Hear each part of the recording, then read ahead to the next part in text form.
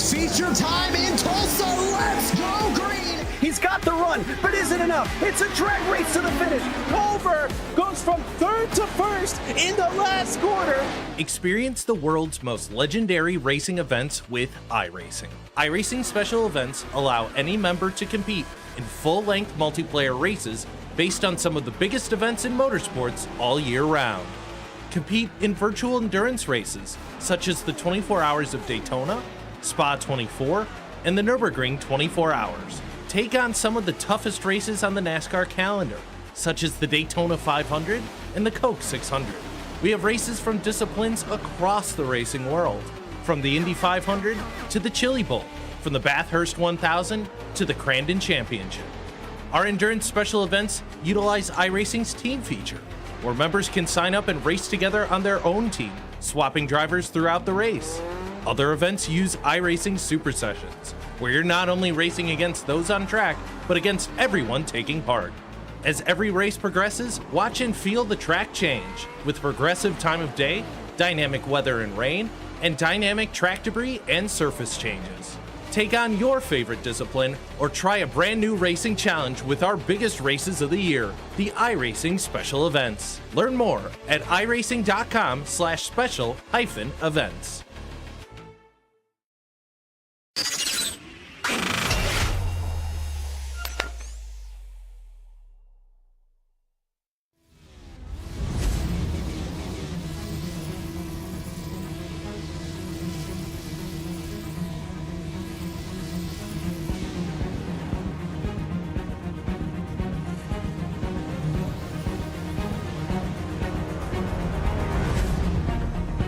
15 years ago, the Le Mans Series brought some classic race cars out to the Portuguese coastline, and the beaches were transformed into racing paradise. In 2025, we welcome back these historic beasts and head to Portimao for the iRacing 2025 Portimao 1000 kilometers presented by Simucube.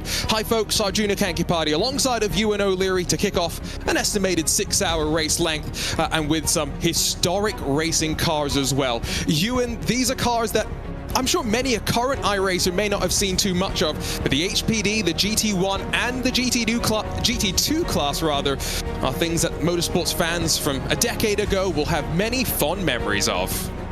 Yeah, exactly. And for some, like me, this is where you first discovered iRacing. We first started watching prototype and GT racing on iRacing. And you will have seen the HPD for years and years be the top class in many events across the special event calendar. You will have seen the GT1s and the GT2s used in place of GT3s, which of course didn't exist 10 years ago in iRacing. Also, not in the way they currently are anyway. So it's a great event to bring these back all over again for 1,000 kilometers of racing as we get to the end of this endurance racing summer. Endurance racing summer indeed. The remainder of the special events, for the most part, allow us to explore motorsports. Crandon Championship coming up not far away as well. Coverage brought to you by the iRacing broadcast team. Before we have a couple more endurance events all leading up to the iRacing Petit Le Mans at the start of October, and then one final endurance event after that, the Suzuka 1000. That will be GT3 cars only. 215 laps for these drivers today, and they are just getting set for the 8 minutes of qualifying where they get the track to themselves, 2 laps to set the grid for those 215 laps. And the weather is dynamic, but it does look like sunny conditions. And one thing that I know some drivers are a bit disappointed about, this race when it was ran back in 2009, 2010 as part of the Le Mans Series was held for the most part during the night. We aren't going to get that here today. It will be during the day. It does mean you and I and the rest of the viewers can actually see what cars are going around the track. Yeah, that is helpful for us, so we're not too disappointed about the lack of nighttime driving. But thankfully as well for the drivers, the fact that this has been in the daytime hasn't really affected the track temperature too much.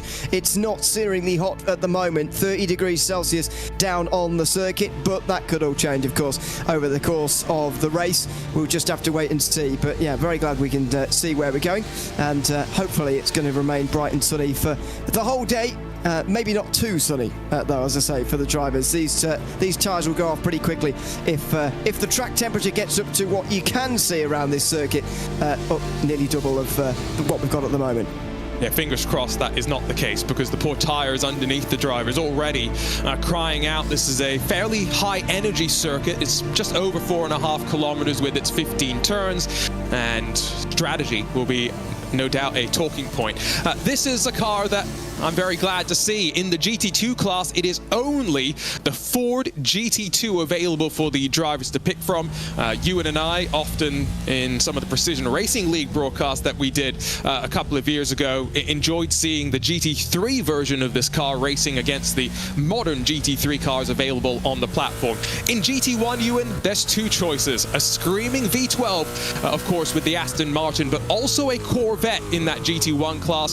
Slightly different characteristics, so it's going to be interesting to see what drivers prefer and how it races around the track. And obviously we've seen the open top HPD running at the top of the classes all by itself. Yeah, exactly. And as far as the history of iRacing goes, I would go as far to say that GT1's the best sounding class that we've ever had in iRacing, with the contrast as well between the Aston Martin and the Corvette. It used to be such a great battle between those two manufacturers. I hope that they've been matched up rather well for this event here today, so that we can see both battling for the win, because they do have different characteristics, quite apart from the fact they sound so different, but they do have different characteristics to them, different way to drive them, and yeah, hopefully they're going to be well matched here in this race, so they can battle each other once again, just like it used to be about 10 years ago. Now, we only have about 8 of these GT2s out on track, and so we're seeing the end of the lap, the rise over the crest, the long right-hander where the number 3 track sim machine and someone who has contributed plenty to the broadcast behind the scene, Nick Thiessen, who helps build all of our broadcast graphics, crosses the timing beam and puts him up from 3rd to 2nd, albeit still 6/10 off the pace of Paceworks Esports and Fabian Scheisseg. In GT1, it's Team Hoisingveld and Philip Bereswell that have provisional pole position. And we weren't sure how many of the big teams, the ones that you'd usually see in the Daytona 24-hour race and many of the other special events would end up showing up. But we've got a healthy mix of gridandgo.com, Apex Racing team drivers, and a couple of other big names. The Apex car is only down in 6th right now. Salva Talens is coming through the final sector as we watch him. But it's Grid and Go, Jake Dennehan, provisional pole with a 1:32.200.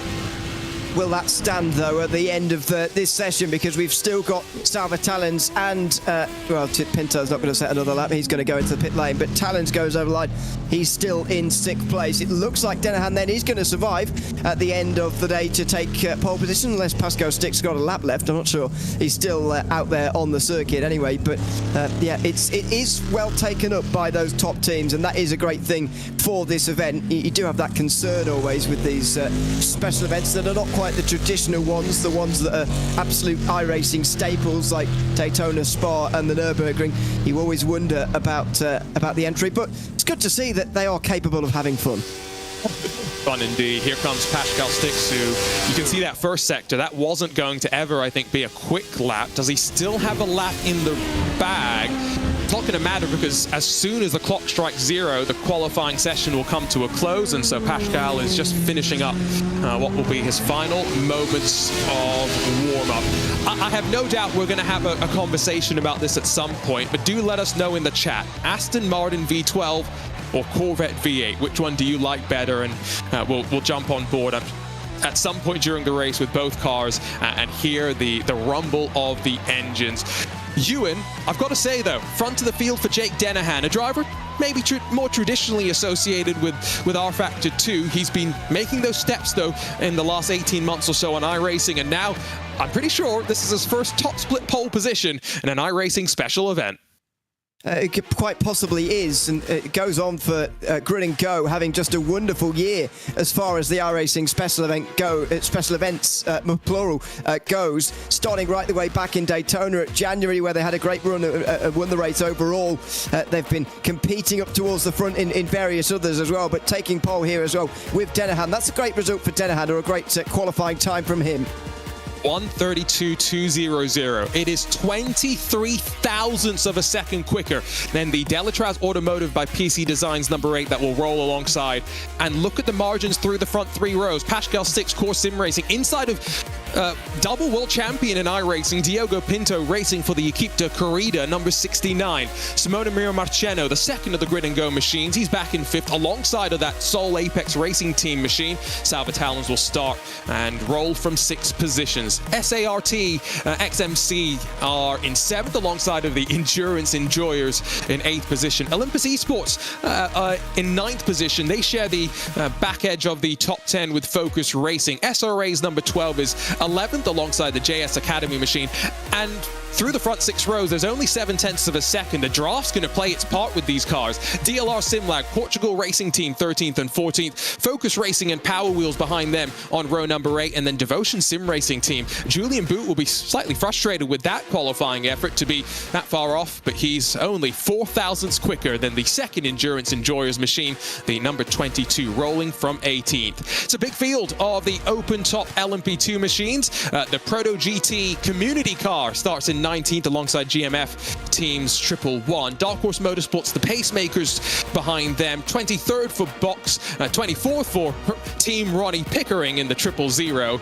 And that is the majority of the field. Just one more car, Impact Sim Sports, not getting the most out of qualifying. Over to the GT1s, where it's Aston Martin, a V12 Rumble at the front of the field, both for row 1 and 2. Team Hoisingveld max performance, 63 thousandths between them, and only a 10th and a half. Then back to SimRC Legends and the voracious 314. The first of the Corvettes, piloted by Solpec Precision Racing, has got another Corvette for company in Black Star Racing. Now that's a throwback to those that have watched iRacing special events for many a day, as will be the entry of Team Chimera and Simon Trendell. Nexus Esports alongside with Brewster Carvalho. That's the first row split between an Aston and a Corvette. Talk Freak Racing by TFR Lab. Scuderia Volpe by P1 Sim. That makes up your top 10 with BRT and FSG Racing 11th and 12th. Great to see Basic Ollie streaming, I'm sure, giving you a second perspective of this race with Carl Simsport, Team Loose Spurring, Jens Brothers Competition. Dan is back, the Crack D Racing, and second Solpec Precision Racing machine. 18 cars strong with times on the board, just SART MC, a second entry for them, down in 19th. Very quickly through the GT2s, because there's not many of them, and it's Pacework Esports, the best of the 4 GTs with Trek Sim alongside. Why isn't this race at night, iRacing? Well, this commentator says so we can see the cars going around the track. They're alongside Orbit Drop Ben Mars, NGC Esport Team, and Billy Bob's Bizarre Adventures. Alongside of Alcantech NHR by Nyman Racing and SRB Motorsports. 8 Ford GT2s. And it's an interesting field, not necessarily the traditional mix of teams and drivers that we'd see in many of the special events that are VCO Grand Slams. However, it's what makes these races so interesting. You and I and the rest of the viewers get to see some new faces head out onto track. Exactly, and some old faces coming back again, which is great, especially in the GT1 class. I felt like for a moment I'd woken up in 2015 because there was a few names there and a few teams who we've not seen for a while. Black Star Racing, you pointed out at the time, but Jürgen Frank driving for SimRC. I'd like to know when the last time he drove one of these cars. Certainly was a staple of that Aston Martin back in the day. Team Chimera as well, or Chimera, don't know. And who was the other one that I saw as well?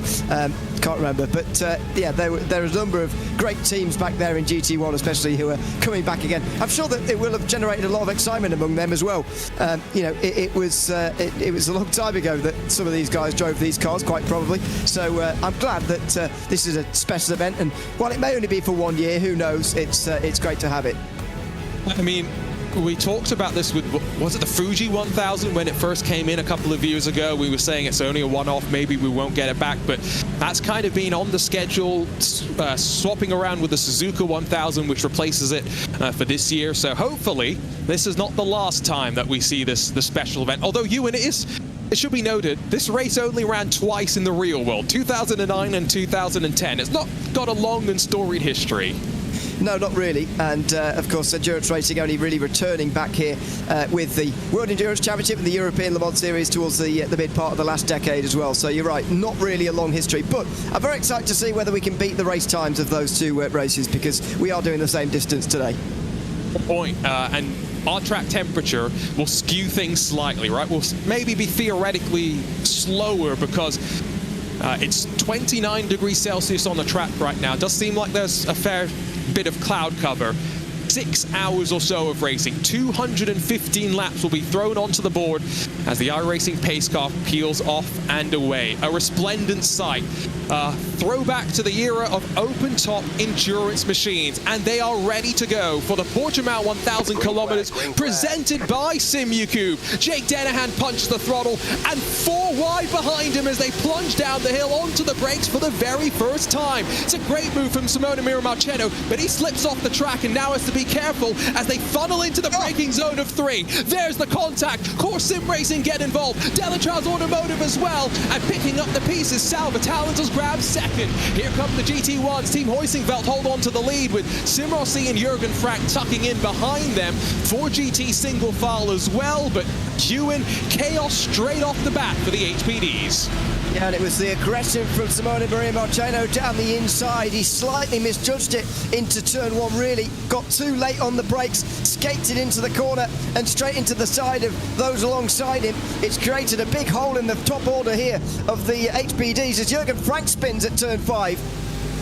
That is one of the big passing opportunities. So am I going to put 2 and 2 together and assume there's a bit of contact? The Aston Martin right side looks okay. It might be the left rear that slightly compromises. He tries to get back up to speed. They are fighting for the GT2 lead as well, so Paceworks not able to instantly get into the rhythm. Instead, why isn't this race at night? Joan Rodriguez instantly firing up the green and red entry, and what a livery that is. And they're closing on the back of the GT1s as they funnel through this long right-hander as well. So traffic could be something that they've got to deal with, you, and this is crazy. Yeah, they started pretty much together. The prototype's got a bit of a gap given to them by the front end of the GT1s, but I think the 2 other classes behind basically started together in the background, so that will have just held up the leader slightly. But Paceworks Esports need to be put pressure on them immediately because they were pretty convincingly ahead of the rest in qualifying. They've got to be disrupted by some of those behind them. To cross the line to end lap number 1. It's still grid and go at the front of HPD, and with a 1.7 second lead. Jake Dennehan taking advantage of all that chaos behind to break away as we check back in with those slightly further in the mix. There's going to be some heavy defense here from SRA Blue, is it, as they're now stacking up 2 by 2. A look up the inside from one of the Endurance Enjoyers entry, and on power, slight tiptoe around, and I'm amazed that didn't result in more chaos. They're all still pointed in the wrong direction, but only after beating and banging off of one another. Yeah, there was a lot more going on in the background as well. We got that low shot there of loads of guys going very, very nearly all the way around, but not quite. Thankfully, all 25 did get to the end of the HPDs, that is. All 25 HPDs got to the end of the opening lap without having to visit the pit lane. Yes, and so that's interesting to see how far, well, Core Sim Racing impacted most of all. They now run second to last in class, but Simone Marcheno, by comparison, still sits in 10th position, so could have been worse from his perspective. Track temperature, again, we're going to keep you a beam of this one because it's 30 degrees Celsius right now. It could increase from this point forward. But Ewan, why is that important, especially for these HPDs? These are track temperatures that could see some drivers elect to double stint tires. And you will love this. We know that in the IMSA WeatherTech Sports Car Championship, tires and fuel go on at the same time. Not so with these HPDs. Yeah, absolutely the way it should be, and really going to enjoy that for one night only, as it were. The tyres and fuel being taken at different times, so we'll enjoy that later. But let's see what they decide to do first of all, whether it is going to be interesting or not. It could be a very obvious decision, in which case it's not much of a factor. But let's wait and see as we go on board with Christian Young down in towards turn 5. This is big move down the inside, and more trouble down here at turn 5. Each of the 3 laps so far, someone's come unstuck through there somehow. And while that is a problem spot, downhill braking zone over a blind crest, you can't blame the track sometimes for drivers being a bit too optimistic onto the brakes, which I think is what we've seen so far. These HPDs with no anti-lock brakes. So this is what happened at the start. Marcheno goes wide, and then really, you've got to say, Delatrans Automotive in the middle being pinched. They had nothing they could do in that situation. No, I think the 3 wide moment on the way through 2 and into 3 was purely racing incident. The fact that they were just going to run out of room there. Marcheno's move down the inside at turn 1 was the difficult part, but yeah, just Delatraz pinched on the inside, nowhere to go, spins around and very narrowly avoided actually, because there was another 3 wide moment just behind that just snuck through and didn't hit Delatraz, thankfully, who was stranded in the middle of the road. I don't think I've ever seen an HPD push to pass as Pascal Stix tried there. He unsettled the back of Nicholas Shepard, who held on through the long final corner. And now with the momentum robbed, Stix loses out to Claudio Fiallo in the Focus Racing orange machine. Move up the inside from Shepard as they pass. I think that's the Team Ronnie Pickering entry who's dropping down the timing screen. But these HPDs, they are fighting like it's the end of the race, not the start of the race. We've still got 210 laps left to go.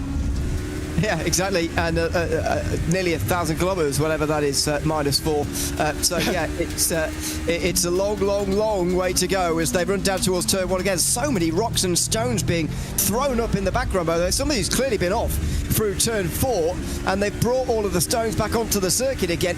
This is a real problem in iRacing these days. It's a great system of bringing the dirt back onto the circuit again, but at Portimao, one of those circuits where some of the parts of the circuit become really muddy and gravelly later on in this race. They certainly will do as people go off the road.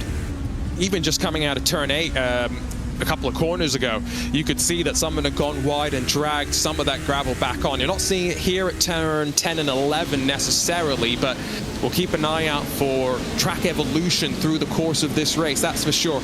Again, just want to give a big shout out to Simucube, who are partnering with iRacing for this event.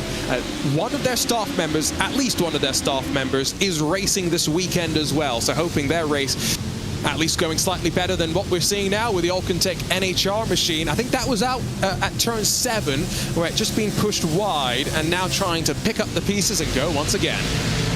See how it happened into this very difficult... Oh, it's actually the first bit. So just on turning there, completely lost it. Just about found the gravel, but not too much brought onto the circuit there. That's through turn 7 and then into 8, where, of course, as we always talk about at Portimao, so difficult to get that turning and braking right at the same time as you're going through that section. But it wasn't actually the turning and braking the problem there, just on the turning, that Ford getting away already.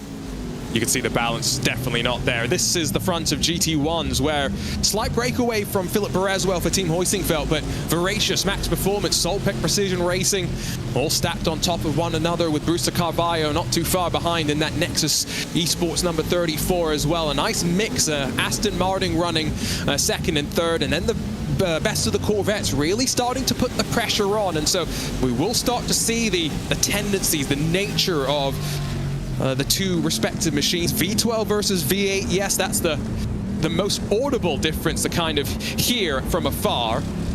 But one of these cars will be slightly better through the twisty stuff. One of them will be slightly better through that long final right-hander onto the main straightaway, into the braking zone of turn 1. And all these drivers will be trying to figure that out. And Ewan, this is where, when you and I commentate on a iRacing Daytona 24, all the drivers in those races race those cars basically week in and week out. They know the tendencies. Here, that will not be the case. We may see a few more mistakes from drivers as they try and get to grips with the cars. Yeah, I think we've already seen that as well in the early part of this race, especially in the HPDs, as we've been focusing in on them and watching their battling. It's definitely less perfected than what we normally see in iRacing special events, but I think that's a good thing. I think sim racing could stand to see a bit more of that, of less perfected drivers. Of course, you're never going to be able to get a complete control over that, because people can practice as much as they want. But you're right, because of the lack of week in, week out sort of osmosis practice, I call it, as you just sort of learn what happens just by driving forever and ever and ever and ever without really trying to learn anything. You just do learn stuff, and that's not the case in these. I think we already have seen that, but especially later on in the stints, it's going to be more of a problem. Consistency going to be more of a problem than what we normally see. I love that, by the way, osmosis in racing. If only that worked for me when I was studying for my exams in school. The GT1 machines, we were looking at them slightly further up. There is a breakaway between 5th and 6th positions right now, where they are starting to pull out of the draft slightly. We're looking at the Talk Freak Racing by TFR Lab entry, David Barraclough behind the wheel. He's got Jürgen Frank now behind him, and so this is going to be interesting to see how Jürgen responds to falling back from the start. He had a really good initial start to get up to second, but turn 5 is where things started to go a little bit wrong. Yeah, absolutely, and again, that's going to be the action point, turn 5 tonight, as we get on the brakes downhill into the hairpin. That's where it's all going to happen. One thing we haven't, of course, had to talk about yet, and will do in the next 15 minutes or so, is traffic. We're seeing all of this action, all of this battling, but still the HPDs haven't had to lap a single slower bit of traffic yet.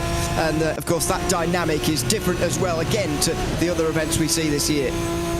I think you are right. We are not far away from the first cycling of traffic for Jake Dennehan to reach the back of the GT2 machines. And I did want to say as well, it is great to see the Ford GT2 that was actually scanned by iRacing. I made this comment before. The GT3 that we have on iRacing, the Ford GT, it's not really the actual Ford GT3, because that was a slightly different homologated version. But anyway, that's just me being very, very pedantic. On board with Team Chimera, you hear the roar of the engine, you see the pass in front as well as Jürgen Frank, as easy as you'd like, eases past David Barraclough. And don't forget that he is recovering from a spin through turn 5 on the opening lap of the race, Jürgen Frank. So qualified in 3rd place, was it? 4th place? Certainly on row 2. And he got up to 2nd initially off the start and then spun down at turn 5. Don't know if he hit, if he was hit or whether he just spun on his own, but he's recovering now, and you can see he's clearly quicker than those around him. Up to 8th place now. Next on the list will be Black Star Racing in 777 in that Corvette, as they always used to run in the purple and black. Jürgen Frank will be on the back of them very, very soon. You're wondering as well, 6 hours or so this race estimated to be. How many drivers do they need? It's a minimum of 2 drivers. There's a couple of teams which have at least indicated that they have 3 or maybe 4 drivers to divvy up this race between. We'll keep you updated on those lineup changes and driver changes indeed as we cycle through the first couple of pit stop sequences.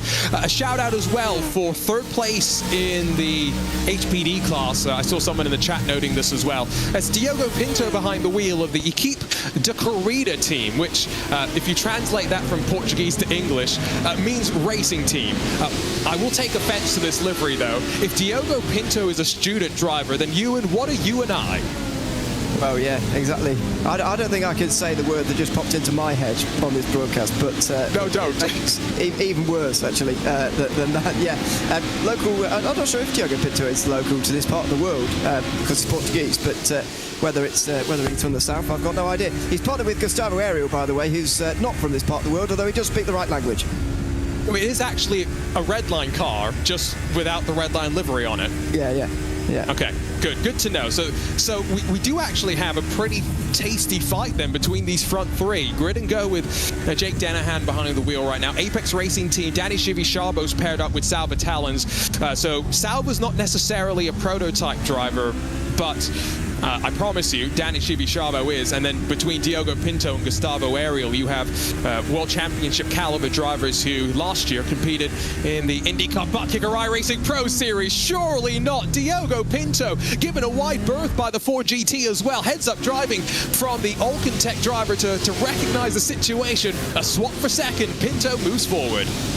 That was Lennart Schnebel there, who very much prevented an accident, because if he'd have turned in at his normal point there and taken the apex, he would have certainly been in a crash with Pinto and Talons. But very opportunistic from Diogo Pinto to head down the inside and get through like that.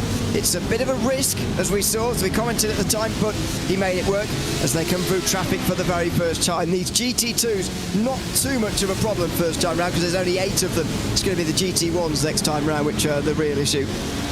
All 19 of those GT1s as well. To answer your question, Diogo Pinto is from Lisbon, so about 250 kilometers from Portimao, from the circuit Algarve, so relatively local. I'm not going to call that local, but whatever. If that's local, then pretty much anywhere in Portugal is close to Algarve. That's not close. This is the difference between the American versus European audience that we may have. An American's going to sit here and go, 250 kilometers, that's an hour's drive. It's not actually an hour's drive, just to be clear, but still. No, definitely not. It's quite a long way away. I don't know how long that would actually take in reality. 2 hours, I think. But I guess something like that. And for the Americans, of course, they won't understand what 250 kilometres even is. It's something like 140, 50 miles, something like that. Yeah, I'm going to have to ask Logan Sargent when he makes his debut in the IMSA WeatherTech Sports Car Championship. Does he now know what a kilometre is? Anyway, through traffic, the leaders continue to cycle. They've almost got through the entirety of the GT2s. Gotta say, Paceworks Esports, 6/10 clear in qualifying, and they have converted that to a race advantage as well. Ewan, we're not even 10 laps into this race. They are 5 seconds clear of those behind. Yeah, absolutely. It's an early lead to have after only 10 laps. You start your times up by 21 for the rest of the race. That's a very, very big win if that continues at that kind of pace. Of course, that's not how racing works. However, it's a very good start indeed. But it's what I said at the earlier part of the race for Paceworks. You've got to get in front of them, got to disrupt them earlier. And, 17 tried to do that straight away, but wasn't able to do that consistently, as that was the moment in traffic, wasn't it? As that HPD maybe poked the nose through the final corner there. Yeah, that was your leader having to move to the left through a corner where you are very much committed to wheel right hand down. That seemed uncomfortable. Yeah, that was very odd. And again, car preservation has been the top of the order here today so far for these GT2s. It seems that they're much less interested in doing the normal traffic thing of holding your line and all of that. It's just about survival, keeping your eye on your mirrors, making sure no HPD comes in and crashes you. Although I think I know which car would come off better, to be honest, if the two went head to head. Well, that's something to keep in mind. These are somewhat older cars, and so while they will have a lot of the bells and whistles that have come to the sim, so you know, the new damage model, the new tire model as well, what does it mean? And again, goes back to the knowledge of the drivers. Do they know what the limits of the car are? I'll tell you from my personal experience, Ewan, as someone that has raced the HPD in some pretty high-level series in the past, I remember always being very scared of, for example, anti-cut curbs at Le Mans, because if you hit those wrong, even just once, you find yourself with front-end damage. So we'll be curious to see if some of these drivers have understood the limits to which they can push their cars. Yeah, I've heard about the sensitive front end, especially on that HPD when it comes to there's a spin here for, it looks like Focus Racing Orange, maybe Impact Blue. Was that Impact SimSport Blue or somebody else? But anyway, it was definitely Claudio Fiallo who has gone off at the top at turn 10 and 11 there, which ironically, that corner on Wikipedia is called Portimao. Don't know what that's all about. Let's see what happens. It's in the midst of traffic, but is it just overcommitting? Yeah. Oh no, that's unfortunate. But synchronized spinning, at least they didn't involve anyone else on the rejoin, surely. No, I don't think it did. It was, I got it wrong by the way, it was Devotion Sim Racing Blue. It was definitely a blue car, but picked the wrong one. So into the pit lane for Julien Bout, who is our first stopper, actually, if you can believe it. We've got through 11 laps without a pit stop, but now finally we do have damage. It looks like that 11 car is damaged. That's why it's in pit lane as they all queue up through turn 5 again. As we watch on board, fuel stint window for HPD is about 30-something laps, if you're curious. Just about 33 is what we're expecting with a bit of fuel saving. So let's see how many teams are able to hit that in this first stint of the race with the addition of what was a full formation lap as well. We're now on board with, well, formerly in second place, Delatraz Automotive by PC Design, as Alexander Delatraz now around the outside. That's not where you want to be. You'll try the crisscross working up to turn 13, and on the brakes, will he get it stopped in time and pass that Power Wheels Racing number 18? Not just yet, and still now left on the outside as they head to the long right-hander. This is frustrating, I have no doubt, but he's not forcing the issue too much just yet. Don't want to poke your nose to the inside here. Wait to the braking zone of turn 1. And that's exactly what he'll do, or he'll wait for the bigger braking zone at turn 3. Let's see what he decides to do here as he gets right into the slipstream, tucked up underneath, across the start-finish line. No way through. I don't think quite into turn 1. It's going to have to be on the brakes, where you're much more likely to get a move done, it looks like, in these cars so far. That turn 1 wasn't so great, though, so it's going to be single file. A bit of side-by-side just up ahead of them, though. Is that... SRA Blue and DLR SimLab maybe going side by side. They're certainly at the front of this group, which is 5 cars strong. We're only 13 laps into this race, and there finally comes the big sand. He pushes his way forward as well. Bit of hip and shoulder, but gets through with at least minimal contact on either side. Front of the field, just a quick update on race gaps. It's still 3.3 seconds that Jake Dennehan has, but I would say Diogo Pinto starting to turn up the wick slightly and maybe trying to put the pressure on and close the margin down. Margin that's shrunk in GT1. We're now hoisting Velt only clear by 1.3 seconds, but only have the voracious 314 hot on their heels. Slightly further gap now to Max Performance, Solpec Precision Racing, and Nexus Esports, the first of the Corvettes. And we're getting ready for these GT1s to really have to deal with traffic for the first time, let's not forget. Yep. They'll be lapped by the HPDs. In fact, some of the guys who have been cut off the back at a few seconds behind are actually already dealing with the leaders. Jake Dennehan still at the front of the field by 2.5 seconds in HPD, but he's in GT1 traffic for the first time. And this is where it really begins now for the HPDs. This is the dangerous first run through traffic. That run through the GT2s is not really a problem. It's the GT1s that will be more so.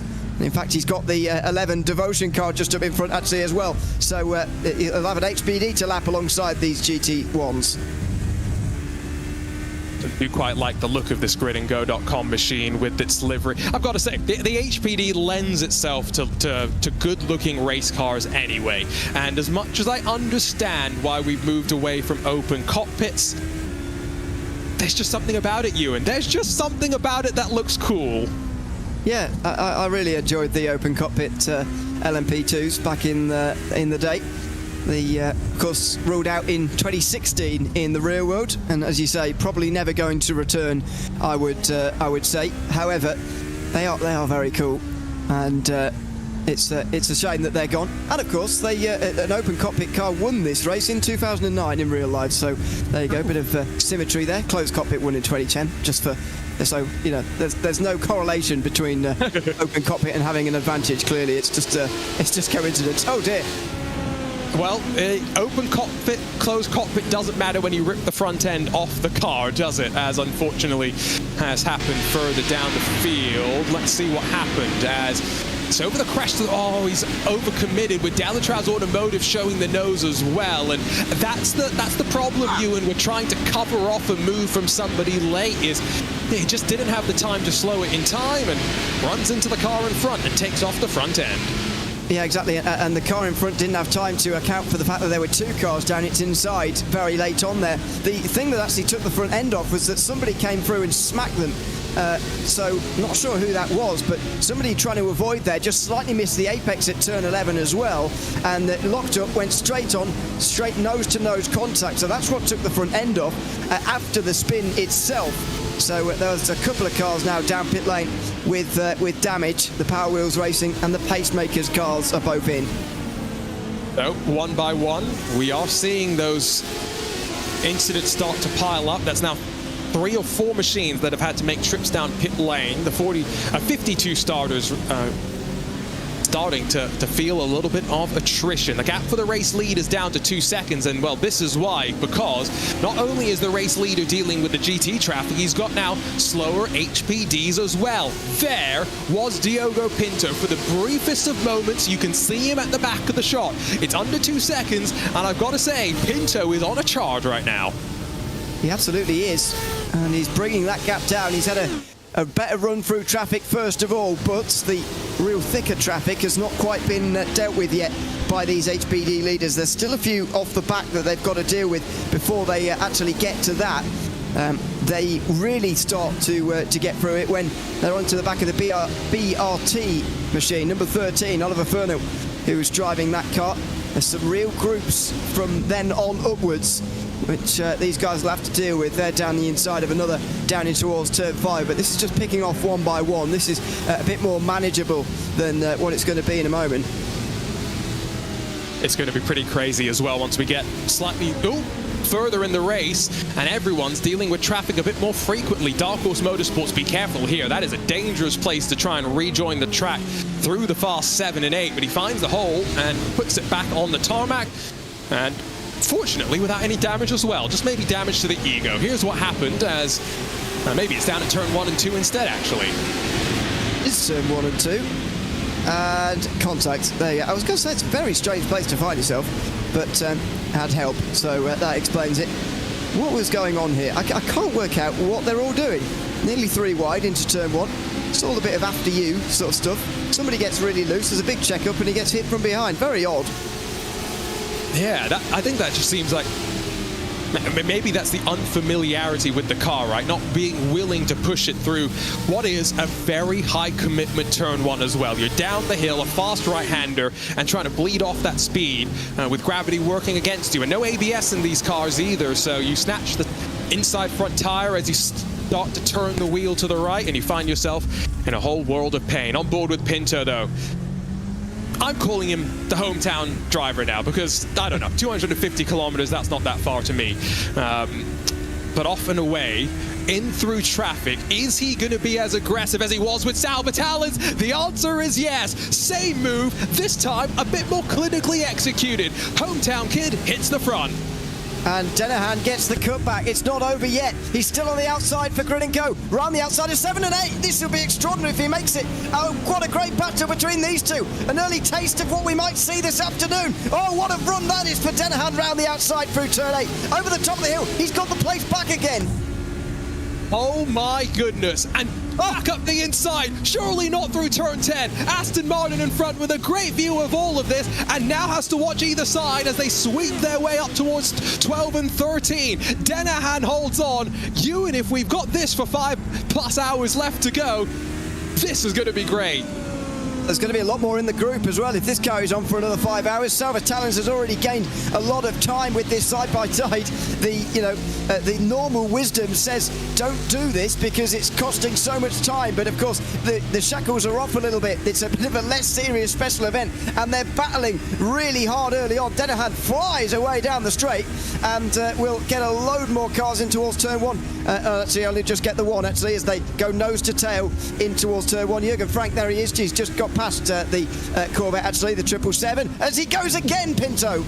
And he seems to have so much more grip and downforce through the corners. Watch over the top of 4 here. Watch how Denahan pulls away. He may be running a lot lower downforce, but compromises him through the corners. Pinto being challenged to go the long way around for the first time, but it's not going to work. He'll try the crisscross and now try and do what Denahan did to him around the outside of turn 7. And with that downforce, he'll pinch the 001 as well. Denahan's having none of it. Slams the door shut. Back up the inside. How have they not touched 4 or 5 times already yet?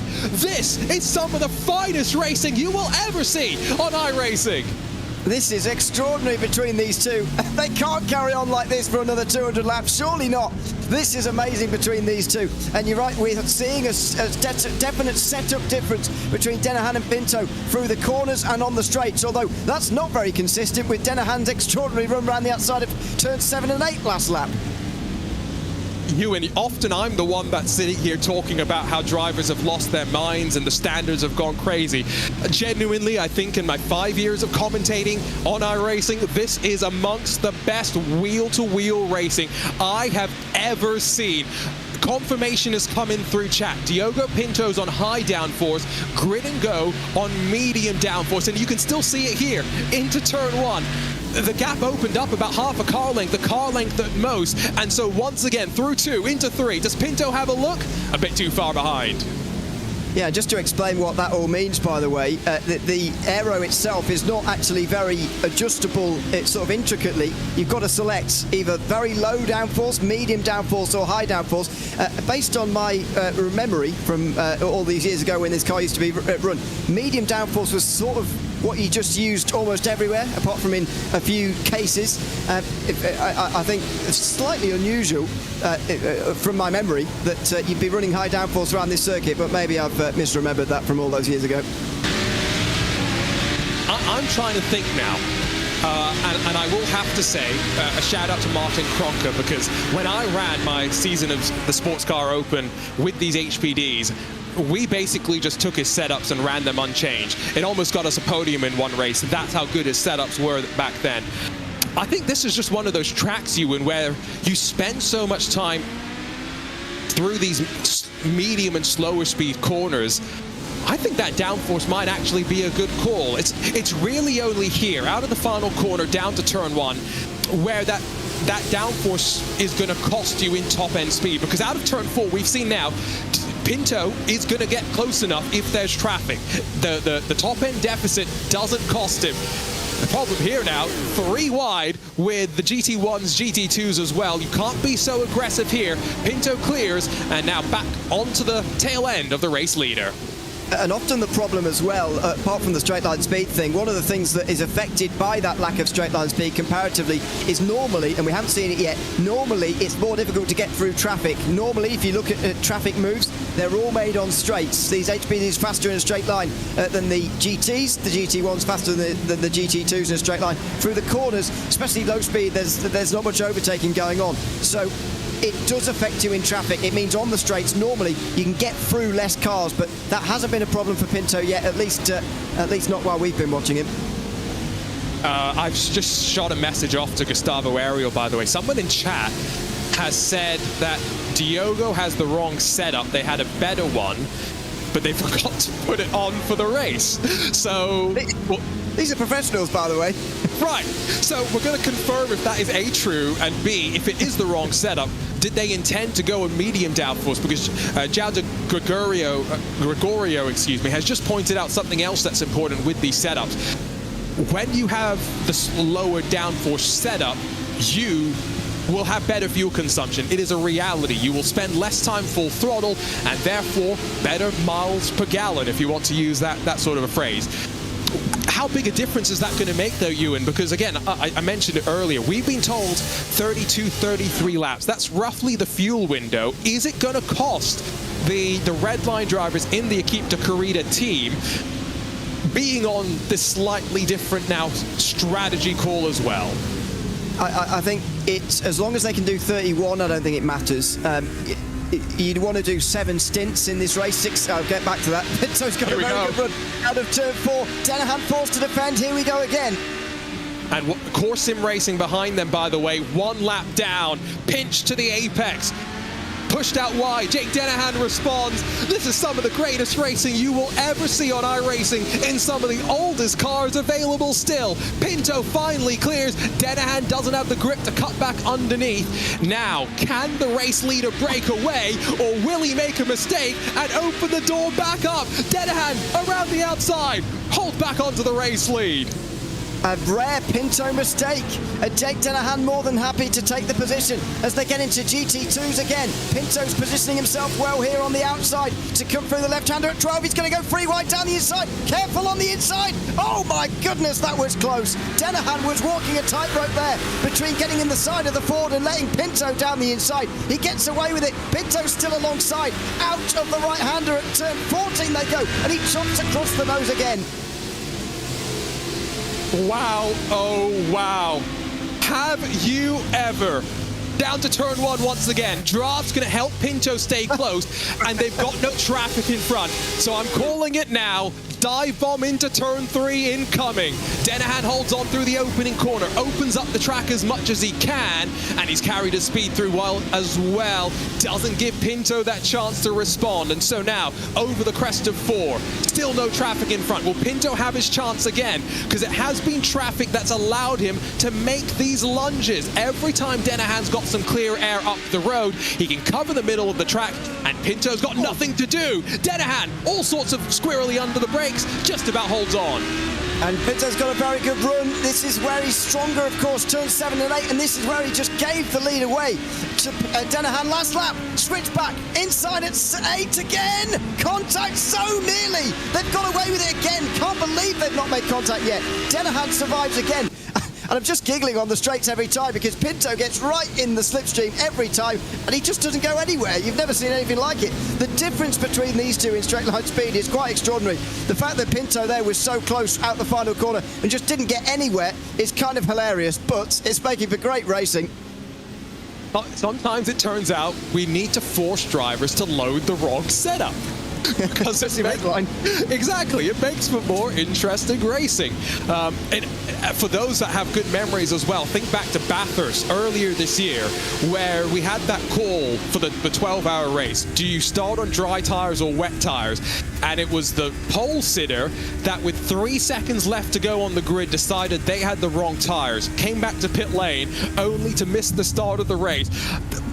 We need more of that in sim racing, rather than the drivers being perfect, like you had mentioned earlier, when they can do all their practice, the hours and hours that they'll do in the build-up to an event. It sometimes makes it a little less interesting. This is proper racing, although right now, for the time being, I think this battle is going to somewhat stagnate itself out. We've got 10 laps left to go. I would not be surprised here if Diogo Pinto does settle in a little bit and maybe does some fuel saving, Ewan. Maybe. Oh, don't ruin it. God, what are you talking about? What are you talking sense for? I don't want to hear sense. This is great racing. And no, I think you're probably right, but it would be sad, wouldn't it? And in any case, they're going to be coming in anyway soon. I'll get back to the point I was trying to make 3 laps ago before it all exploded again. In terms of pit strategy, the point about fuel consumption is the correct one, as you say. However, I don't think it will matter very much as long as they can make it to lap 31. It will affect them slightly at the final pit stop, I guess, as they have to take on a bit more fuel. But it will not really affect them in terms of having to make an extra stop if they can do 31 laps. I wouldn't be panicked too much if they can't do it in this first stint, because they've done a formation lap, don't forget, and they won't have to do that for the rest of the race, obviously. And so 31 for the rest of the race should be okay. 7 stints, 5 of them need to be 31 laps, the other 2 can be 30 and you make it to 2:15. So, as I mentioned at the start, we will have uninterrupted coverage of this race, and hopefully a race as good for the next 5 hours or so as what we've seen in the opening 40-odd minutes. Ewan's going to jump off in a little bit of time. Paul Smith will join myself in the broadcast booth before Ewan comes back to replace me. Jeremy Scott will join us as well, and myself and Ewan will be here at the checkered flag to hopefully see this sort of a finish in the final 15 minutes. It's all going to come down to those strategy calls. There are right now, though, Ewan, I'm just trying to look at my timing screen, 4 cars within 4 seconds of the leader. The Apex Racing 99 and Endurance Enjoyers 14 aren't that far off of these two, and maybe part of that is the brawl that we've been seeing so far has cost them a little bit of time. Yeah, I'm not sure whether this is an account I'm not recognising from a driver I do know, but Samu Martinez, I'm not entirely familiar with the name, but doing a very good job at the moment in 4th place, staying rather close for Endurance Enjoyers. So good job from them. Olympus Esports we know about, they're in the top 5 as well as the second Grin and Go car, which is just outside of that top 5. And then Focus Racing Black, another team not quite as familiar with, but this is about what these kind of unusual special events are all about. Some names you don't see very often. Challenging the big names who we do see week in, week out. We are seeing a few more pit stops, by the way. We aren't ignoring them. It's just, for the most part, these are machines that have come in for some damage repairs or whatever the case may be. Let's ride on board with Pinto, at least through this first sector, and just kind of see what it looks like from his perspective. This is a car where you need to be careful on the inputs. You're always trying to have a little bit, at least I always felt, a little bit of throttle or brake. You're managing the pitch of the car. When you stand on the throttle, obviously the nose comes up. You stand on the brake, the nose comes down. And that aero platform was so important. It looks so easy when you watch these drivers behind the wheel, Ewan. For better or for worse, they make it look easy. Yeah, they certainly do, and you can guarantee that it isn't. Having never driven these cars myself, I can guarantee that it's probably not as easy as these guys make it look. But what a great battle we've been having between these two. It just shows that that these cars are very, very raceable in terms of it's not too difficult to get these cars side by side. It just shows that you can, or shows what you can do when you give each other respect and space on the racetrack. You can have a fantastic battle like this, and neither of them have really compromised each other's race either, because Talons has just made a mistake, and they've got an even bigger gap over the rest of the field now. Yeah, no, Apex Racing down to 5th. They dropped behind Simona Miramarceno, whose recovery after being involved in the Turn 2 Lap 1 Schmozzle, back up to 4th. And now Apex lose another position as well. And Olympus have lost positions, so that group is wild back there. Don't know what's going on, but from 4th place on backwards, it's carnage, it looks like, as the leaders come into turn 1. Watch out for Pinto. He might have a dive at turn 3 here. Here he goes. Looks 3 wide. Denahan's expecting it now. This is the problem. Pinto's been behind for so long. He's expecting it, but he's made an error. There was definite contact to the right, the left rear rather, of the grid and go machine. Pinto's off the track. Apex are in pit lane. We'll get back to that story when we get confirmation of what happened to them. No change down into 5, but that was the nerviest this battle has been. For as much as they were running wheel to wheel and side by side, that was a bit scary. Oh, Talons up the inside of the 666. And has that resulted in something worse? Oh, no! That was Olympus, so that's why Olympus lost positions as well. 666. Now, that's the Portugal racing team, PRT, who were already a lap down, I think, being lapped. Well, they must have been being lapped if it was Talons in 3rd. So, yeah, that's Talons will say, well, you should have been getting out of the way as a blue flag driver, and the lap car will say, you spun me round. So that argument will continue in the pit lane as Talons comes out of the pit lane, actually. He has, how long was he in for? Or is he still in? I can't find him. I'm seeing Danny Chivisciabo, but I'm not seeing the car rolling out of pit lane yet. So we'll get... no, there it is. It's finally popped up to the inside. Oh, no. That was a poor run for Denahan with traffic. But even then, in the draft, Pinto can do nothing but what? Into 3 once again. I think Ewan called it correctly. These two have been now on top of each other for the opening 40-odd minutes of the race. They know each other's tendencies. Denahan all sorts of out of control through 2. Pinto lunges up the inside, but now the wrong side of the track through the crest of 4. He squeezed off the racing surface across of the white line and still now jumps to the inside into the braking zone of turn 5. Denahan's lost control of the car. He has overcooked the tires, and Diogo Pinto finally has control of the race. And Denahan's got to be very careful for the rest of this stint now. His car control is absolutely excellent, and the way he's not been able to spin for the first sector there especially was outrageous, but he has seemingly gone over the limit with those tyres now, and considering this is not even, well, it's close to the end of the first stint I suppose, but considering they're not even at the end of the first stint, and this is not as high as the track temperature could go this afternoon. Don't forget the time in sim is not even midday yet. It might get warmer. It's already 38 degrees. Well, Grid and Go certainly aren't going to be double stinting tyres. Don't know about everybody else, but Denahan won't be using these again. It sounds like as well that bit of contact that they had, the left rear to right, was it left front to right front of Pinto's car? I couldn't quite tell and remember through the look that we had, but confirmation from Sean Campbell has come through that 001 has got some rear damage as a result of that. So it's not just going to be overheating the tires. There could be some instability now to work with as well. Here's another look at it on board from Pinto. This bit of car control from Denahan in front is outrageous, by the way. The way he's just slightly sliding pretty much that entire way through. You can see now, it's obvious now that I've been told that car is rear left damage because of the way it's behaving. And this was super close as well.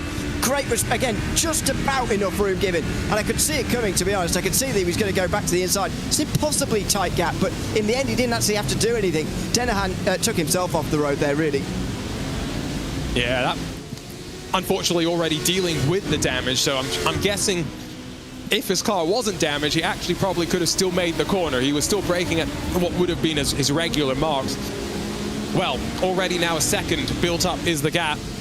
Does that now mean that the baton is handed over to the endurance enjoyers 14. So Samu Martinez, a driver that you and myself maybe have not seen much of in the world of iRacing, assuming the damage continues for the 001 to hurt it, could be in second and hunting down the race leader. Fight for the lead, or rather fight for second in GT2. Trek Sim holding off the Why Isn't This Race at Night iRacing team. Yes, that is their full and proper team name. But these drivers, Ewan, 11 seconds. 11 seconds behind your race leaders now. Yeah, it's a very, very big lead indeed for Paceworks Esports. Also, this team name lacking the apostrophe, which I found out to my detriment, my own name, but when I was on a RaceBot TV broadcast. But never mind, it's not there. But it's one of those things about these events, isn't it? These slightly strange team names that some of them have, and some of them are going with their normal team names. As GT1s are actually coming through on GT2s here at the moment. This is proper lappery, by the way.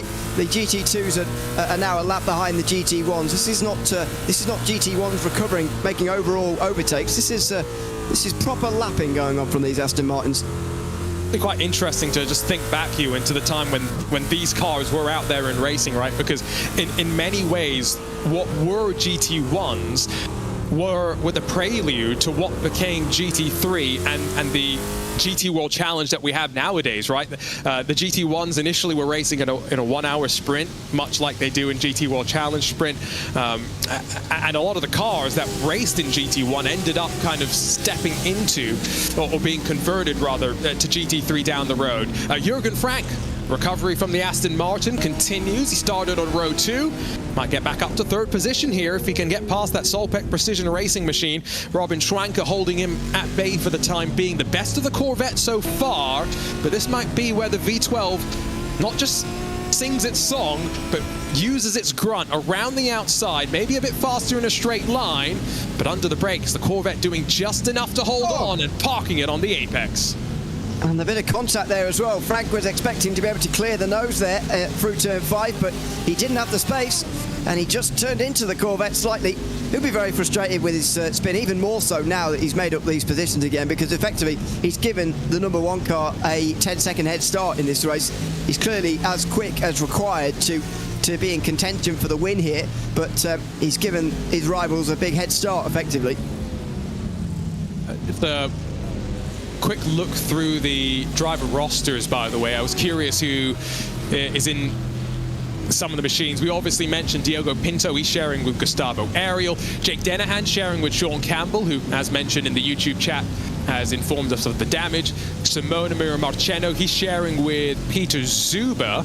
Those are all 2-driver lineups. But in the 14, Ewan, pretty sure that's a 3-driver lineup with Samu Martinez, Danilo Jacobs, and Jonathan Cazorla. And all 3 of those drivers, as far as I can tell, all have I rating less than about 4,000, 4,500. So these are drivers maybe less experienced in the overall iRacing world than some of those that we have in the field, but they are clearly showing in this specific car, they know exactly what they need to do. Yeah, and that's the great thing about these events as well, is that you get some of these names that you've not seen before, who are real specialists of the discipline, and they do well against the big names who can drive anything, like we're seeing at the front, like Pinto and Dennehan and some of the other names you listed off there. We're seeing some proper specialists come out, which is great as well. On board with Simon Trendell, who I would describe as a specialist in this Aston Martin GT1 as well, just lapping a Ford as he chases down the Black Star Corvette in front, and Oliver Furno chases him, being on board with the BRT car, and hundreds of people shouted us to be quiet as they want to listen to this car, but we'll do that later. It's a brilliant sounding class, as we know. Tell you what, we don't need to go full silent for a full lap, but just a couple of corners. Let's listen in.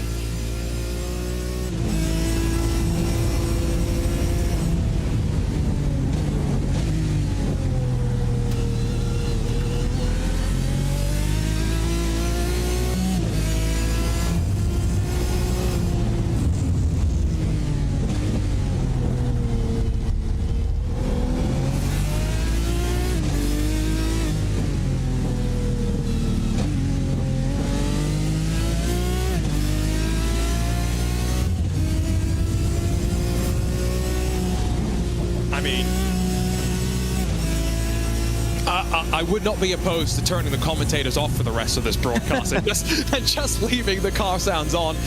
Man, what a noise from the V12 motor powering this Aston Martin DBR9. Obviously taken from the road-going car as well. A 6-liter V12. They don't make them like this anymore, that's for sure. Oh, I thought there was about to be something with Grid and Go and Solpec Precision Racing, but instead that's Ryan O'Connor, who is not the best of the Solpec Precision Corvettes, it should be said. This is the one slightly further down the field, showing just how treacherous this track can be. Yeah, that wasn't the one spinning out of third place. That was the one a little bit further down. But yeah, towards the end of this stint, certainly showing that it can be very, very difficult indeed as these GT1s continue with their first stint of the race. By the way, they've all made 31 laps very comfortably at the front end of the HPD field. So 7 stints, 6 stops looks like it's going to be the way to go unless something very unusual happens. So it's about 10 minutes or so before we'll have our first change in the broadcast booth. We'll see if there's going to be any driver changes coming into pit lane in the next couple of laps. You're seeing the right side of the screen start to get busy though. We are into that pit stop window. And Ewan, just before I say goodbye to you, at least momentarily, we'll be back together at the end of the race. Since we've got a Ford in the field, I just thought I'd tell the story. I was at where was it? Road America a couple of weekends ago. And I had someone come up to me and say, "Are you Arjuna, that guy from Race Spot?" It was Jeff Carollo from the Precision Racing League. And he asked me to record a video about a certain race that you and I'm pretty sure, commentated on, where Eric Kulaga in the Ford did pretty well. So just interesting for me to remember that we're seeing this Ford GT2 out on track right now, but there have been drivers, Ethan Bass, Kulaga, there's a few more that I could name, but it would take me a while to remember the names, that have been racing in this Ford GT for years and years and years, even in that GT3 class. Yeah, exactly. Even as recent, when was the Ford ruled out finally of the Spa 24? Because I'm pretty sure the last year it was allowed, it was still used by Ethan Bass and some of the other. Yes. Some of the other guys. They did terribly, obviously, because it's a terrible car. But it was compared to the other GT3s anyway. But yeah, it's fantastic. No, that's one of those nice moments from doing this. I've only ever had that experience once where someone's recognised my voice before my face, which is very odd as well. When you've never met this person, they come up and they know you, or they feel like they do. When I started the gig with IMSA on pit lane, I sent a message to all the teams and said, "Hey, just so you know, I'm now the pit lane reporter with IMSA Radio. If you see this tall Indian person in a race suit lurking over your shoulder, don't worry. I'm just trying to get some information." Yeah, it's always that early part where people don't know who you are and they wonder what the hell you're doing. Oh no, they still wonder what I'm doing, but anyway, that's neither here nor there. On board with Samu Martinez, who's dropped behind Maria Marcheno, who's clawed his way back up from 10th to 3rd. So, you know, not a bad opening stint, all things considered. And if that is the car now that Grid and Go are going to pin all their hopes on you in, with the 001 having a bit of damage, Peter Zuber, Maria Marcheno, that's a pretty good driver lineup. Pinto's in pit lane, followed in by Martinez. So the HPDs are starting their pit stops now. They'd need to go 36 laps, by the way, if they want to make this a 5-stop race. So is anybody going to be able to stretch it that far? Based on the numbers we were given earlier, be surprised, but you never know. Interest already in GT1, by the way, as there's a strategical difference. Team Heusinkveld only 34 seconds in the box. Solpec Precision Racing only 35, compared to Verasius and Nexus Esports, who spent over 50 or around 50 seconds in the lane. So we'll see how that all plays out once we cycle through past the midway point of the race. That's the great thing about endurance racing. And as much as I know people would say, oh, we want safety cars, if you have safety cars, you interrupt those strategy battles that develop from the drop of the green flag. That's a glorious looking GMF racing team machine, although in a battle with a couple. Here comes the Proto GT community car. This is a livery specifically made for the community to go out and race. And you can join their Discord. They try and organize weekly races in the iRacing official series. You love these cars after trying them out for the first time. Well, the Proto GT Discord has you covered. On board with Jarek Corey as out of turn 8. You can see how much gravel there is now on the left. who's done that? Someone's brought loads of gravel onto the circuit now, and you don't want to be out wide. We saw Pinto's mistake earlier at turn 8. If he'd do that now, he might even end up off the road because there's so much gravel there. And sadly, it might mean side-by-side racing we enjoyed through 7 and 8 might be. Well, it might be a thing of the past now because of the gravel out there. As the leaders, by the way, go on to lap 35. Are Grid and Go stretching this far enough? Well, you were saying that the difference in setups might not make a difference, but Grid and Go are trying to prove you wrong here. So Ewan, with your map, do they need to get to the end of lap 36? Is that what we're talking about? Well, unless they want to run out of fuel on the racetrack, but they'll need to make it to the end, yeah. Okay, got it. I wasn't sure if they could do a 35-lap opening stint and then 36 through the rest of the race. I see what you mean. They don't have to do 36 every time, but I haven't worked out how many times they have to do it yet. So get back to me on that. Okay, you've got 6 minutes before you're escorted out of the broadcast booth. So we'll get hopefully an update from you on that. I will say, though, looking at the lap times, there does seem, and it's traffic related as well, so it is hard to sometimes make a judgment, but it does seem as though Grid and Go have not always been matching their best lap times. And again, traffic might play its part, but there could be a bit of intentional fuel saving on the part of that team. They've just tried to get to 36. Sven Haase said all but one. So theoretically, they could do a 35-lap opening stint and then 36 the rest of the race. Yeah, that's what I came to as well. So there are the marbles and the gravel, by the way. It's a brilliant feature we have now in iRacing, isn't it? I think one of the updates, it started a little bit ridiculous with the sort of it's almost like smoke or dust that was being kicked up, which was a bit weird. But this is fantastic now. The fact that it's brought onto the circuit exactly where drivers have been, and you can see it here. It evolves as you go through the race. You will see at some point somebody brings gravel onto the racing line, but over the course of a lap or two, because there's so many cars in this race, the track will clear itself. It will naturally clean itself when cars drive there. It's a fantastically worked feature now in iRacing. Ewan, but guess what? They're on lap 36. Wow. Here we go. I mean, we thought it was going to be difference between taking tyres and not taking tyres. Turns out it's going to be 6-stop versus 7-stop. This is great. And I think this actually in some ways might bring the 001 back into it. Yes, they've got the damage, but if they can slowly chip away on it, the track temperature up to 39 degrees Celsius, which I'm going to make a call. You can't double stint tires at this temperature, I feel. It would be asking for too much. And so you've got more time to now get damage fixed inside of your pit stop window. This is the other benefit you would of not doing fuel and tires at the same time. While they're fueling the car, you can have your virtual crew members start to repair it, and then once they switch over to changing tires, you still have the car being fixed. Whereas when it's done at the same time, you don't have enough crew members to be fixing the car quickly enough to get stuff done in that 40 seconds that you're stopped in your box. See, it's just so good. Why do we change tyres and do fuel at the same time? I've been well, I'll say it on every broadcast I'm on until it changes, I think, because it's so important to these races, I feel. But anyway, this would be, I misspoke earlier, by the way. It won't be 6-stop versus 7-stop, 5 versus 6. I meant 6 stints versus 7 stints. But anyway, the Grid and Go cars now do come in after a little bit of fuel save. And 36 laps they have been able to do. I wonder how much that will panic the others, or whether Pinto will just continue on with the same strategy as before as they take their fuel first. Don't be panicked by the fact they're not on the jacks yet.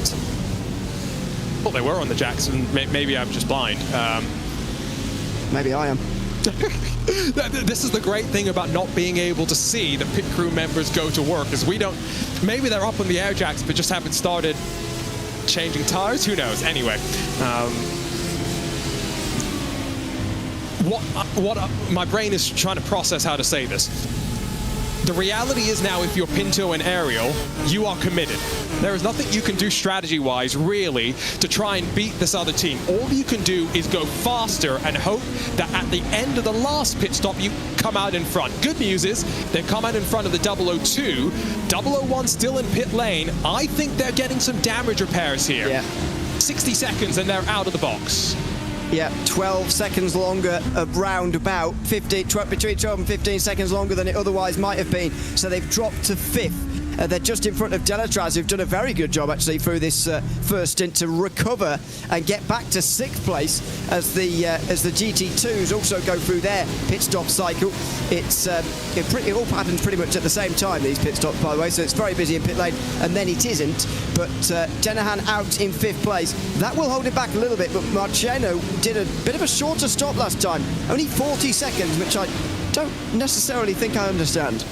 Yeah, especially if you're trying to go on the...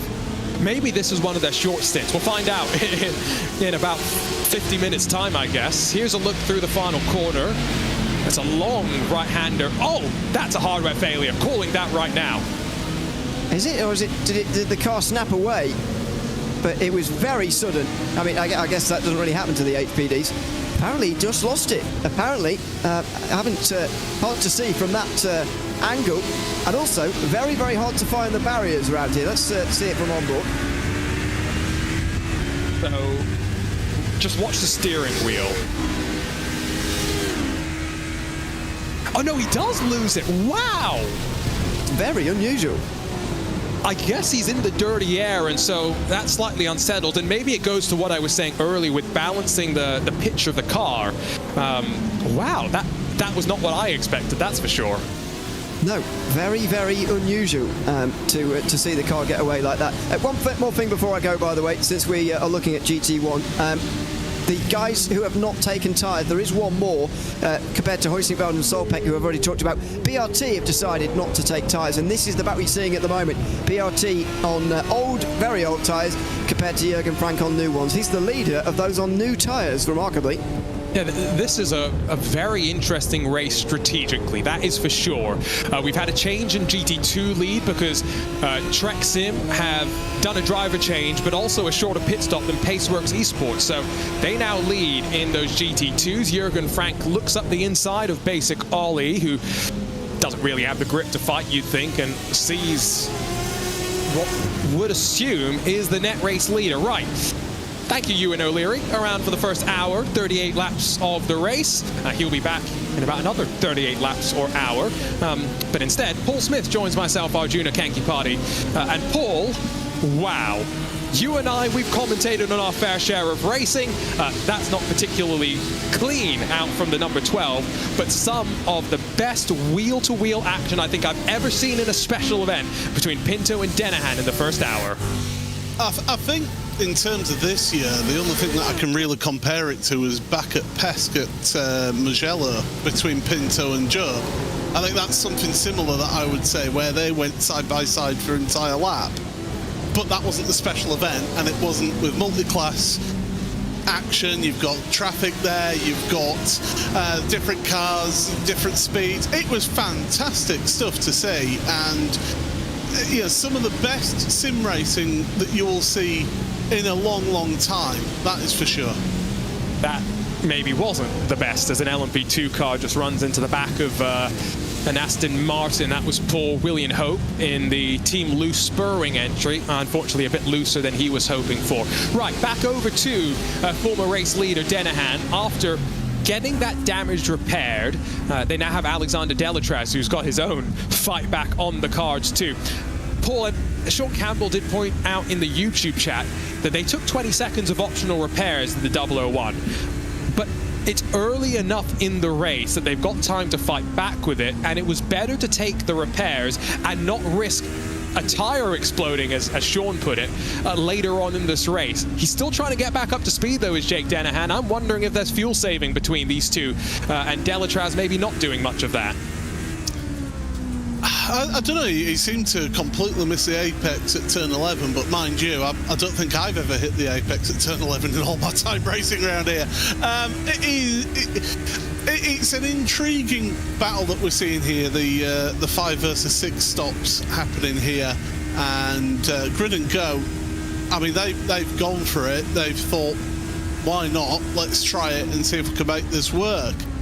It does save you a good amount of time just in pit lane traverse time, so it's a high-speed straight, so you do lose a lot of time comparatively to if you're still out there on track. So yeah, it's one of those where it's a slow burner. You've got to wait to see how this all pans out, but I do agree with you. It just seems that Denahan is just still trying to get back to the rhythm of the track, and also if you do get some damage, you start adjusting your driving to that damage. You get some repairs done to it, the car feels slightly different again.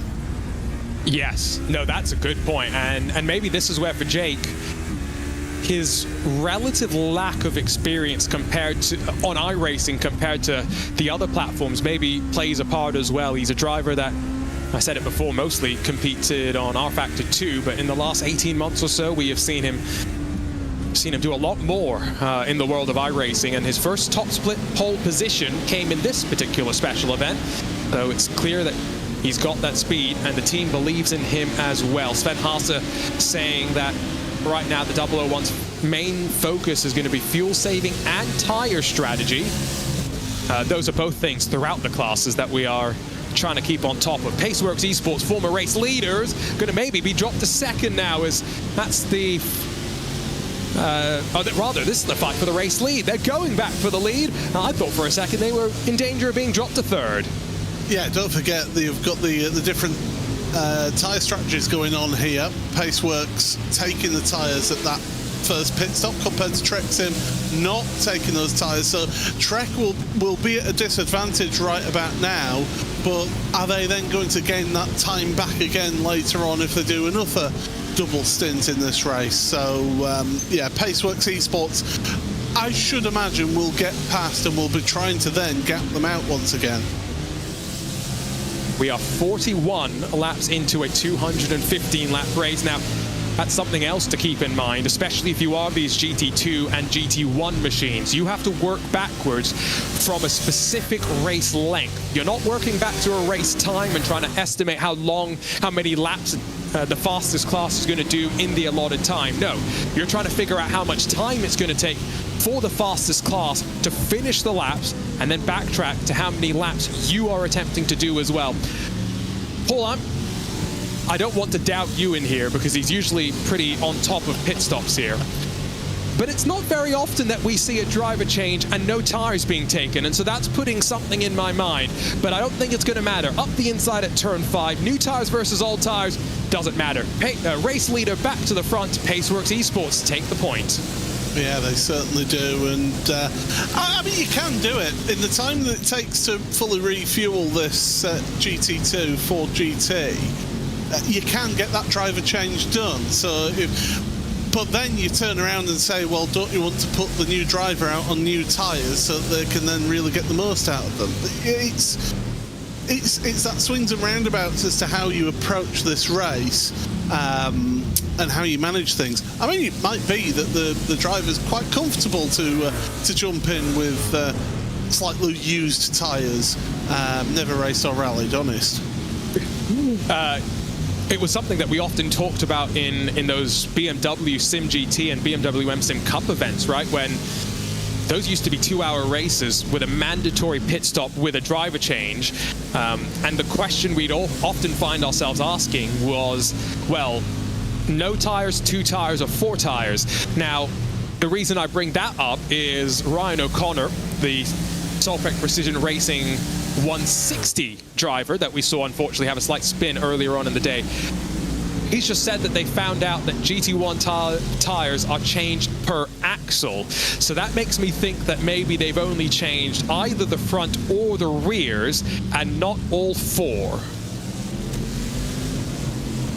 Interesting. So yeah, so basically the virtual pit crew are having to go around the car one tire at a time, changing those. It's like when I was in the 24-hour series, 12 hours of the Hankook 12 hours of Monza pit lane, they were 1 tyre, yeah, so they were doing it 1 tyre at a time rather than fronts or rears.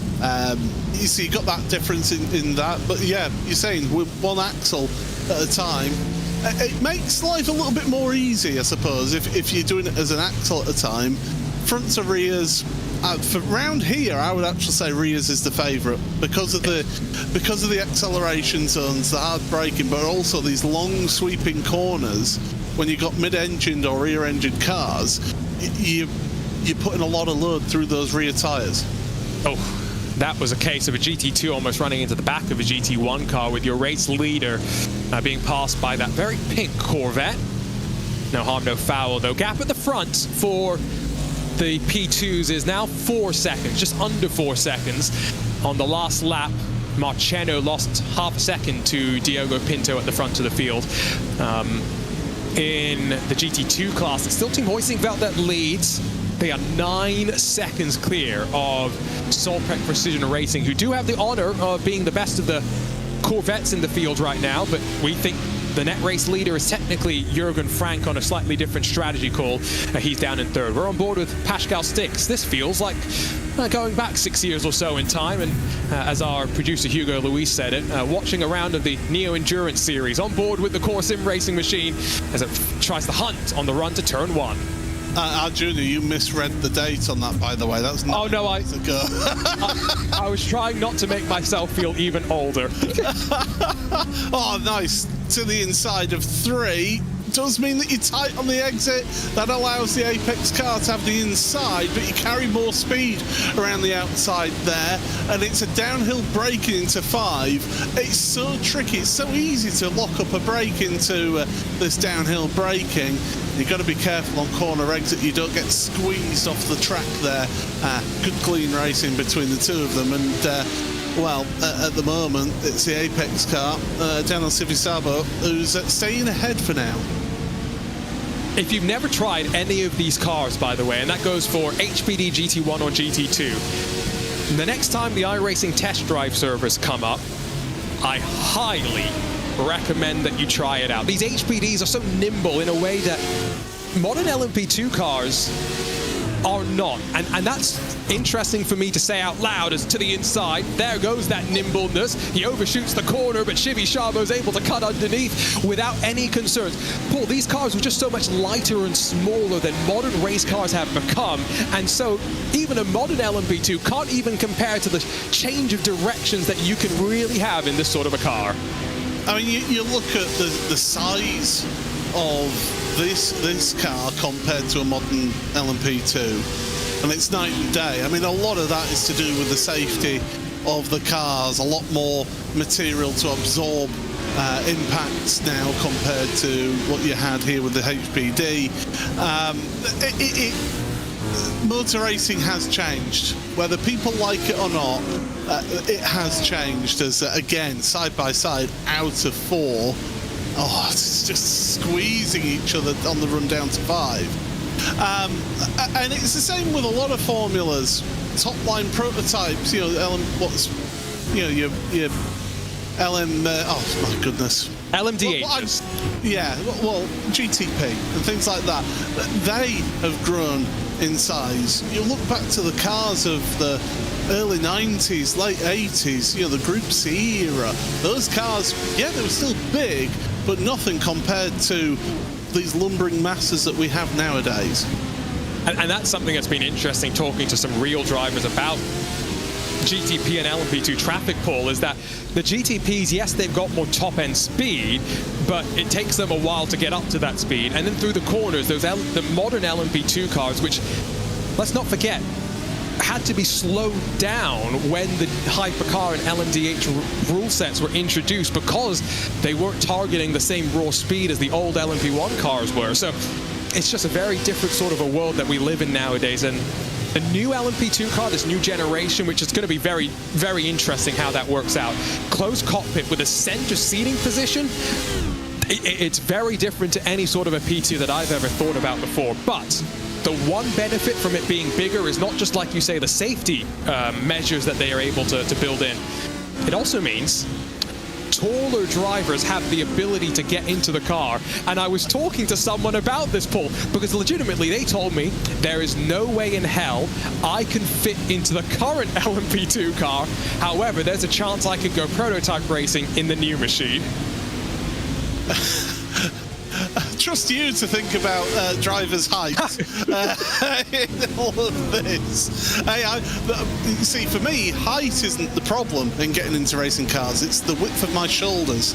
I've got rugby player shoulders, and I could never get into a single-seater car. And having sat in a couple of older GT cars and touring cars, back when I had a tour of the Aston Martin facility back in 11 years ago, 2014, it's a squeeze for me, that's for sure.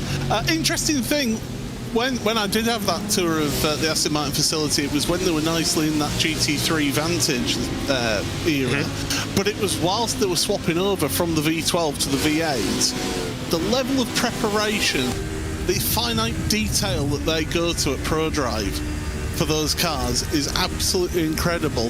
When they get the tub through from Aston Martin, they go through it with a scalpel knife, taking out every little piece of excess glue that is in the seams, and going through it with a fine-tooth comb of making sure there's absolutely no material that doesn't have to be there. We heard the noise of the Aston Martin V12 about 20-30 minutes ago. At some point we'll hear the Corvette as well with its V8. We'll listen to the Ford. We've heard plenty of this HPD, which is relatively high revving in its own regard, but obviously Acura have their ARX 06 GTP machine, which has an engine originally intended to go into an Indy car, but made it work for some endurance racing purposes as well. And while we do have a V12 in the modern prototype era, it's not the exact same V12 that we have in the GT1. Is a bit of contact there between Core and Apex as they come over the crest of turn 11, but all's fair in love and war. They don't spin out, they don't take advantage of that situation. No, these are two drivers that I'm sure have a lot of respect for each other. And out of this corner, Paul, what I've been noticing is much like we were seeing with the race leader battle about an hour ago. Car in front's got lower downforce, it's a rocket ship on a straight line. Pascal 6 gets a bit closer, but then right around here is when the Apex machine starts to take advantage and pull its stride at the front of the battle.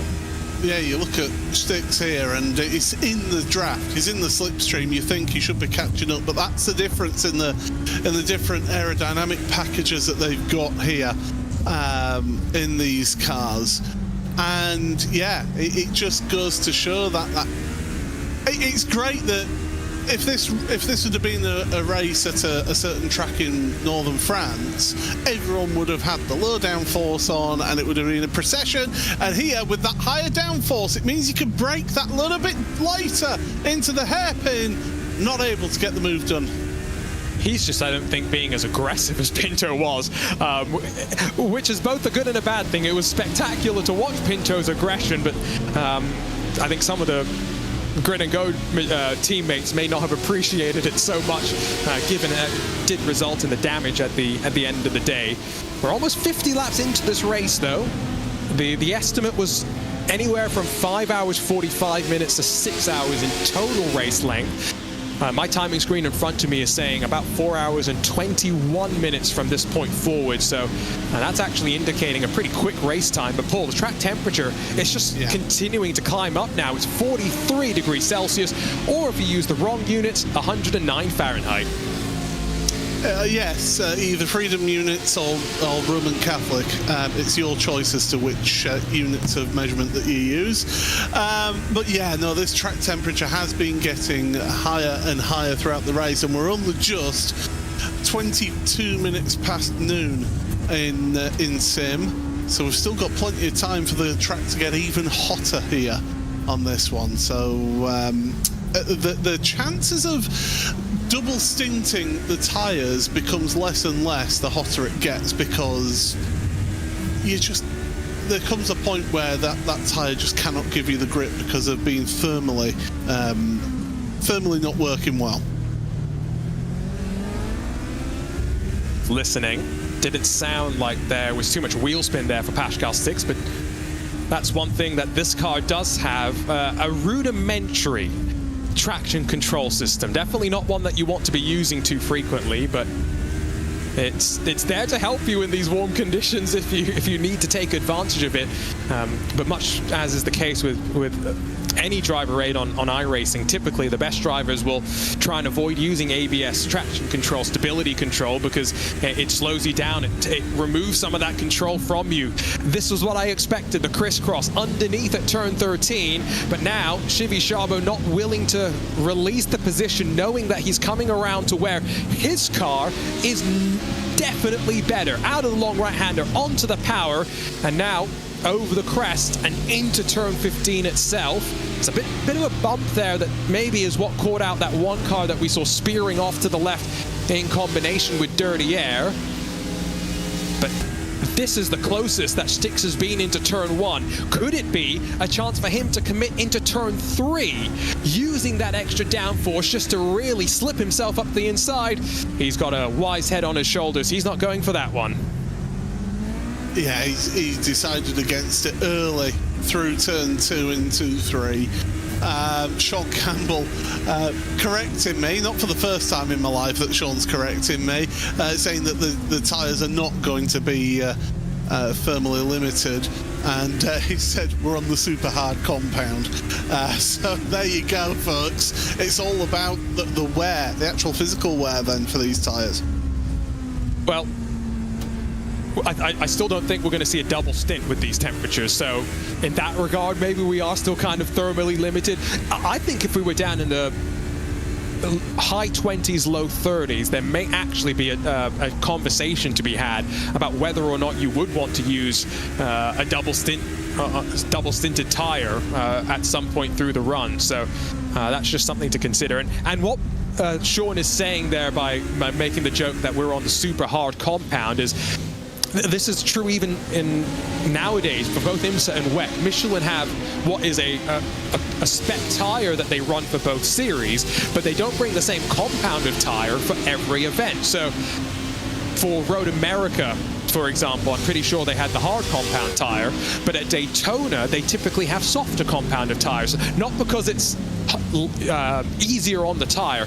Daytona is just because of the temperature for the most part. Back to the action on track. Denahan wheel to wheel with Delatrouse Automotive around the outside. The number 8 holds on. Yeah, but it's a question of when and how can he hold on for, because Denahan has been looking really keen in all of this one, and it looks like he wants to make some moves, even though he is fuel saving at the same time as well. So yeah, you want to make moves forward. I mean, you look at his gap to the race leader now, it's 22.5 seconds. So that 20 seconds that he lost of getting repairs done, it's cost them here, but in the long run, it could work out for them. I don't think you can count them out. Again, we know how quick Sean Campbell is, no matter what machine you throw him in.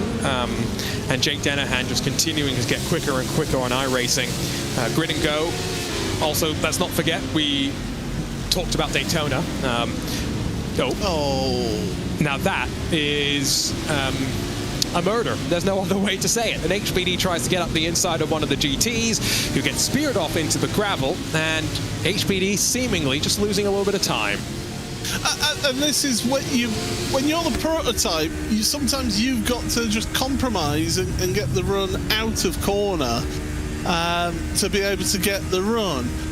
Whereas that GT car, once it's committed to the corner, that's it, it's committed. It very much, if you start trying to suddenly moving out the way, you're just going to spear off, like we saw with the HPD earlier on in this race, how that the GMF team car ended up in the barriers. So you've got to be careful what happens there through that corner, and that HPD just that GT car wouldn't have seen it. He's turned in, and all of a sudden, oh, there's a car there. This is a great battle, by the way. It's why we're focusing on it right now. But it's a battle that's going to extend. And in fact, all the battles, I think, in most of the classes extend through the pit stop cycles as well. There is another fight. Basic Ollie BRT versus Team Chimera. There's a car length or so between them. That's for 4th in GT1. And of note in GT1 as well, SimRC have moved their way forward to 2nd spot. There goes Team Chimera making their way past Basic Ollie in the number 13 as well, up to 4th in through turn 1. And it is proper old school Team Chimera as well. Jamie Wilson, Stephen Walker are the other drivers in that car as well. So it is a proper throwback to seeing that livery, to seeing that car out there on track, fighting it out. It's great to see Simon and the team out there in the top split of a special event. I don't know what I've done with my teeth today, Arjun. They haven't gone in right today, have they? No, don't worry, I'm still stretching out all the kinks from the last time I raced this car competitively, all the way back in 2020. 5 years since I last did a competitive sim race, and in the last 5 years, Paul, you and I, often together, have done our fair share of talking about racing. You've done more racing than me, to be fair. You've been doing some league racing on RaceSpot TV as well. So I was doing some league racing on Friday evenings with the TSRC guys, and from Monday evening I'm going to be racing in the World GT Championship. The first time I'm racing in that championship since season 5. And they're in what, season 13 now, I think it is? Season 18. What? Yes, it's the 18th season of that championship. Oh my goodness, I still remember when we had season 10. Fight for 12th with SRA Blue behind the Focus Racing entry. That's the 20 with Fabio Salvaterra defending the inside and forcing the green and black entry to look the long way around, but that was never really going to work out. Yeah, things are starting to pick up as well on RaceSpot, and indeed, as we head out of the summer into the winter, when typically sim racing picks up. Tomorrow we have coverage on RaceSpot TV of the returning 24-hour esports championship, which will have GT3, 911 Cup, and I believe it's GT4 machines all competing in what will be a 6-hour race at Barcelona, and plenty more action to come, including some news about the upcoming IMSA Esports Global Championship to be announced somewhat shortly. More pit stop takers, by the way. Dan Muller's brought the number 2 into pit lane, although that one I think is already slightly off of the leaders, 2 or 3 laps down from its class. Yeah, it certainly is. Do you want an interesting fact about the 24-hour series, esports series? Go for it. I have commentated, I have produced the broadcast, I have stewarded, and I have raced in that series. So you've checked everything off. I wasn't very good at any of them, but you know, man, jack of all trades. And what is now the 24-hour series is initially was the new endurance series. Exactly right. So we were making that joke about not seeing these cars and being reminiscent of seeing a near endurance series race from all those years ago. It is good. After a 1-year hiatus, tomorrow 24-hour series returns for what should be an action-packed season running through the end of 2025. Right.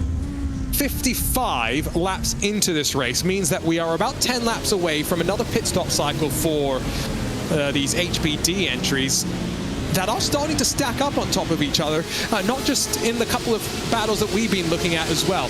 Diogo Pinto now has a 10-second race lead, so I think what we're seeing is the two strategies diverging pretty drastically right now. Don't want to put too much weight into that gap.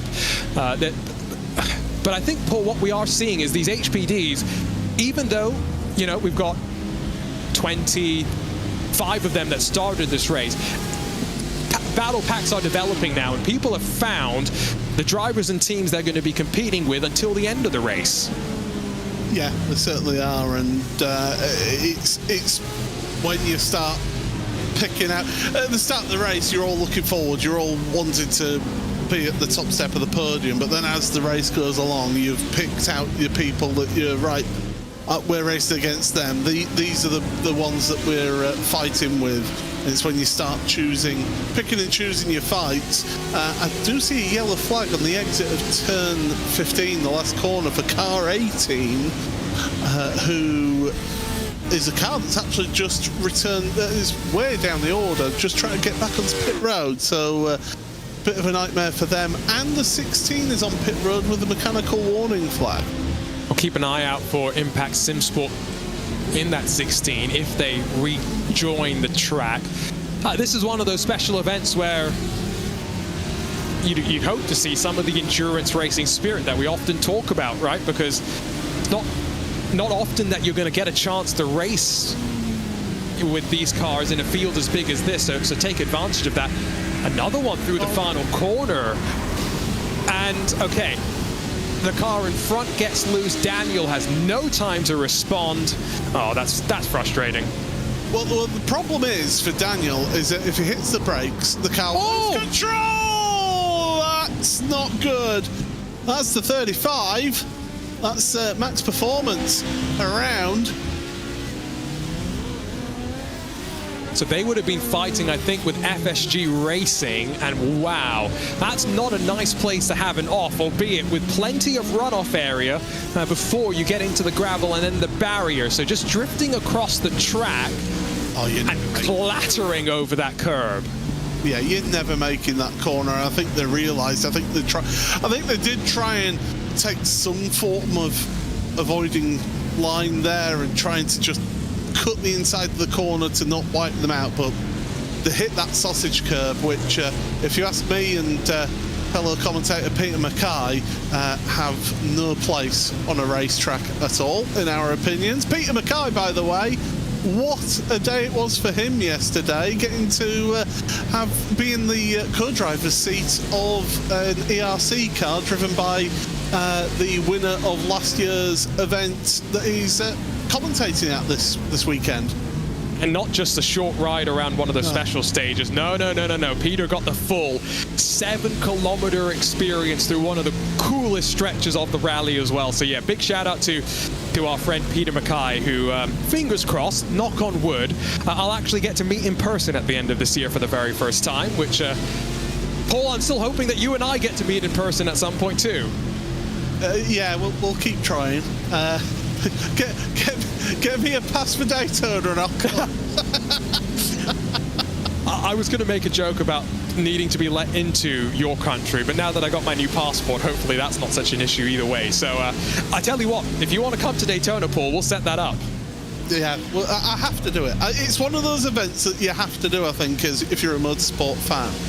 Everybody's got that bucket list of Le Mans, Monaco. Daytona for me, it's such a special event. It starts the motorsport year off perfectly, if you ask me.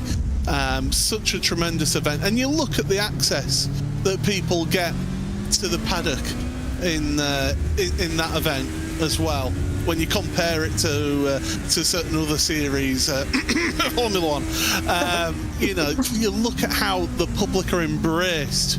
You want to capture that imagination of the public and of young people especially, because they're the future of motorsport.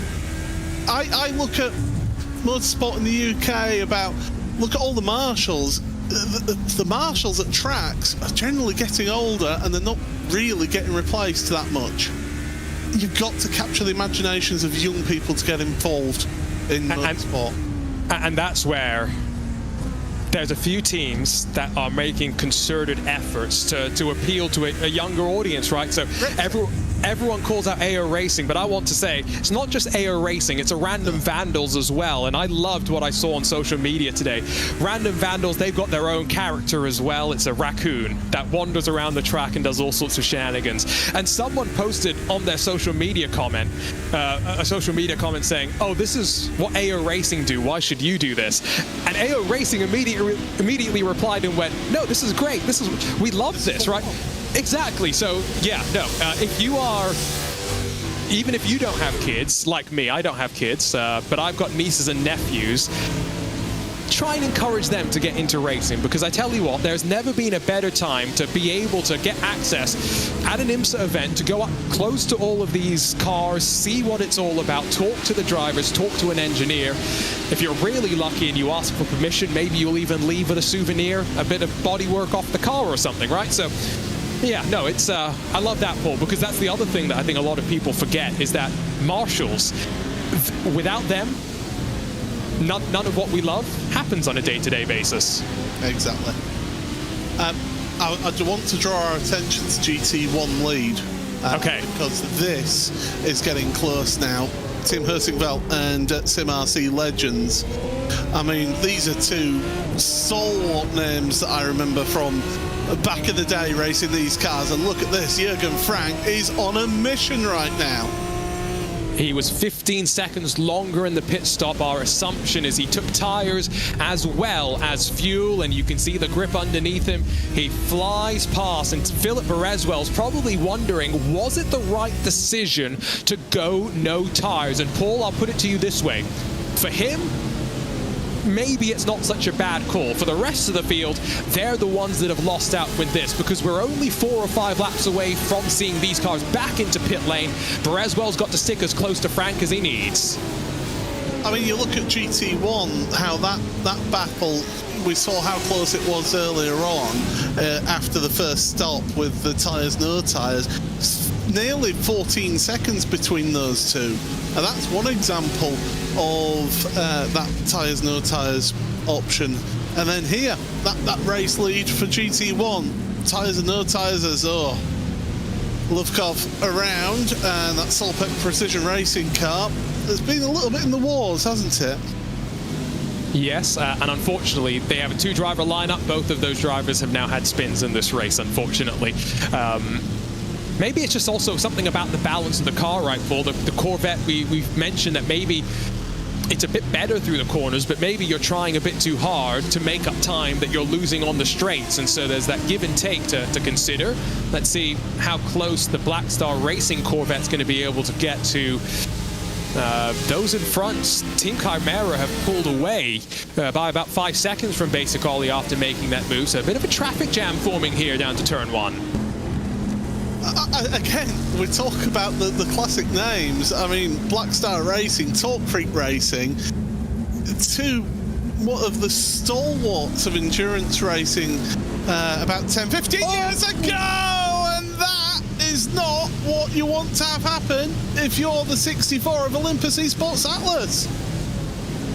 Well, that's unfortunate.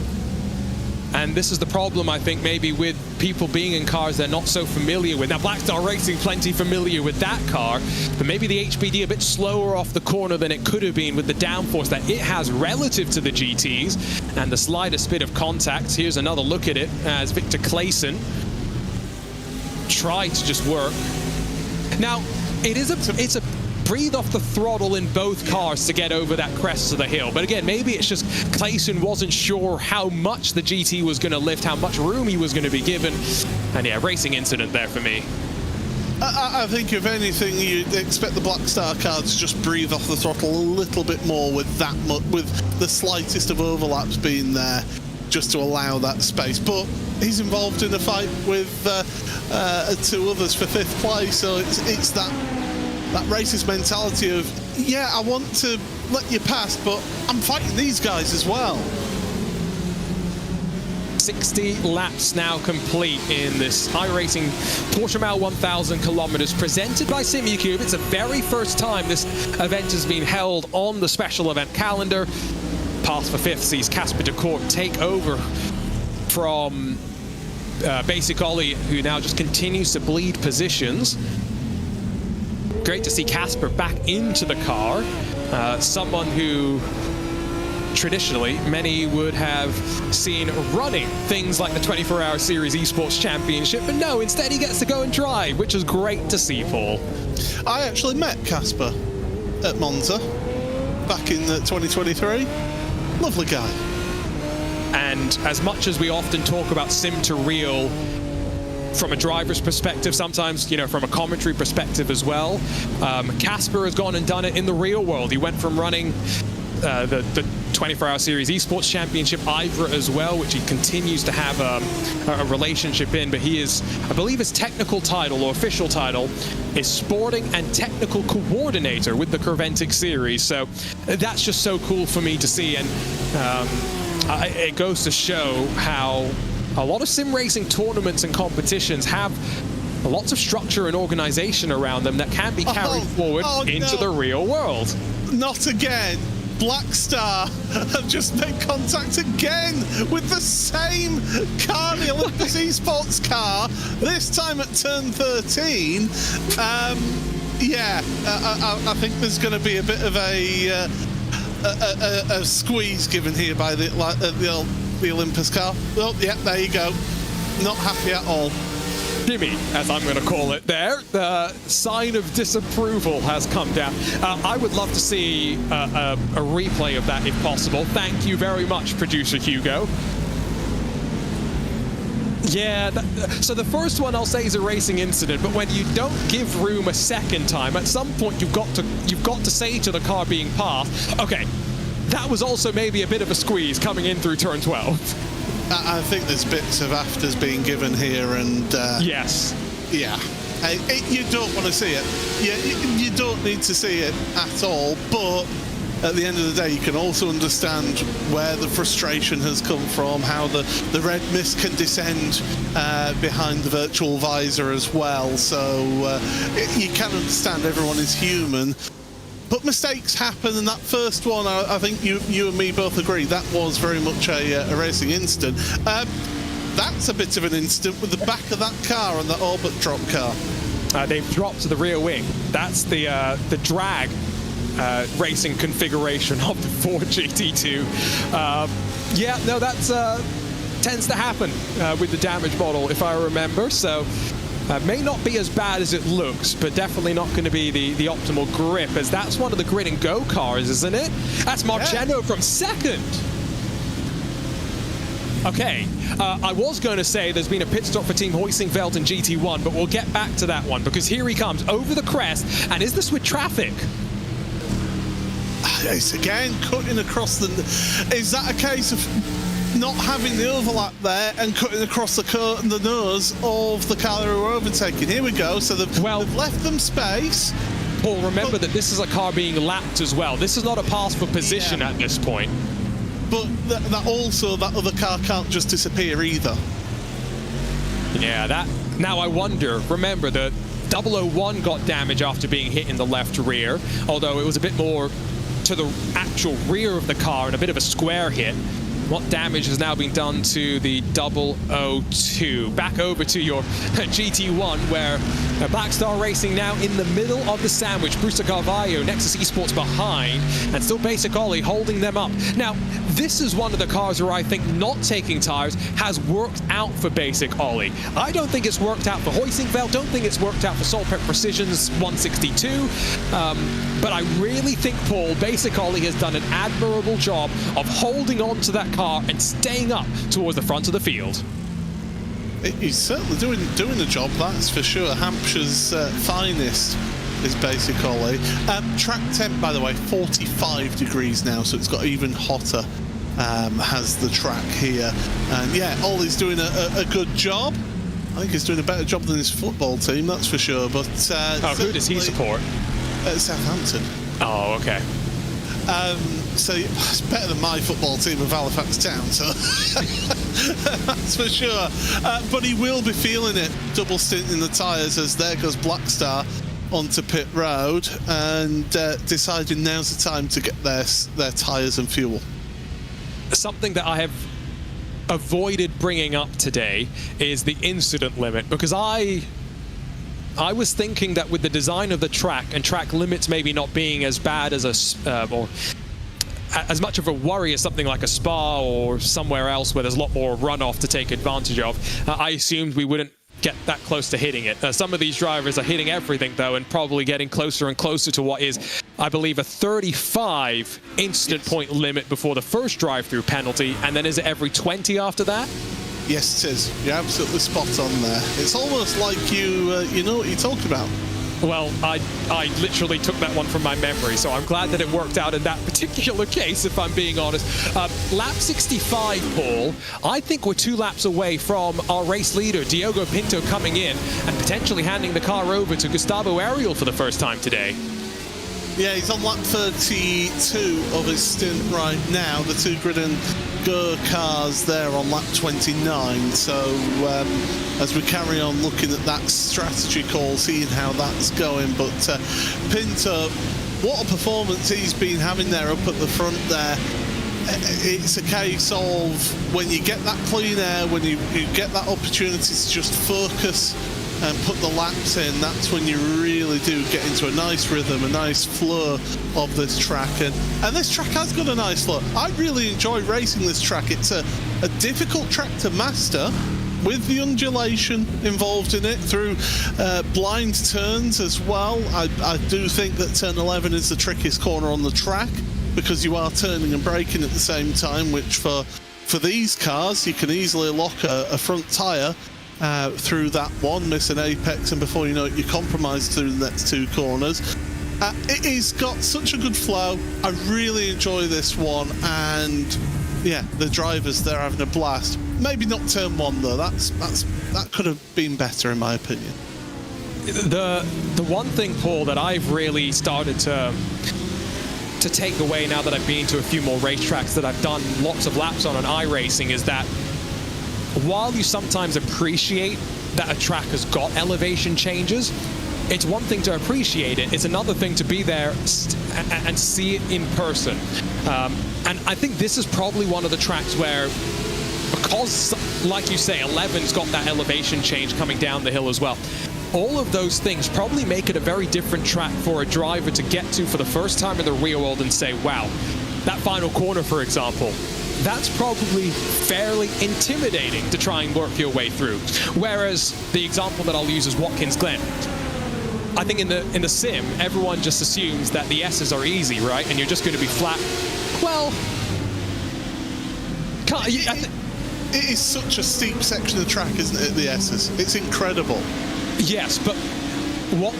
And maybe I shouldn't have been surprised, but I was talking to some people that you and I both actually know that race in the Porsche Carrera Cup North America, and they were saying that it took them a couple of laps to feel confident enough to go full throttle up the S's, as Diogo Pinto does come in at the end of lap 66 as we were expecting. I can just imagine a driver coming here for the first time, corners like turn 11, corners like turn 15, that takes you a while to feel comfortable and confident to go pedal to the metal as fast as you need to go. Yeah, you work your way into turn 15 around here. I do think that you're absolutely right there with that one. As there's Pinto, the quote-unquote student driver, former Porsche Tacor Esports champion, quite the student driver is that, and he's sitting there. He's not getting out of the car. So, a triple stint, not uncommon.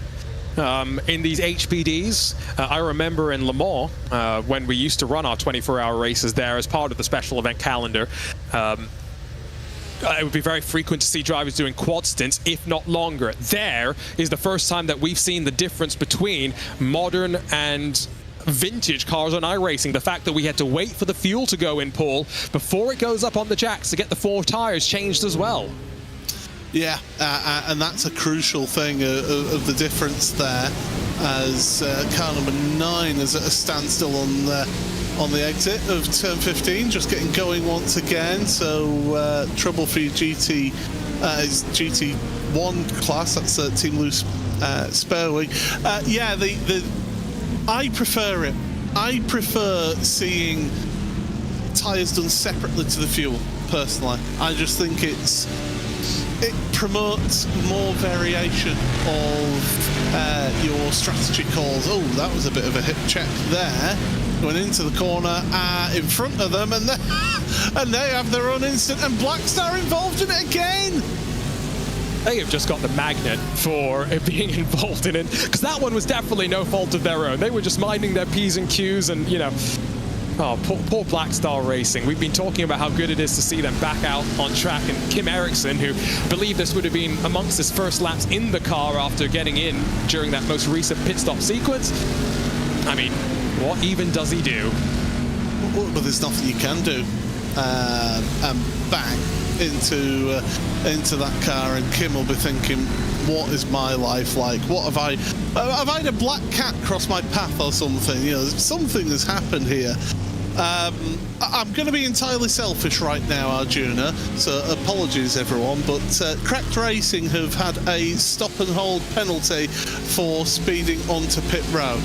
So they are coming out of pit road with Jamie Nuttall behind the wheel. So Guillaume, it was all Guillaume Hamling's fault, and Nuttall's now onto track.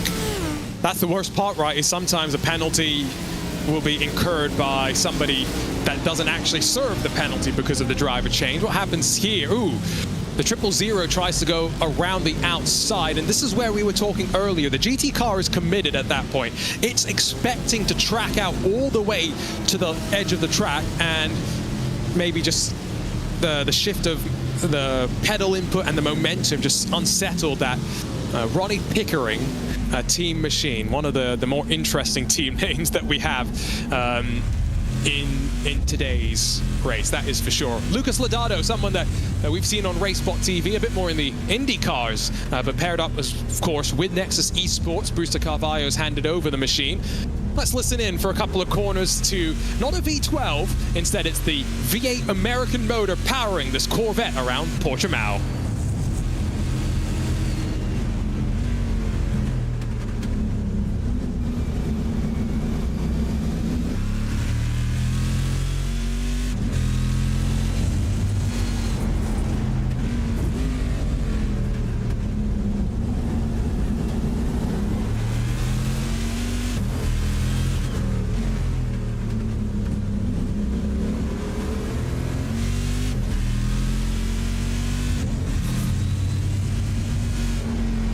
Definitely a unique, distinctive sound. A 7-liter V8 motor putting out around 590 horsepower, Paul. Those sound like stats that would never make it into a modern race car. Can I just say how good were iRacing, even back when this car was added to the service, at capturing the crackling, the popping off throttle of the exhaust. Just so good on that car. I still prefer the V12 though, but that's the patriot in me. I was going to say British bias, I think, seeping through. I love the sound of this Corvette, and we've got Aston and Corvette both in this class. Now, Aston Martin have a V12 that runs in the modern day. If you've not had the chance to hear it, I highly recommend you get out to an IMSA WeatherTech Sports Car Championship event or a World Endurance Championship event. But if you can, it's worth the trip to America because they don't muffle the car. If you go and listen to it in WEC, it's not going to sound the same. The Corvette GT3 car, I'm not a huge fan, Paul, of the modern turbo GT3 cars and the noises they make. But at least Aston Martin have brought back the V12 to the modern racing circles, and boy, what a great sound it is. And to think about 10 years ago, people were saying that the V12 as a concept was absolutely dead. It was in the bin. It doesn't have a place in modern, let alone motorsport, but in road cars as well. And yet there's outfits bringing V12s back into play and putting them in their motor cars. It's great to see. I've actually seen a road going, one of the road going cars, and it is weird. That whole diffuser and underfloor all the way, it's just absolutely incredible just being able to see right down underneath the car through that diffuser of the Aston Martin. It's strange, but it's really incredible engineering. Down to turn 1 now with 70 laps complete in this race. In about 10 minutes time, Ewan O'Leary will step back into the broadcast booth alongside Paul Smith to walk you through the middle portion of the race. We'll also be joined by Jeremy Scott to walk us through part of this race. So 4 commentators, 6 hours of racing, and the glorious noises that are continuing to go around the racetrack. There was someone that corrected me in chat because I was wrong. The new Corvette GT3 is not twin turbo. So yes, I was wrong. I'm sure we've had this conversation in the past, actually, another special event this year, about the Corvette being naturally aspirated rather than rather than turbocharged. You see, for me, I grew up on the late stages of the absolutely huge turbos that were stuck on Formula 1 cars on Group C and things like that. I grew up on that. So, yeah, the screaming engines, yeah, they're good in their own way. But for me, a turbocharged car can also sound really good as well, in a different way. Yeah. I mean, I happen to be somebody at the... I was in attendance at the very first race that Formula 1 changed to the turbo hybrid era back in 2014. And you heard everyone who was watching on TV complaining about the noise. At the track, there was nobody complaining about the noise. It was fantastic. It's a shame. I think the modern turbo cars just also don't sound as good as the older turbo cars did, Paul. I think that's part of it as well. Is they've obviously noise is a form of... We're getting very off topic here, but it's an endurance race. It's fine. It's wasted energy, is what... Exactly. Oh, it's Black Star Racing. That's almost a third bit of contact in the last hour as they make their way through on a lapped car. That's one of the Solpec Precision entries, I'm pretty sure. So that might be Ryan O'Connor behind the 160. But yeah, the new turbos, I mean, just... BMW might not be happy that I'm going to call them out, but... yeah, that BMW GT3 definitely doesn't sound so great. We're getting told that was for position, actually. Yeah, it was. It was Nexus Esports that Black Star made their way past there for that move. So that was up there into turn 11. Rather robust move, shall we say. And that Black Star car, look at the front end of it. It is showing the signs of war right there. Just been through things in the last hour, and it's gonna get worse. Delatraz Automotive are leaving pit lane, and the 777 gets spun around. Well, it goes from bad to worse, Paul. Is that a commentator's curse? No, but what I'm going to do is I'm going to steal a Mario Andretti line here, which is if Kim Eriksson took up being an Undertaker, people would stop dying. Oh, and now someone else off behind them. That's one of the Fords. That was, I think, Billy Bob's Bizarre Adventure, who's had an adventure off into the gravel on the outside of turn 4. Was it assisted? I'd assume probably yes. Most likely, with the way that car went off at turn 4. But yes, let's have a look through there, and bonk, there you go. Around it goes, into the gravel trap. I mean, fortunately nowadays in iRacing, those gravel traps do slow the cars quite significantly. So the cars are less likely to actually reach to the barriers at that particular part of the track. So, yeah, I think that Ford will be glad that was certainly there for that gravel trap to stop them. Well, the other thing that I did notice about that incident was, did you see the livery on the car? I'll be honest with you, I wasn't paying attention to the livery, I was paying attention to the incident itself. I saw it as it was leaving the gravel trap. That car is police liveried, so that HPD better be careful. The Rosers are coming. Coming for a... Would it be the Portuguese Rosers out here? Yeah, probably. I wonder what they drive, the Portuguese police. What their steed of choice is.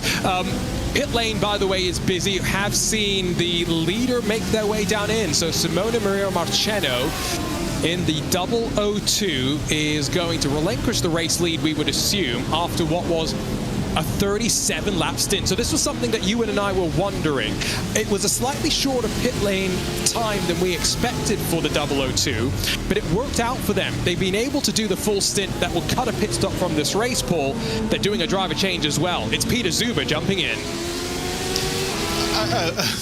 Yeah, go from one really quick driver to another behind the wheel. Yeah, Peter Zuber, see what he can do here with this one. Does the car pop up onto the jacks, or do they just come straight out of pit road? Yeah, up onto the jacks. So they're taking a full service here with it being a driver change and all of that. Meanwhile, Diogo Pinto has gone past them back into the lead of this motor race.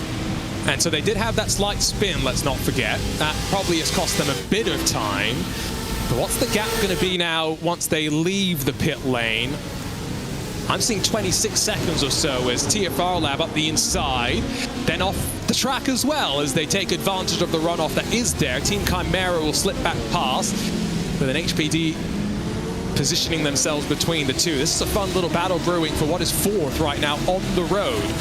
And it might actually be fourth net as well, given how the pit stop sequence has shaken on out. SimRC Legends, Gareth Higgins has taken over from Jürgen Frank. He now leads by 5.5 seconds from Team Hoisingfeld, where Perezwell's handed over to Klinger. Brandon Rosberg has jumped into the Solprec Precision 162, and Jamie Wilson into that Team Chimera number 54. It's only David Barraclough that has stayed in the car, Paul, since the start of the race, if I'm remembering correctly. Yeah, it does seem to be right, yeah, with David in there. I've raced against David in a number of series, and it's great to see him here in the top split of a special event once again. And yeah, you're absolutely right. It's a whole nostalgia hit. Is this race? Certainly is, and it's great that iRacing have not just gone for the standard special events that they have year in year out on their calendar, but also to throw in a few different special events as well. This one, I'm thinking back to the 4 hours of Thruxton. I mean, my goodness, that was one of the best special events that we've had of the year as well, in my opinion. So yeah, you've got these different events. I think there's one special event missing off the calendar, and that's a rallycross event. Oh, yes, please, Paul. Speaking directly to my own wants and desires, I'm going to throw a point out here. I'm about to step out of the broadcast booth, so I'm going to leave the viewers with this thought. This, as you and I discussed, was an event that was only actually run for 2 years, in 2009 and 2010. So next year, I don't think we need the Portimao 1,000 kilometers presented by SimuCube back. We just need another special event that celebrates these cars. It could be any of the great tracks that, you know, the Le Mans series did go and race at. But I like the idea of, if there's not a tentpole event like the Road America 500 that you could really center a special event around, why not mix it up? Much like we've done with Suzuka and Fuji for the 1,000 kilometers with the GT3 cars, it's nice to add a bit of change and variance into the special events as well. So it's not just all the same. Anyway, 76 laps, or 75 complete, onto the 76th lap of this 2025 iRacing Portimao 1,000 kilometers presented by SimuCube. Time for myself, Arjuna Kankipati, to step out of the broadcast booth, but in the very capable voices you will be left, Ewan O'Leary and Paul Smith. Thanks very much, Arjuna. We'll be with you, myself and Paul, for the next hour-ish of this race. They're completing about 38 laps an hour at the moment, so put that into the relevant calculations for however long this race is going to end up being, as we continue to ride on board with Jamie Wilson just behind David Barraclough in the Top Freak Racing Aston Martin just up in front of us. Notable that everyone in GT1 last time round took 4 tyres. And so that experiment has come to an end, Paul, and I think it's going to be a one-time experiment. The track temperature is about 50% higher than it was even at the start of the race. Yeah, 45 degrees Celsius. It's sort of plateaued a little bit now as that track temperature.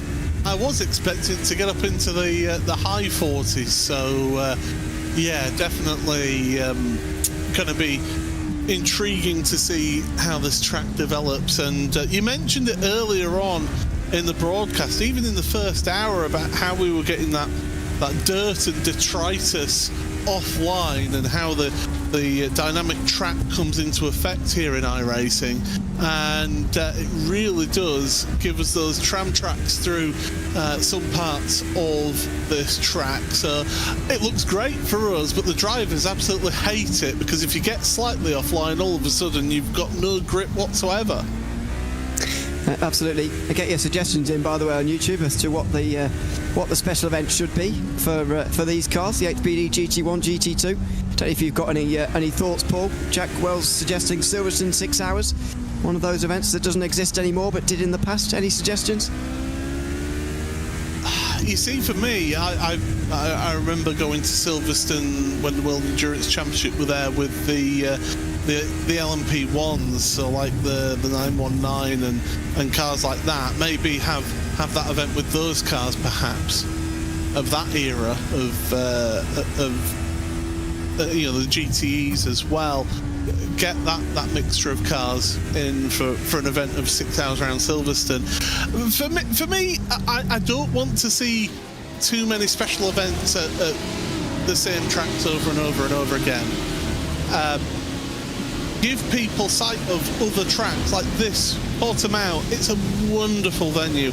Gives us tremendous racing because the track lends itself to being flowing, to allow cars to overtake, but then have the overtaking car be able to try and come back at them. It's a great venue for motor racing, is this, and certainly it's proved it so far in terms of this special event. Get some more tracks that are maybe not quite as well used in special events or you know, even in the normal run-of-the-mill series. I mean, how many times can you have series and events around Spa-Francorchamps and places like that? It seems to be every iRacing season you've got about 4 or 5 series head to Spa around the same week, and it just gets a bit samey for me. But then again, people wanted rain, we've got rain, then suddenly they don't racing it because, oh, it's a bit hard. Yeah. No, I think... Who knew rain was difficult to race in? I know, yeah. It's only a bit of water. Anyway, that's drivers for you. Good shout. Yep. Mossport, yes. I absolutely love Mossport. 24 hours of New Jersey, goodness me. That's too far. Mugello as well, as you say, into Lagos. Yeah, few good suggestions. I think you're right about the whole, you know, we need to go out to different circuits maybe. You know, iRacing's got a big selection of tracks, and some of them we don't really use in special events. So yeah, it'd be nice to see a race like this move around a little bit. I must say it's been a thoroughly enjoyable one so far as Kim Eriksson heads down the inside. Hello. Let's hope that there's no more contact for this 777 as Black Star Racing look to get past one of their fellow Corvettes. Nexus Esports just in front, and Lucas Lodato down towards turn 5. Big braking zone in these Corvettes, of course, but not able to get that very crumpled Corvette down the inside that time. Nexus, who have got their way back past Black Star Racing, by the way, and they must be looking in the mirrors thinking, oh boy, Kim's very racy now. He's had quite a few incidents as Kim, and I think the red mist is certainly up, and he's just wanting to get very racy with people out there. So it's more about maybe surviving the attacks. Look at this, around the outside into 11, that gives you the inside for 12. And he's going to have it here, inside at 12 and 13. And that's a great pass from Kim Eriksson, who has been in an unbelievable amount of bad luck. So has this Corvette in its entirety. Whoever's been driving it, it's been a lot of bad luck for this car, but that's a good move. Right round the outside and into 7th place. At the front of this class, by the way, it's Simulc Legends and Tim Huysingveld, who are 1 and 2, and they're only 6 seconds apart now. They're back on the new tyres, they're on the same strategy again, and now Huysingveld effectively have got to spend the rest of this race, the next 4 hours, just under, undoing the damage that they did to themselves during the previous stint. Yeah, it's great to see. Great to see Gareth Higgins up there at the front, as you say, just having to work the way forward again. But Philip Klinger right there, Tim Huysingveld, he's pushing on. He's trying to keep the pace up there. I could tell you the 5-lap average pace for those two, there's only a 1/10 difference per lap between them. So Gareth Higgins just has that slight pace advantage over Team Huysingveld right now here in the 5-lap average pace.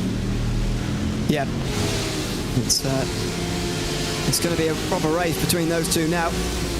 It looks like it's going to be Aston Martin's day here at Portimao, but you just never know. Out front, Equipe de Corrida, could we just call them racing team, I suppose? leading the race. And there's number 69, Diego Pinto, still going. And you'd imagine he might well go to the end of this stint and then maybe get out for good. Maybe they'll just split this race in half. There's not really going to be a half because there's 7 stints, but Pinto still goes. Peter Zuber has been caught by the number 8 Delatraz car. They're now 35 seconds behind, but that's not the important gap really. The important gap is how much time they've got over number 69 when they have yet to make their stop. Last time before they came in, 002 had 42 seconds, and that's the important gap for them to try not to lose over the next 4 stints of the race. Yeah, that difference in pit stop strategy of having the 5 versus 6 pit stops is really going to be key as to whether Grid and Go can hold on to the overall net race lead, or whether the leaders, Diogo Pinto, will be able to push on. And I think you called it absolutely right earlier on, Ewan, that they've just got to keep on pushing now and keep pushing hard to build a gap at the front to try and negate that difference in pit stop times for that one extra stop. There's the problem with traffic as well for Kalyan May into turn 1 on the Ford GT2s. A bit of a chance to lift off and fuel save maybe, and then slips down the inside in time for turn 2, missing the sausage curb, and then we'll look to get past the Aston Martin on the next straight as well. Down towards turn 5 is where that's going to happen, much later on the brakes, as often for these HPDs. I just want to point out with that on board that we had then with them going through the traffic, that's the difference between somebody who's at the front of this HPD class compared to somebody who's in the middle or back of the class, because they're not getting involved in the instance with black traffic. He backed off into turn 1, as you said, used it as an opportunity to get a little bit of fuel saving done, but backed off into turn 1 because he knew that he'd be able to then cut back on the inside and go down the inside safely into 2 and 3. Whereas we've been seeing with some of the ones who are more towards the middle and back of the HPD field, they're not doing that. They're just arriving to that slower car and just expecting that slower car to jump out of their way. Yeah, absolutely. It is the big difference between those teams at the top and those who are not. We've seen so many fall by the wayside in this race already. As far as retirements go, by the way, we are up to 10 retirements in this race, and 7 of them are HPDs. So it is nearly not the biggest class anymore, although it just about is. There's Simon Rendell going for a spin through turn 1. Another HPD snapping away, which is pretty unusual to see. If it's on that medium downforce though, then I would imagine that it will be a little bit lively. We've been seeing some of those HPDs losing control through turn 15, the last corner. Denisola right here, and back contact from behind, and then and again that Team Huisenveld car, which by the way second place in GT1, just back off that little bit. You know that GT2 car hasn't got as much grip through the corner as you have. Just back off slightly and then cut back on the corner exit. Yeah, it's again that decision making that apparently gave Okentech a black flag that time round. Actually, they've just come in to serve their drive-through penalty. How many is it? Was he said earlier? 35, was it? Yeah, 35. 35. That's quite quick, actually. 80 laps, 35 incidents already. That's almost 1 every 2 laps, and they've got more than half the race to go with less incident points now till their next drive through, so they'll be walking a real tightrope now.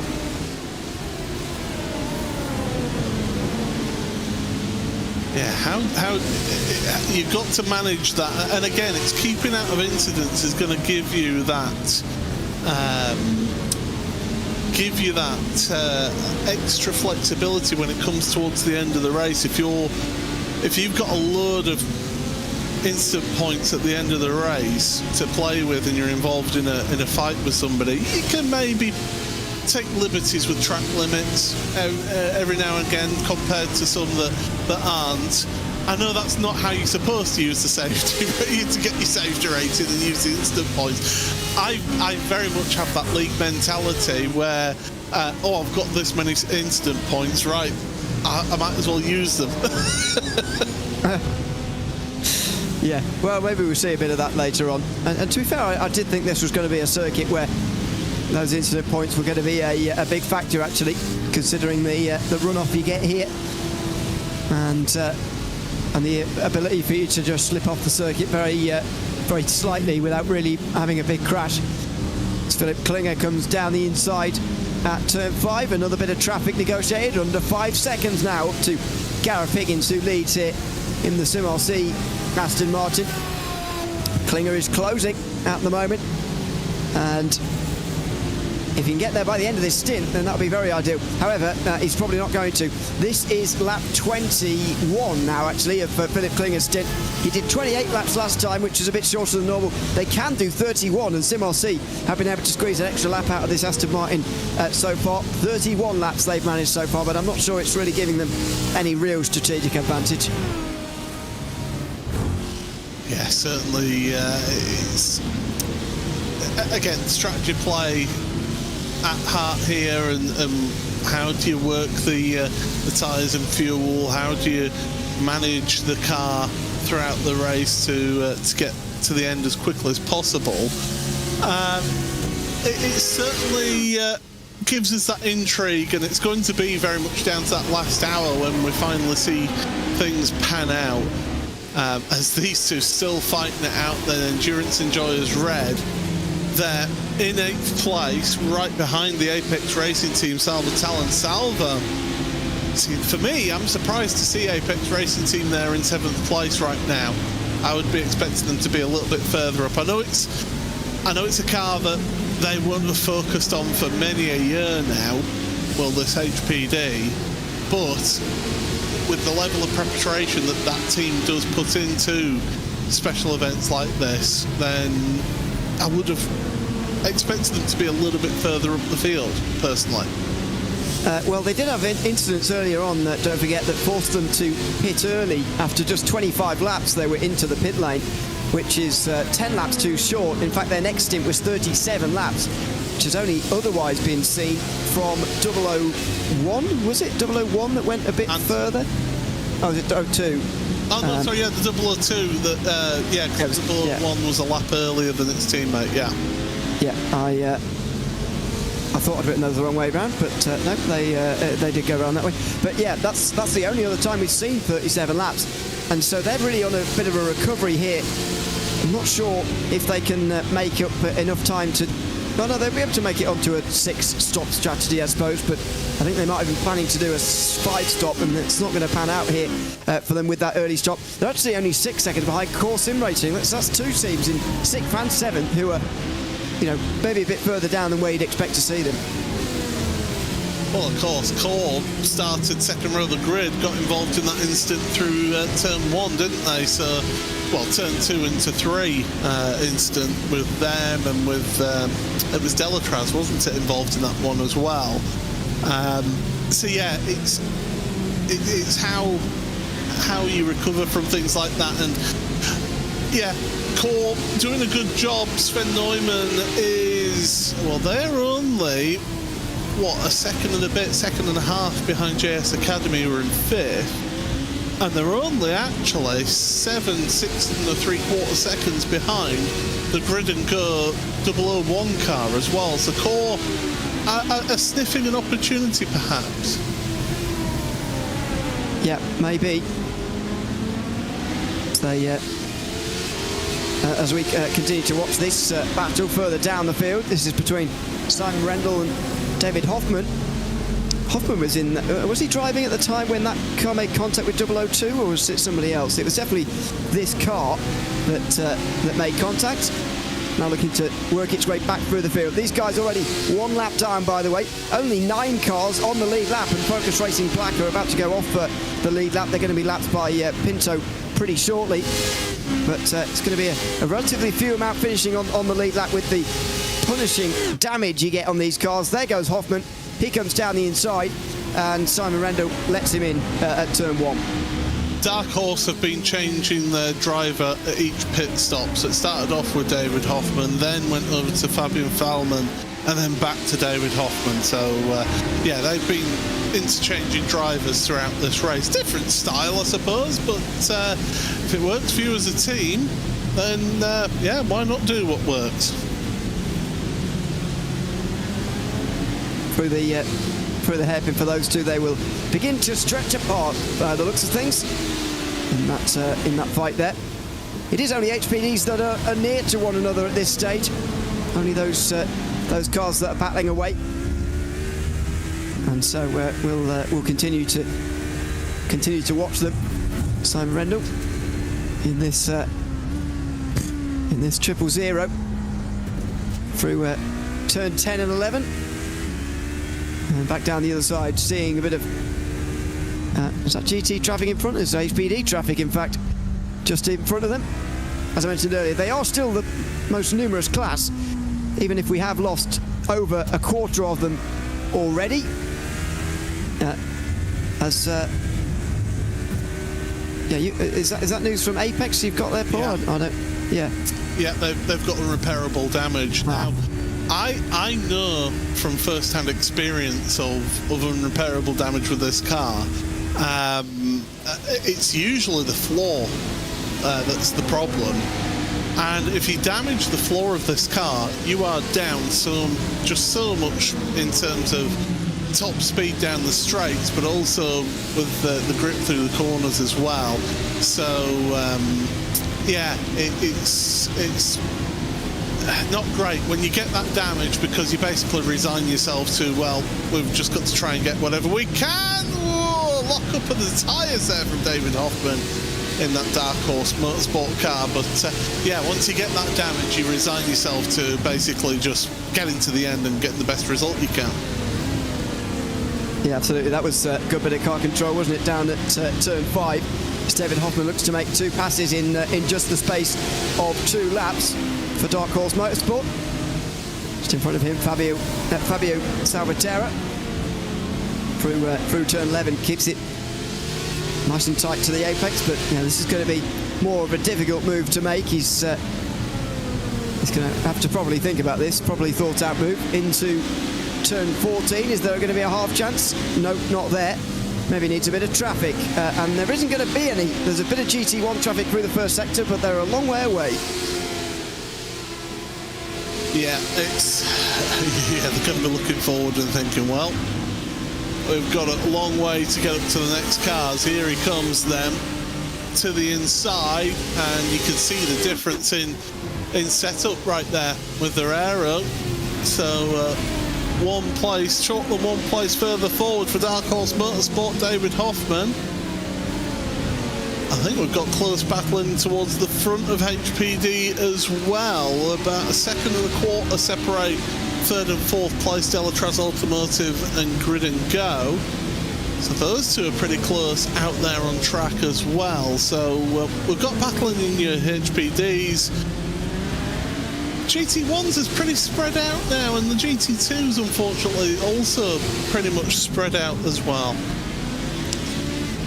And this is Sven Newman coming past Andres Nordenhoff, sorry. Core Sim Racing just having come into the pit lane and back into the top 10 again now.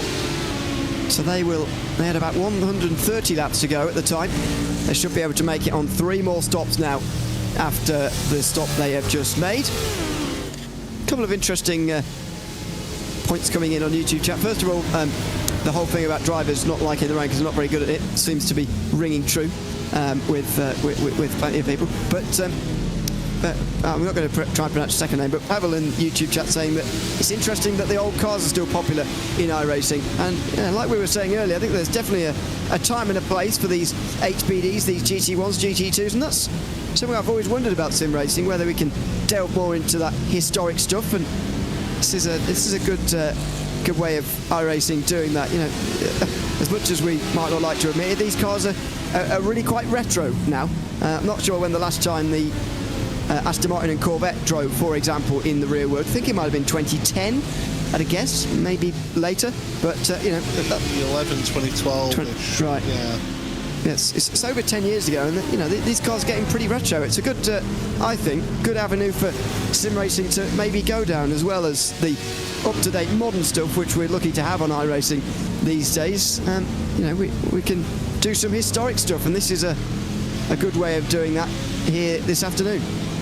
I think there are difficulties with going for historic motorsport vehicles into sim racing. If you're going to do it properly, you need to be able to source a car to be able to scan and get all the details from to start with. You then need to be able to have that car be one that can actually run out to be able to capture all the audio of as well, because you want to get a really accurate high fidelity audio mix of the vehicle as well. You want to have the people available who drove those cars, who can give you feedback from what the car's like in the sim, and say, oh well, actually it should be doing this at this point, it should be doing it, to give that feedback. And you've also got to be able to get the license to bring the car into the sim as well.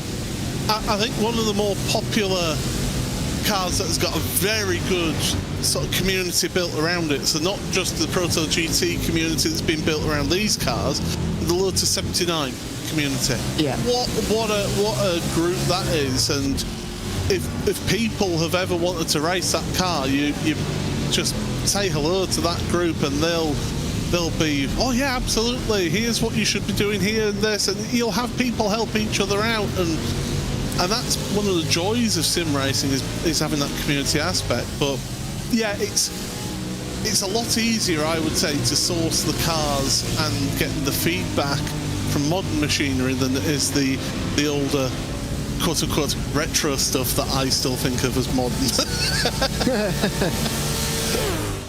Yeah, I was thinking with the discussion about LMP1 later, because obviously those LMP1s are the cars that I first started watching endurance racing with. I'm slightly scared at the moment when those will start to be used in retro races and classic car things. That will be the moment for me as well, to feel that. But yeah, it's more difficult than me just saying, oh, they should do more of this. It is complicated to get these cars in the sim, but great to have them and use them in this event as well, as we go on board with Sean Campbell for, I think, the first time since he got in the car. He's just in behind number 8, Teletras Automotive, and again, that key gap is to Pinto. Just under 50 seconds at the moment.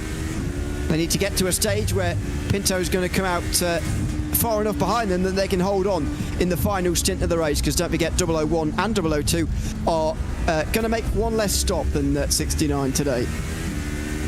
They certainly are. I'm just doing a little bit of research, by the way, because you're saying about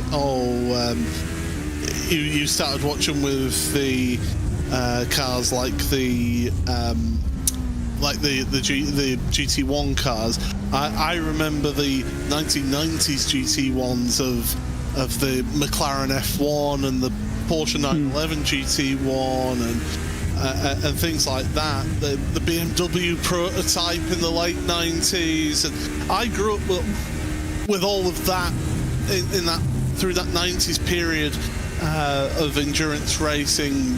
That's what drew my attention to the world of endurance racing. That, and also, I mean, everybody can remember the Dodge Viper rocking around the tracks with that thing. Yeah, certainly incredible time for the world of motorsport. And yeah, it'd be great. It'd be absolutely great to bring that sort of that era of motorsport into sim racing. I know there's other sims who have got some more of the classic racing in their simulators as well. Again, it's all down to business at the end of the day. What's going to sell? And if iRacing don't think that the classic race series is going to sell as well as the latest GT3 machinery or the GTP cars, things like that, then it's all about business at the end of the day. Yeah, this is true. This is true, and maybe because obviously people, us two, and everybody, well, most people anyway, watching this will be pretty well in tune with iRacing and be real fanatics of the sim, and that means that maybe we're more inclined to want those historics than maybe the general public, who the general iRacing public. But who knows what the future could bring. Honourable mention, of course, from Craig King's. Honourable mention to the IMSA vintage community as well. The Nissan and the Audi in that series, which of course running the Road America 500. At least they have for the last 3 years. Has it been in May? I think it's been 3 years now. That's another example of a similar thing that we're discussing here. But the HPD is our prototype today, and Sean Campbell is closing in on Kalyan May now. He goes 3 wide down the inside at turn 5. Seen a few of those 3 wide moments so far, and it is always the prototype later on the brakes trying to get past, because the speed difference between these classes are not as big as you see in the modern day. Yeah, you're absolutely right there. The GT1 performance is so quick. It's just the nimbleness of those HPDs that's the separating factor between the two. The absolute top speed between the two of them is hardly any different.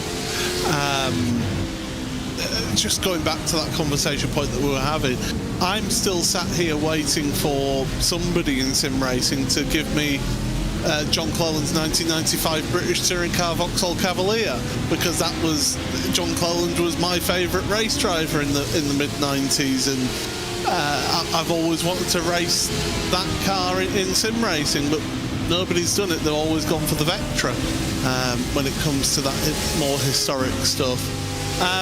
Yeah, I mean, I'd love to see some of the, if we're going to sort of classic prototype cars, some of the Audis that have raced, the R10 especially.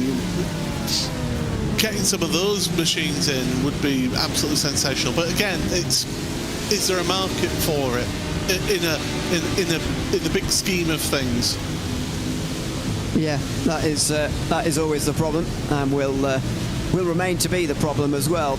Pinto not racing as under the Red Line banner today, no, but Red Line on in this race. I think this is a sort of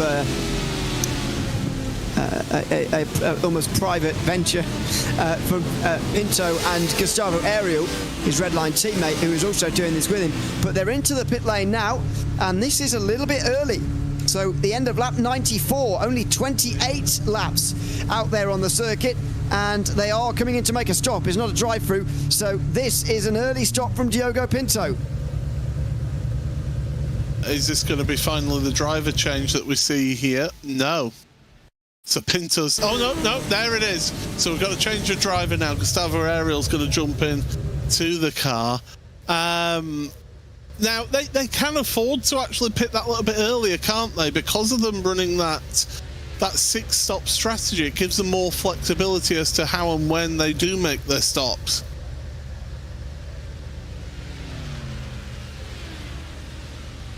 Yeah, they've got about 30 laps a stint from here to the finish, but since they can do 33, they've still got that little bit of flexibility, because they'll be forced in. Oh, hello, as Huizinga pit in at the same time.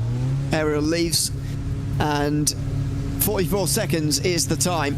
A little bit shorter, of course, because he will have still had some fuel in the tank. But what's the gap now to the leaders? 69 is only just under 20 seconds off of the lead of 002. It's a lot closer than before, and I think you can say now that officially that number 69 are the net race leaders, whichever way around you look at it now. Yeah, with how things are going in terms of their strategy, in terms of how they've been working through the traffic, I think that's been one element of it, is Diogo Pinto's decisiveness through the traffic. It's really shown in terms of being able to get that clean air, to keep their average lap times up so that they can build that time that they need to. With them maybe going for shorter stops now, shorter stints now to the end of the race means they're getting less fuel in, which means actually the car's slightly lighter at the start of the stint, which means that they're slightly faster throughout each stint as well in terms of the start of the stint. So it all adds up a little bit now if they're going for those shorter stints all the way through to the end of the race. And Peter Zuber, meantime, will put another lap on one of the HPDs. Straight on the way towards turn number 1 at that time. Down in GC1, as you just saw, Huizingbeld just came into the pit lane. That was a much longer stint from then, 32 laps, I think. Or was it? No, I think it was 30. Maybe it was just 31. But anyway, they are now to 8th, or down to 8th, I should say, with that pit stop. And there goes Pinto, overtaking Danilo Jacobs, so that is a change for position. Don't forget, Endurance Enjoyers Red were inside the top 5 at one stage. They are now outside of it very convincingly and behind the race leader, despite the fact that Equipo da Corrida have made one extra pit stop compared to number 14. Simon Rendell has been to a standstill out there on track, but has got going again. So the Ronnie Pickering team not having a good day in the office. They're down to 17th, and I think they may have fallen victim to the last corner once again. You say that. I mean, we've seen very often, well, we've seen at least once so far today, an HPE getting away at the final corner, and I'm personally very surprised to see it. It's a very flat-out corner, I would have thought, in those cars, but clearly they're having trouble through there. I mean, we've been seeing, though, if there's dirty air involved, that they've been getting caught out in that, and especially if you're running that medium aero rather than the high downforce. I think that's where you've been seeing issues for those cars out there. Focus Racing Orange have a mechanical warning flag, so they've had some sort of incident befall them out there as well. So we're getting to that point of the race where things are starting to break, although... Oh, no! That's self-inflicted, I'm sorry. Well, that's there's a nice bit of tarmac there for them to run up. This is the camera angle we need to have a look at. Who comes across on who? Does look like the HPD's coming across there to try and open out the right-hander as much as possible. But you've got to say also at the same time there was more than enough space for both of them there, and neither of them really. Well, it wasn't necessary to make contact there, but neither of them moved away from the other. The 000's at a standstill again out there on the last corner, 2 laps in a row now for the Ronnie Pickering team. So I think they've got trouble. Have Simon Randall in that 000 car through the last corner. Oh, it looks so edgy through there, doesn't it? Looks really twitchy, that car. Off into the gravel. I'm not sure whether this is last lap or the one before, but they are down to 16th. Actually going to pass Fabio Salvatierra after that last replay we saw before that one. But I don't think I've ever seen an HPD behave like that. The cars normally are so planted to the ground, but that one just looks really, really edgy, like it could get away from them at any moment. I wonder if they're carrying a little bit of damage to the rear end, or maybe a little bit of suspension damage, something like that we can't see. That means that the car's just got really edgy through the high-speed stuff. And remember, it's not just a high-speed corner, it's also the change in elevation as well. The suspension's having to work through that corner as well. So, it's that Ronnie Pickering team is really struggling out there, and in fact, they've stopped again. I think they're going to have to pit. Yeah. They more than likely will have to, with the way they're going. Cap at the front of the field, just less than a second for Peter Zuber. Front 3 covered by less than 2 seconds. And wouldn't this be fantastic if these were the 3 who were actually leading the race? Unfortunately, the car leading the race really is just under 19 seconds behind them, and Gustavo Ariel is catching them again already. These guys will go another 10 laps, I would say. So certainly the 002 and 001 will go another 10 laps here. And in that time, Gustavo Aero is going to get a lot closer to them. That gap was 22 seconds, wasn't it, when Ariel left the pit? So already that's come down 3 seconds as that gap. Incredible pace. As always, there will be an element of traffic involved in that, but it's a relentless pace that Ariel and Pinto have been keeping up in that Equipe de Corrida car, and certainly they're doing a fantastic job out there. I think it was closer to 20 when they came out, but still they are bringing it down at the moment. And if this carries on for another 10 laps, then they'll be in the money. The couple of things that are in their favour, the fact obviously that they won't have to do any fuel saving throughout that race is an advantage, but they're on newer tyres, don't forget, for an increasing amount of time. I know they're on heavier fuel, and that's going to play its role as well, but the newer tyres will surely be helping them over the a significant period while they're stopping early. It was for 3 laps in the first, 6 laps in the second, and it's going to be for even more in this next one. Could be for 12 laps because they only did 28, did number 69 in that previous. So it could be for 12 laps or so, maybe more, maybe 14 laps actually. And that's a real advantage and a real long time to have newer tyres for. Certainly is, and you look at those advantages that you pick up throughout the race, and I mean this has been great stuff seeing here Peter Zuber with Kellyanne May and Sean Campbell all together in this fight here. It's good to watch, but it's just as we sort of look at it, it's a little bit what could have been if we hadn't had Sean Campbell's team getting that damage to their car, getting the repairs done, and the Delatraz car getting involved in the incident with the 001 car at the start of the race as well. So these drivers will be sat there just thinking, oh, it could have been us up there at the front. Yeah, they definitely will. And they're under pressure for the lead are their teammates, 002, with Kellyanne May right behind now into lap 100. We are fast approaching half distance here in Portimao.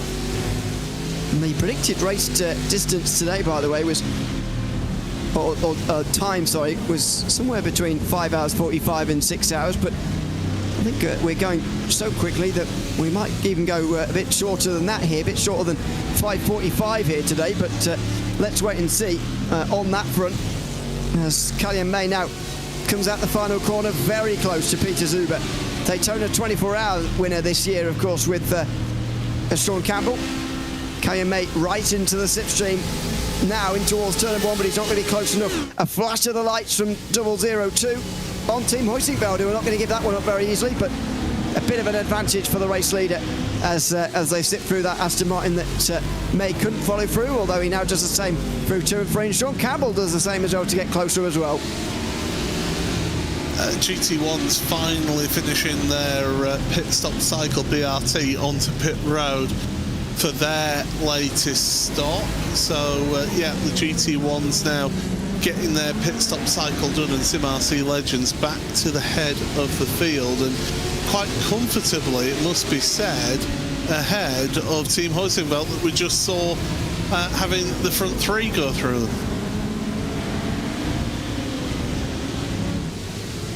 Yeah, so GT1 stops complete for another time round.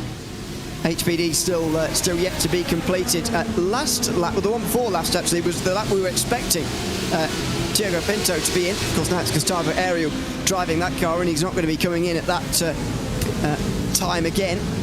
He'll just push on for what should be another 30-odd laps here, as he's got 4 30-lap stints to the end of this race for either Ariel or maybe Pinto will get in for one of them again as well later on. We will wait and see as now through the final corner for Zuber and May. Zuber feeling the need to defend here This is surely going to slow all of these three down on the alternate strategy, but Zubert, no, is just weaving around to keep May out the slipstream for now. I do genuinely think that they're forgetting about the race win and they're just trying to get on the podium now. Grid and Goal want to get their two cars up there on the podium, but Delatraz, they want to, they could sniff a good result here today, can Delatraz, and they fancy themselves. They did, of course, start the race in second place, don't forget, whereas the Grid and Goal 002 started in fifth. The 001 started pole position in this race.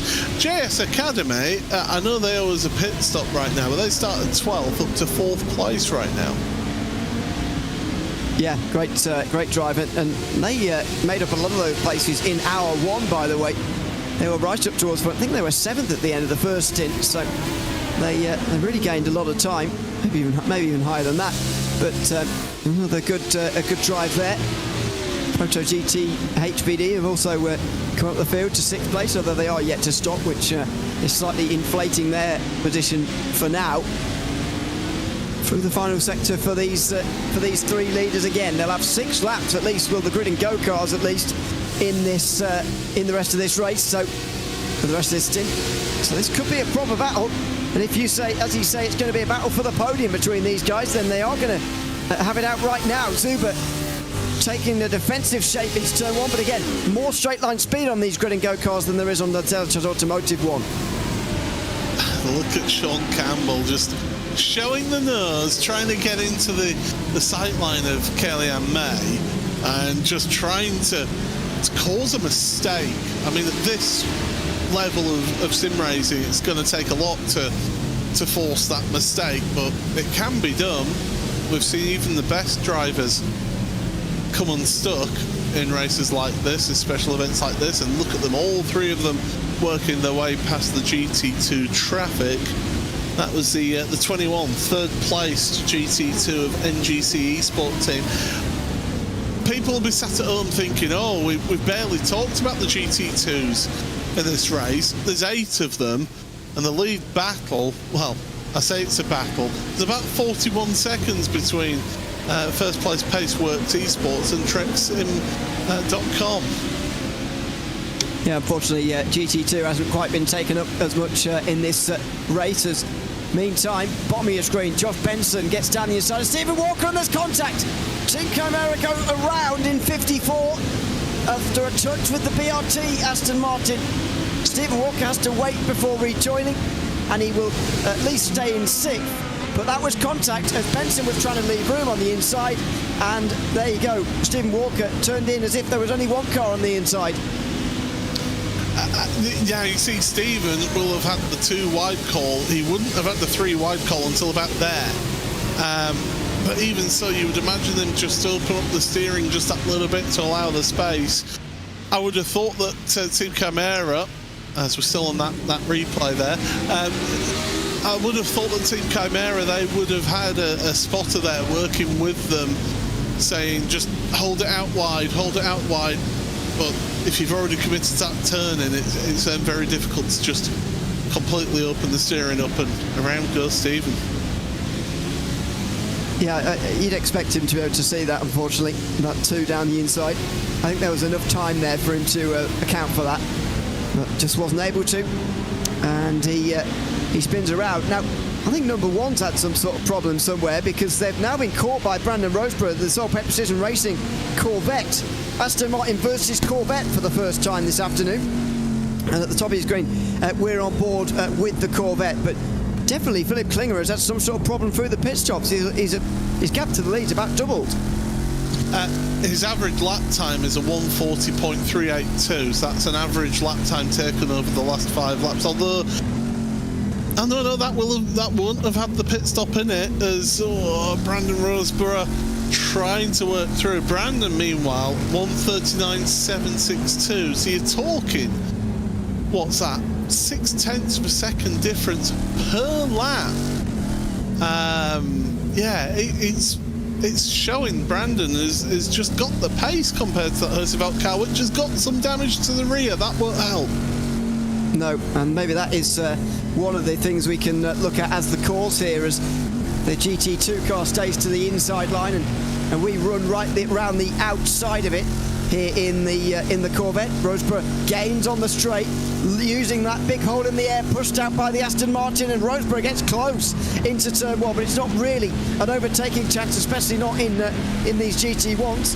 And Rosberg can't find his way past, neither can Sean Campbell on the bottom of your screen. Great stuff. This is fantastic. You don't know where to look in all of this. It's looking in one place, looking in another, and great stuff. Sean Campbell, you say though, absolutely right, not able to get past. Sean's on lap 33 of his stint, so he's getting towards the end of his stint. Delatraz are on lap 34, so they'll be getting towards pit stop time for them as well. Absolutely. Number 8 has been on a bit of a different strategy compared to 002 and 001. Don't forget they spun around on lap 1 as well, did number 8, so they are recovering a little bit from that as things stand. But let's focus on the top of the screen to Philip Klinger and Brandon Rosberg, because this is a battle for second position in GT1 as well. And the debate will continue to rage on between fans of the Aston Martin and fans of the Corvette about which sounds better, which looks better, which is the better of the GT1 cars, while Sean Campbell tries to work his way through on the bottom of the screen on Callum May, and he's unsuccessful down in towards turn number 1. May forced to defend into 3, and again Campbell can't get through. These battles that number 001 have not been able to clear are really killing them in this race.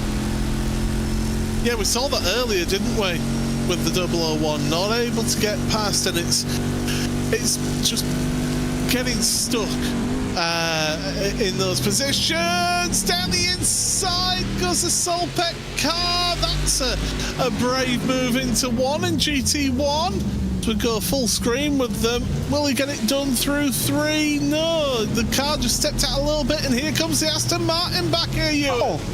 Was there contact there? There might well have been through turn 4, and still on the inside line, Team Hoysigveld trying to hold on to this second place. This now is really giving the advantage to CRC out front as a lock-up down the inside from number 1. Surely gives the chance to Rosberg now, who gets the exit out of turn 5 and is on the outside at 7 and 8. You don't see this very often. We saw it in the HPDs earlier, but with the less downforce, the Corvette not able to go all the way around there.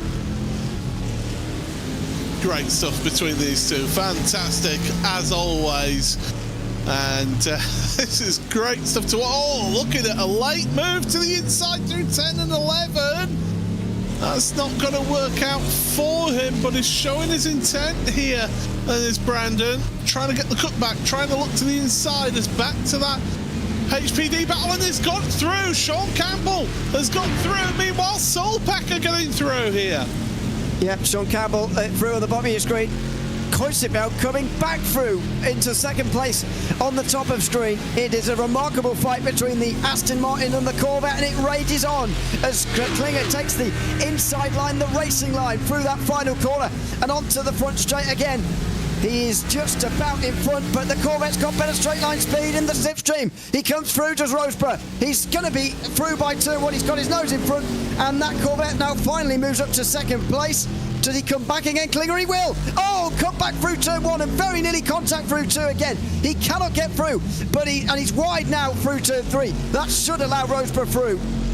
He got on the marbles, did the Team Hoysigveld car of Philip Klinger, and just through 3, that's cost him. That mistake cost him. He got on the marbles. It takes you a couple of corners to get rid of that dirt and detritus off your tyres, and that allows your Solpec Precision Racing car to go through. Black Star Racing update for you.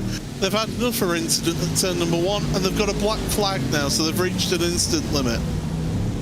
Yeah, that's we're pretty early to be getting that. We're not even halfway through here, not even done 500 kilometres of the Portimao 1000s just yet. Still got some way to go here this afternoon as number 8, Delatraz Automotive, come into pit lane. Now that this battle has just calmed down a little bit, I want to have that bit of debate between Corvette and Aston Martin. Of course, many of you will pick a side. Let us know which side you pick in the chat and whatever. But let's have a little section on board with these two great cars. We've watched this battle between the GT1s, the Sole Precision Racing car just in front of Team Huizenfeld now, but let's have a little section where you can enjoy on boards of both the Aston Martin and the Corvette in GT1.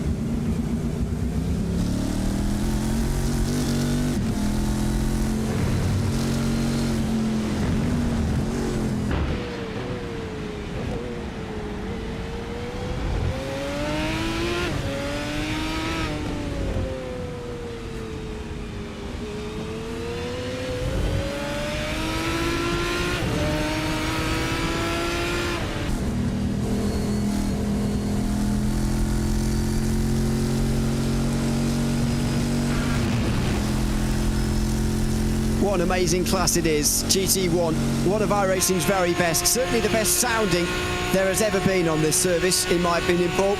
I know which side you already come down on, but let us know in YouTube chat which sounds better, especially which one you'd rather have. I've got to admit, I agree with you. I think the Aston Martin sounds better. I don't even think I'm being home biased there. I think it just generally does sound better.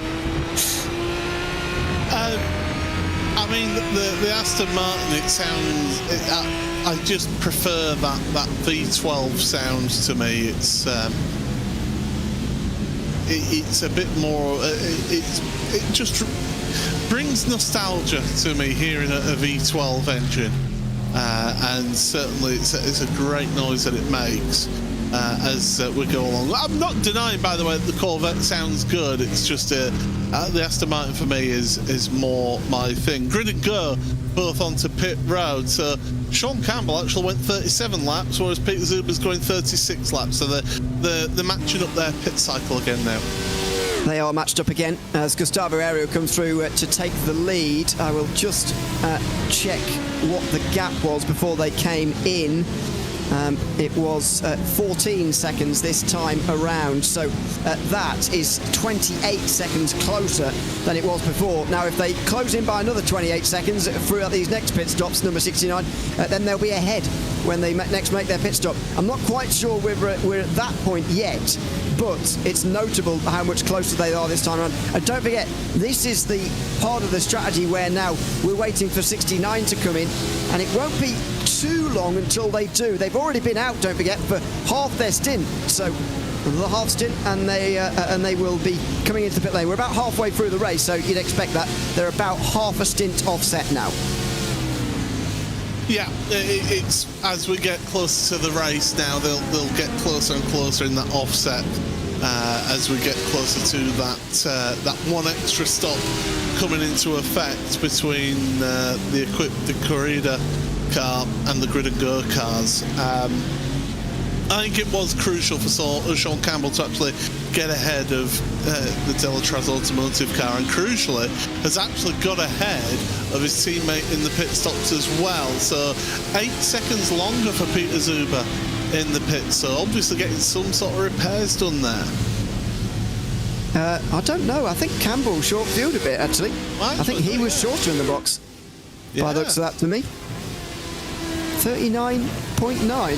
That's the shortest stop of any HPD, actually, last time round. So not sure whether he would have missed out on a tyre or two, or whether that's less fuel and he's abandoning this 5-stop strategy. But that is notably shorter from Sean Campbell, and one thing it has done is got him out of the traffic, which has been a real problem for him in this race.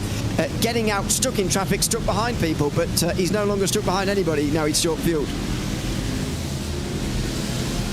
Wow. I mean, to be honest, is it a case of they've basically looked at the strategy and gone, like, oh, just a little touch on that GT2, not getting the overlap completed before moving across the front of it. But is it a case of they've looked at the strategy of things and said, we need to get Sean into some cleaner air, seen where he would come out and say, let's just short fuel a little bit, get him out into a bit of clean air where he's not getting stuck behind somebody like he has done the last couple of stints that he's been in the car? Well, Sven Hasse gives you the answer. He says it's a change of strategy and they've split strategies now. So I'm presuming they've taken on less fuel there, so they're going less deep into the next stint to try and catch Equipe de Corrida at the front of the field. See whether that works for them and whether they can actually catch it. Sean Campbell versus Gustavo Ariel for us to enjoy for nearly the next hour here in this race, the Portimao 1000. See what the strategy is going to be, but it's always a danger with these half and half strategies. In one sense, you've sort of got to commit to one and sort of stick with it. However, it was clear that they were losing a lot of time by doing the strategy they were before. So leave 002 on that strategy, and let's see what 001 can do on a different one now. I mean, it's 57 seconds is that gap now between the leader and second place.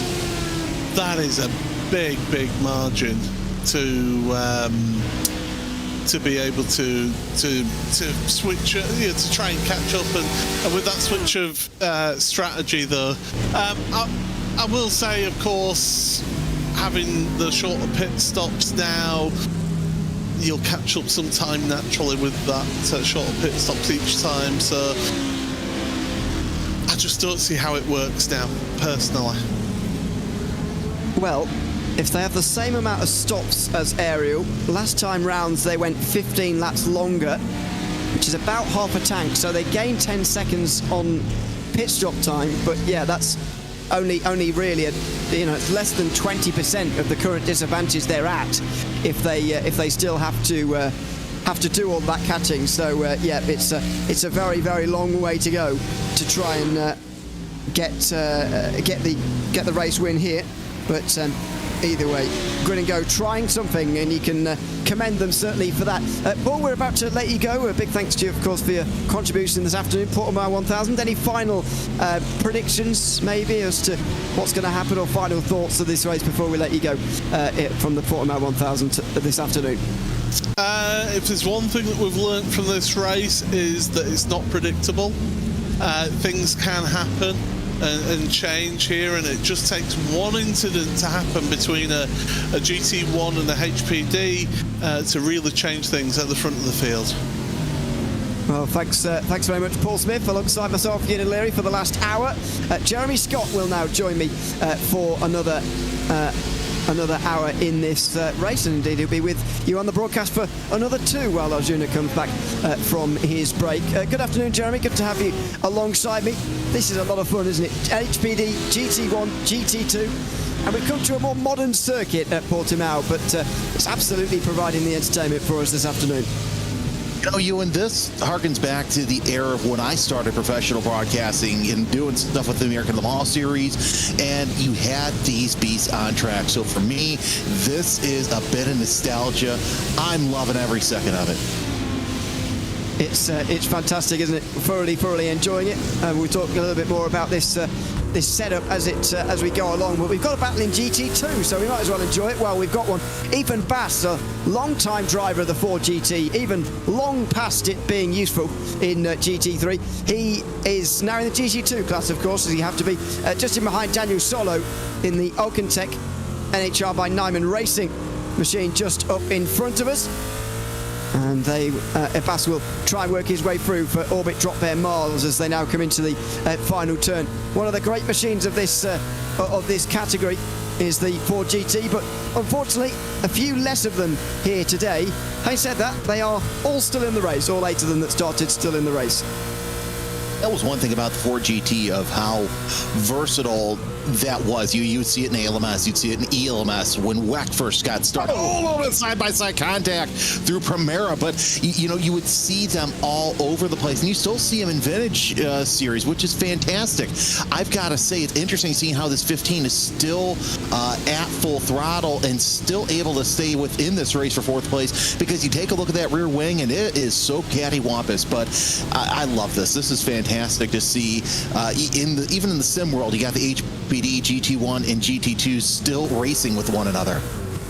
Yeah, it is absolutely brilliant to watch. But that rear wing, slightly hilarious on the back end of Ethan Bass's machine.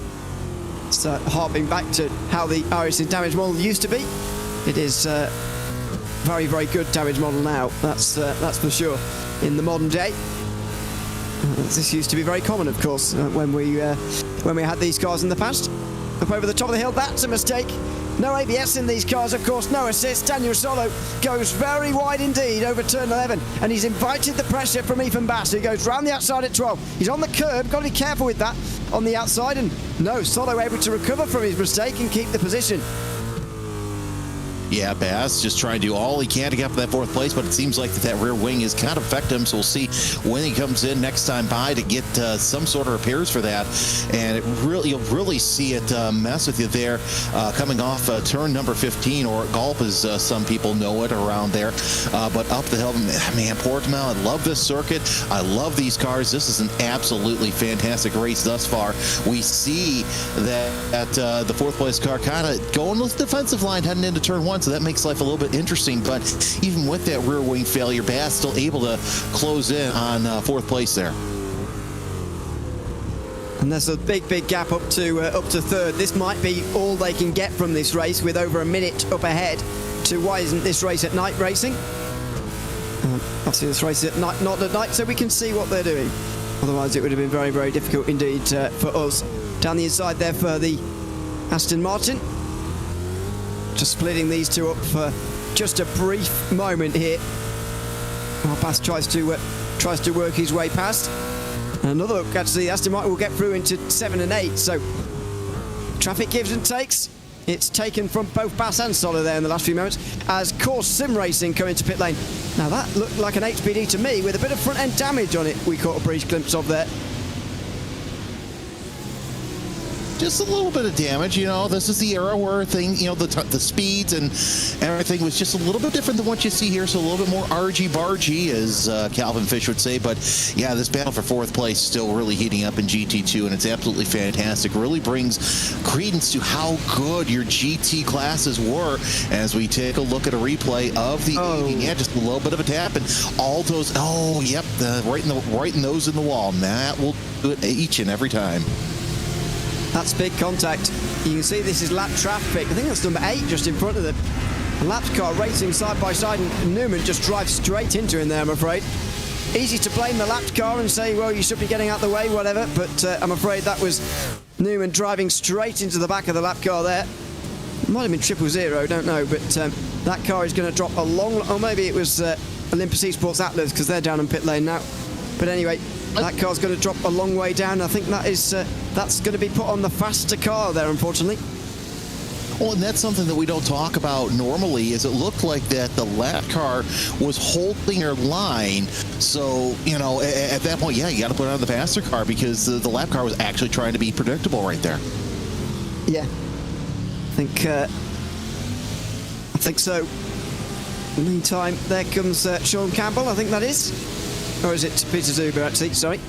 It is the 002. Peter Zuber in 3rd place as they continue to bleed time to Gustavo Ariel. The Equipe de Corrida now really taking charge of this race, and it's a sign, isn't it, really, that Grid and Go have changed their strategy halfway through the race. A sign of the pace of number 69 that they've had to do that, because they clearly are not confident on the one that they set out with. Trying to change it now so that Gustavo Ariel is going to be reeled in by Sean Campbell, but even that's looking pretty difficult at the moment. Campbell losing time, even despite being on the newer tyres. Yeah, that's quite interesting, because normally you see Gridden go up near the further closer to the pointy end of the grid, but almost a minute back for Gridden is kind of very strange to see that as we're watching the 99 of Salvatalans try to make their way around some lap traffic. 6th place in overall in class, and only a minute 14 back, so really past halfway of this 1,000-kilometer race. That's actually not bad to still technically be in contention. We still have 7 basically LMP1s on the lead lap, and that's great for me to finally say LMP1s. It's been years since I've been able to be at the mic and say, well, we talk about LMP1s here, because this, HPD, back in the day, if you never had a chance to see it in anger, was an absolutely gorgeous car. One of the last open up prototypes to really contend in multi-class racing. Yeah, it's effectively would have run as a LMP1 class car when this race was a thing in 2009 and 2010, back in the days when some of the LMP1 cars were even open cockpit. That then just became LMP2, and unfortunately no longer for any of the prototypes that now race in top-level motorsport. But it is great to see open top LMP2s, as they're called in iRacing, because they were LMP2s to the 919 and the R18 that ran in LMP1 on iRacing for some time, towards the latter end of the last decade. It's of course only the start of this one, actually, but all changed now. That's why we get these great series as we go on board with Salvatalans just in behind Yaroslav Rov for JS Academy. One of the surprise teams of this race to be running in the top 5 ahead of a team like Apex, although, of course, Apex do have unrepairable damage. And that'll happen sometimes with these cars, because, yeah, if you remember, Ewan, these cars had a heck of a lot more of the little aerodynamic pieces than you saw in today's prototypes. So any little bit of contact, that's where you started to have some of the issues. And I think we started moving away from the little more aero bits with the Gen 3 Daytona prototypes that ran in Grand Am, because you're able to use more of the aero bits within the body instead of, putting stuff here and there, little fairings all around. Granted, the fairings look good, but I think today's prototypes are a little bit better off, because now you're not worrying about, okay, I gotta stay away from this car, or I can't hit this curb too hard because just as we say that, Talons loses it going into Samsung through that stretch. But it's just very interesting to see the change between what we saw 10 years ago even to today. But I'm loving this. This is absolutely fantastic. That was a big moment for Salvatalans in towards turn 8, and the car just getting away. It's the first time we've really had to talk about it here today, but it was just the car snapping away from him right on the brakes there, actually, as he got into turn number 8. Don't often, or haven't seen that so far today, but it's such a key factor of this circuit. Turning and braking through turns 7 and 8 on this circuit, very, very difficult, even in these HPDs that are so planted to the ground. And you take a look at some of the corners, too, around here. They have elevation changes. We saw that in turn 15, and 7, 8, you're having to change elevation, so the car's going to get upset. And especially in turn 1 is one of my favorite features of any start of any racetrack, because you have to go downhill, and you're slamming on the brakes. Well, you've got that force behind you to kind of slow, to speed you up. So you're working against 2 separate forces there, which is very interesting. As Bass, once again, closes in there on 4th place. That is Daniel Solo, as it's 25 over 15 in GT2. This battle's been going on for a while, but it's going to be interesting, to see when Bass comes in, if the Orbit Drop Bear Mars team decides to fix that rear wing, or if they're just going to leave it as is. I think it's unrepairable. I think that's been the case. I think they've made a stop since that rear wing has been like that. They only pitted 11 laps ago. I presume that they will have cleared the optionals and it's still not repaired, so I think that's going to remain like that for the rest of the day. Something else that used to be the case on iRacing that is no longer. You can at least get a get a full shiny new car effectively. Well, not a new car, but a repaired car, I should say, to end the day. If you come into the pit lane and take on the optionals, but yeah, not on this Ford GT2, which is making Ethan Bass look a little bit strange at the moment. It's clearly not affecting him in reality. Daniel Solo's just doing a good enough job to defend from him right now, that's all. Yeah, I mean, we're seeing in the braking zones where Bass is catching up to fourth place. So now it's just a matter of how do you get around. So yeah, it's not the wing that's the problem. When it falls off, that's going to be a different story because they'll have to come in and get it fixed. But that's, that's either here or there. Like you said, it's unrepairable. So it's just going to have to stay as is. As you see God, I just love the elevation change of this circuit. It's one of my favorites in the world because of that.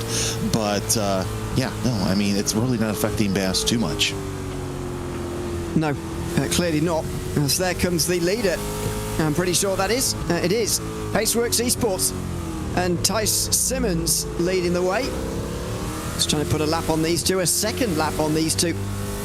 And just look at the way he can manoeuvre that car. He is absolutely at one with that thing at the moment. And the number 447 team have been by far and away the best in this field. And they're leading most convincingly, I would argue, of any of the classes. GT2, that's a bit wide though, through turn 5. But successfully puts the pair of them 2 laps down, and goodness me, one of the HPDs come through as well. Here comes Bass trying to take advantage of all of that. He does slip down the inside. That's exactly how to do it as a slower class car. Wait for a few to come past and then make the overall overtake yourself. There you go, Ethan Bass down the inside and through on Daniel Solo. Well, that took a while for it to happen, but that's what you need to do in a class like this. You have to calculate those moves, and really using that HPD as a pick, absolutely fantastic. So now Bass, all he can do is just go log off laps. He's still got a lap ahead of the Why Isn't This Race at Night iRacing team with Joan Rodriguez behind the wheel. Absolutely. In case you're not aware. Well, as I only said earlier that this race in real life was ran mostly in the dark. Oh dear, that's Solo a very long way off the side of the circuit. Coming onto the front straight, but yeah, this race I think was initially maybe even projected to be at night time as well. Let's see if I can find some pictures of the race. See if it actually was in the dark. But anyway, oh yeah, I've just looked it up. 2009, 1,000 kilometres of Algarve started at 7:15 in the evening. It's a very late start, isn't it? But it's late. But clearly the locals don't mind, or didn't mind.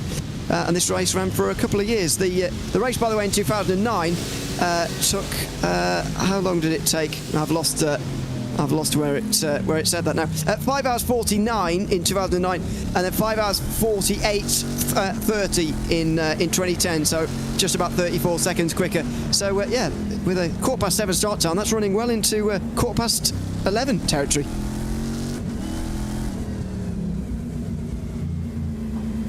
Yeah, no, and that's. Correct me if I'm wrong, though. Isn't the nearest... This is in the middle of a business park, so that's something you could get away with. But, yeah, if it was something closer, like, Silverstone or some of the other circuits, Imola, I don't think that the locals would... Well, maybe locals would appreciate that. Brandon Roseborough on board, third place in GT1, and that's the battle for position as Team Hoistingfeld... Then the Aston right ahead. Oh, a little bit of close-up right there as Phil Klinger's behind the wheel of that Aston and trying to sort out who's going to be where in the podium. Obviously still pretty early, but this is a great race here between the two drivers. It certainly is.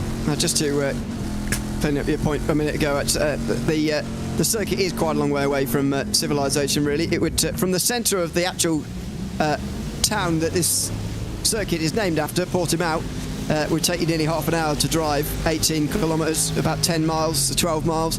It's quite a long way outside of the town itself, but you never know. I guess they do get away with it, and fairly recently, up until fairly recently, they have done 24-hour racing here, so clearly it's not a thing that particularly bothers the locals. Meantime, change for the lead as Gustavo Ariel makes his pit stop on the lap 122, and that puts that's another 28 lap stint from them, by the way, so they're going a bit shorter, but they're not far behind Grid and Go 001 already.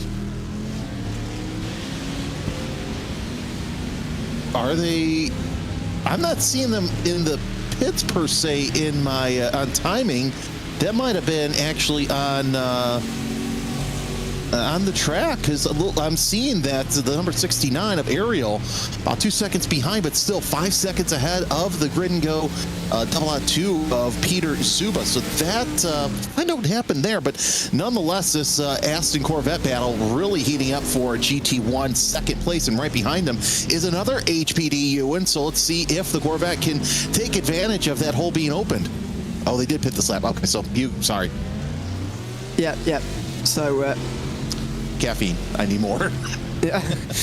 So 69 is now what? How many laps would it be to go? Still 93 to go when they stopped. So there's another 3 stints of 31 if they decide to do it that way. But the last 2 stints have been 28 lap stints. So not entirely sure how they're working this at the moment. Soul Pet Precision continue to put the pressure on Hoisting Belt. What this battle in GT1 is doing, though, is allowing SimRC Legends to get away. And while 76 have been the fastest in the field today, they spun on lap 1 and still got to the front laps later. They are being helped by this battle, really. They're slowing each other down in this battle per second. And that's exactly what exactly what Gareth Higgins wants. He needs that big a gap. He has grown just a little bit, and of course, also it's going to help. It's going to help Casper DeCourt catch in. Casper's about 3.8 seconds behind this battle for the bottom 2 steps of the podium. So if they continue battling like this and don't end up getting any sort of gap, we're going to see a 3-car battle for the second spot in GT1. Yeah, we might well do. And it's been the clash where a lot of battling has been going on. Team Chimera and Nexus Esports are nose to tail at the moment, as well as this battle. But the Corvette using its straight line speed down in towards turn number 1 to get close to Philip Klinger, but not close enough this time round to make a move. Now it's through the corners where the Aston Martin... Oh, and off! Brandon Roseborough! Oh, where's he gone? Technical problem, surely, for the American. Brandon Roseborough has... I think rejoined. Oh my word, he's got away with one there. He has got away with a big one there. You saw the car shook itself to the left very quickly, and that's because I think his wheel turned off, his wheel inputs turned off for a moment, and he disappeared for a long time from our screens as well. He's got away with a big one there. It was big, so it's interesting. It's almost just saved it so well, but unfortunately he's now in the clutches of DeCourt, who sits in 4th place. You're on board with the 81 Torque Freak Racing by TFR Lab Aston, as now that battle for second turns into a battle for 3rd place, and both of those drivers going just a little bit different lines. It's interesting to see lines in some of these corners, but wow, that was one heck of a save. He could have lost a heck of a lot more positions. Absolutely could have. Could have been out of the race, could have been towed back to pit lane. That was extremely close for Brandon Roseborough, but gets away with it. And now that gap you said that was coming down before is, well, it's arrived already. Casper DeCourt, the man we're riding on board with currently, is just in behind Roseborough now, but comes into the pit lane. So just 27 laps on this stint, and instead of battling past the 2 in front, Casper DeCourt says, I'd rather pass you in the pit lane. So we'll go to the battle for the lead meantime, as Sean Campbell has been caught by Gustavo Ariel. Yeah, and of course, now within that battle, the GT2 cars we were watching, as you're on board with Ariel trying to close in and get that lead back after the pit, as Campbell holds it for now. We'll see how long it takes for Campbell to possibly go in the pits, but I think that's the only way that Ariel may get the lead, and so far, so good, coming off that final corner down the long front straightaway as Alonso is into the pits. But we're seeing Campbell really open up that gap down the straightaway. Ariel trying to get back to that lead that he had to relinquish there as they came into the pits. As Stephen Walker also into the pits. Yeah, this is the time in the race now where pit stops are pretty common. They're just happening all of the time now rather than in all one go like you see earlier. But Gustavo Ariel here is putting a lot of pressure on Sean Campbell, who's got to defend this place. He has got to keep Ariel behind him for as long as possible if Grid and Go are to do anything here. But immediately he's gone too deep at turn 5 and through goes Ariel. He's going to be clear by turn 7. Campbell's going to give him a right run for his money though. Into 7, round the outside for Ariel, and he's through into the lead of this race ahead of Sean Campbell. And this is a big marker being laid down by the Brazilian now as Sean Campbell loses the lead. He could not keep that car behind for very long at all, and that was crucial for the race. And a point I was going to make, but not going to have to need it now. Ariel has a slower GT car up ahead that he could have used as a pick, but nonetheless did not need it. Talk about a fantastic pass and defense coming off a Tour VIP. So that's always something you don't need to worry about. It's like, you know, you have something in your pocket, but at the same time, you may not need it. And he really didn't need it that time. And he's immediately put distance between himself and Campbell with an Aston Martin in between the two, and now a Ford GT as well. Of course, straight line speed for this Grid and Go car has been a strength all day, but he's nowhere near close enough to use it this time. He'll use it to get past the Ford, but not much more than that. Campbell had to get in the way of Ariel there, whatever he did, but, you know, he broke too deep at turn 5. Made a classic mistake at this circuit, and that was a pretty easy pass for Ariel in the end. Really was a pretty easy pass, made it look quite simple as back down off of turn number 4 once again. But yeah, it was interesting to see how long it was going to take for Ariel to catch up to Campbell. So one has to wonder what kind of setup that Ariel has, at least within himself, because that was absolutely fantastic. A nice little pass as Ariel flashes the headlights at one of the Astons going around to take that yet another lap down. This is going to be an extending lead now for Gustavo Ariel. Somebody asking whether we're sure that he pitted. Gustavo Ariel, I think that's in reference to. Absolutely sure of it. He came in after another 28 laps in lap 122. And you can see the new tyre advantage that he's got as well, although it seems to me that he's able to use new tyres a little bit better than Grid and Go are able to use them. When they make their pit stops, Grid and Go don't seem to do the same catching that Ariel does, but maybe that's just a pure pace difference that we're seeing here develop between these two teams. Klinger, who we were watching in GT1, is into the pits, and yeah, it's interesting to see how these two strategies are going to work themselves out here in this race, and when Grid and Go decide to come into the pits, because fresher tires are everything with this car. Now a second separates Ariel from Campbell, and that was what, 2 laps ago we saw that pass. So yeah, half second a lap. That makes a lot of sense. Yeah. Well, that might be the last battle for the race lead we see here this afternoon, unless something very dramatic happens in the next 87 laps, as it will be at the end of this one. Gustavo Ariel takes charge of this race ahead of Sean Campbell. What could be a decisive move for the Portimao 1000. The iRacing special event here being run at the end of this summer of endurance racing here in iRacing. 3 24-hour races at Nürburgring, Spa, and of course earlier on in the season, not in the summer, at Daytona.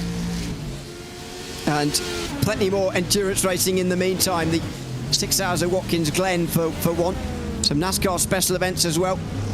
Towards the end of the year, it comes a little bit more towards dirt racing and some other types of motorsport across the world. This really is the end of the endurance racing summer with this race here today, and it definitely feels like summer as well. Track temperature up in the high 40s now, which is pretty punishing on these tyres. Yeah, with a ambient temperature 26 degrees Celsius, 79 degrees Fahrenheit, if that is your temperature of choice. But yeah, it's very hot track temperature in the middle of the day, basically, as Loisel sitting in 9th place, trying to chase down Hugo Preto in the number 7 Focus Racing Black up ahead. You see him close through turn number 3 into Lagos. Now the left-handed short... we'll call that the quick one over there at turn number 4, heading down into Tour VIP.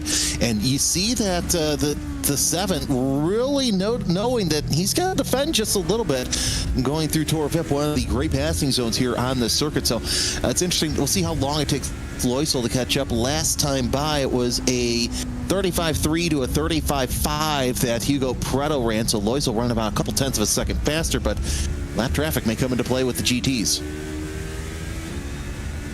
Yeah, let's see how they negotiate through turn 10 and 11. Loisel just backs away and waits to see what develops in front, and rather smartly just makes the overtake accordingly on the exit of turn 11. And now we'll close in again on the brakes. It does look like this car's just a little bit quicker than Hugo Preto, just up in front. And of course, Preto is very much towards the end of his stint, so probably tyres going away now after nearly 32 laps out there on the circuit. Through the final corner now, is Loisel going to be getting past him? Or is he pitting? Nope, stays out, so still has to do this on the racetrack if possible. Yeah, would not be surprised to see at least another 1 to 2 laps before Preto comes into the pits. We see Roseborough come into the pits as well in GT1. Hopefully, I see a driver change, not sure, but yeah, that little issue earlier on, little strange, but nonetheless, we're still on board with Loisel. A little bit of a wiggle there by Preto, and that gives Loisel a chance to close in just a little bit more. Still 0.2 of a second separate the two cars, but wow, Preto on the brakes just a little bit later, heading into turn number 5. Looked like there was a little bit of lifting off there from Loisel. Somebody might have told him. The driver in front's coming into the pit lane in a moment, so no point trying to overtake him. Might as well just fuel save for these few laps here. But he's going to get close out of turn 8. It's a better exit, and you can see that definitely getting in the mirrors of the Focus car in front, in towards 10 and 11. And yeah, Loisel not able to get past. And yeah, I'd say I think it's just fuel saving in the meantime, which is probably the smart thing to do. Yeah, why not cut down one pit stop or less than one pit stop near the end so you can get some good track position. But even if Preto is coming into the pits this time by, why not get in his head a little bit in spite of you got to be fast coming in, in your in lap and your out lap. Let's see what happens as they come around that final corner, and look at who's all over the back of Preto. It's Loisel, as Preto is going to come into the pits, so that pass is going to be made with one driver going in to get service. Well, 130 laps completed, so 85 left. That should be 2 more stops after this one. This is Jaroslav Brov from the JS team, JS Academy. A big spin, and Salva Talent already in front in the Apex Racing team car. Will now consolidate that top 5, and the chances of a top 5 for number 6 will slip away further with a mistake like that. Yeah, but sometimes that back end wants to see what the front end's looking at as Salva Talents into the pits as well. So they're in for their service. We'll see when Grid and Go decides to come in for their 4th pit stop. And yeah, 2 more pit stops for these drivers who are coming in. They're going to make things just a little interesting on strategy. Again, a constant stream of those pit stops really happening after the early part of the race, where it was a little bit more happening in one go. Because these cars really are not too dissimilar as far as the amount of time they spend in one stint. Now you see a big difference. I mean, in GT1, even Sim Alcia is still out there on the circuit and will now finally come into the pit lane on lap 124, another 31 lap stint for them. And every stint, they've just gone 1 lap further than their rivals. It's going to give them a big advantage by the final pit stop of the day in about 2 pit stops time. Tell you what, the pit strategists making their bank today, because yeah, you definitely want to, that's the goal. You want to be 1 step ahead of the rest of the competition, as more pit stops are just coming in left and right here. Higgins into the pits, so move that GT1 lead. We'll swap here shortly as the SimRC Legends number 76 is into the pits. We're watching this battle, though, for the 12th place between Jerome Hogg and Kyle Solik. Devotion Sim Racing Blue over SRA Blue. Both of those drivers just fresh off a pit stop, so no real advantage here other than trying to just see who's going to get around the lap traffic just a little bit faster. Yeah, it's always the case as Zolik now gets very close to in towards turn 10. Here comes another GT2 bit of traffic now that these HPDs are going to have to just work themselves past. And here they go, diving down the inside and through into turn 12. So, or 13 rather, another bit of traffic negotiated there, but just over 80 laps to go. Again, patience being exercised back here. Zolek is closer to a pit stop, but still could be over 5 laps away, so might be worth making this overtake. Yeah, why not? You know, get out there and hope you don't get the undercut as the race goes on, because that could be detrimental a little bit later on. Looks like a couple of GT cars playing right there, so that'll be fun to see how these HPDs get around there. Again, this is just a battle for 12th, but it's a pretty close battle. Further up the field, I'm looking at timing. It looks like Zuba is going to have to hold off Callie May there for that 3rd spot in HPD, so that's another good battle. But you know, we're on board. We're looking at Zuba right now. We're able to get around that lap traffic, but Callie and May in the Deltraz Automotive by PC design holding steady against Grid and Go. Like we said, it's rare to see them. I mean, we see them at the front, but it's rare to see them not leading and really getting out strategized by a team, especially equipped to Corrida. Yeah, it's worth noting that Ariel and Pinto not racing under the red line banner today. Instead, their own team name, which is just Racing Team in Portuguese, by the way, we've been told. So, not too complicated. But Kayan May is going to try and get past Peter Zuber here, or is he? They are on very similar strategies, these two. If these are the ones who are going to cut out the pit stop today, whereas Sean Campbell, of course, has changed tack now and he's going to go for the 6-stop strategy as well. So we've been told. Kayan May is maybe going to stick behind Zuber and just lap up the fuel saving, because this car went 1 lap shorter than the Grid and Goes before. In fact, 2 laps shorter, and they do need to save a lap of fuel before the end of the race. They do need to do a 1:37 lap stint before the end of this race, otherwise they're not going to make it just doing 36 lap stints all the way to the end. No, and if you're trying to save and see if you can get up front by strategy, yeah, I would definitely try my best to save, but yeah, you need to have that little buffer there, because, you know, really anything can happen. I mean, it is a race based on laps, not time, so you got that going for you, so you can count back, but yeah, just at some point you got to think, okay, do I want the position, or should I just out strategize my competitor? We'll see what he decides to do. He hasn't really had a clear-cut chance yet, so we can't read too much into what we've seen. As Geoff Benson comes into pit lane, will be the leader in GT1 after 32 laps. Impressive from him, and won't be cutting out pit stops, I don't think, in GT1 particularly, but will be shortening the final pit stop of the race and so on. Again, it's a nice change for the prototype drivers to actually know how many laps to strategize for, where normally in a timed race, if this was a 6-hour race, for example, they wouldn't know how many laps they've got. It'd be roughly the same as this, 215, but they wouldn't know exactly. It's exactly the same as usual, though, for GT1. They've got the ticking, they haven't got the ticking time, sorry, but they have got prototypes lapping them, and that means they also don't know how many laps they'll have to do in this race. So that meant, yeah, exactly. So, you know, the HPD cars, they're easy. You know, okay, well, we've got this many laps. But, yeah, GT1, GT2, just a little bit harder as, I thought we were going to see a pit there. But, no, that was just split the difference between the Ford GT right there.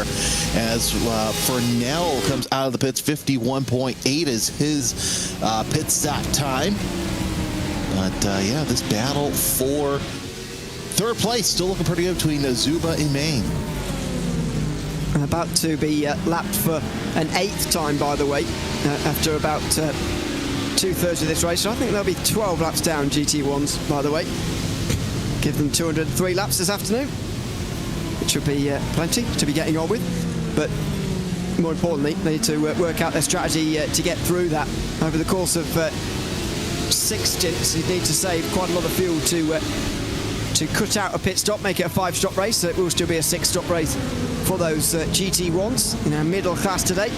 And it looks like SimRC Legends are going to be certainly with the advantage going into this final third of the race. They hold 23 seconds over Team Huizinga and have just shown themselves to be much quicker. They've had contact out at turn 5 on lap 1, but they've overtaken everybody since then, and they're back into the lead again with a quite big advantage.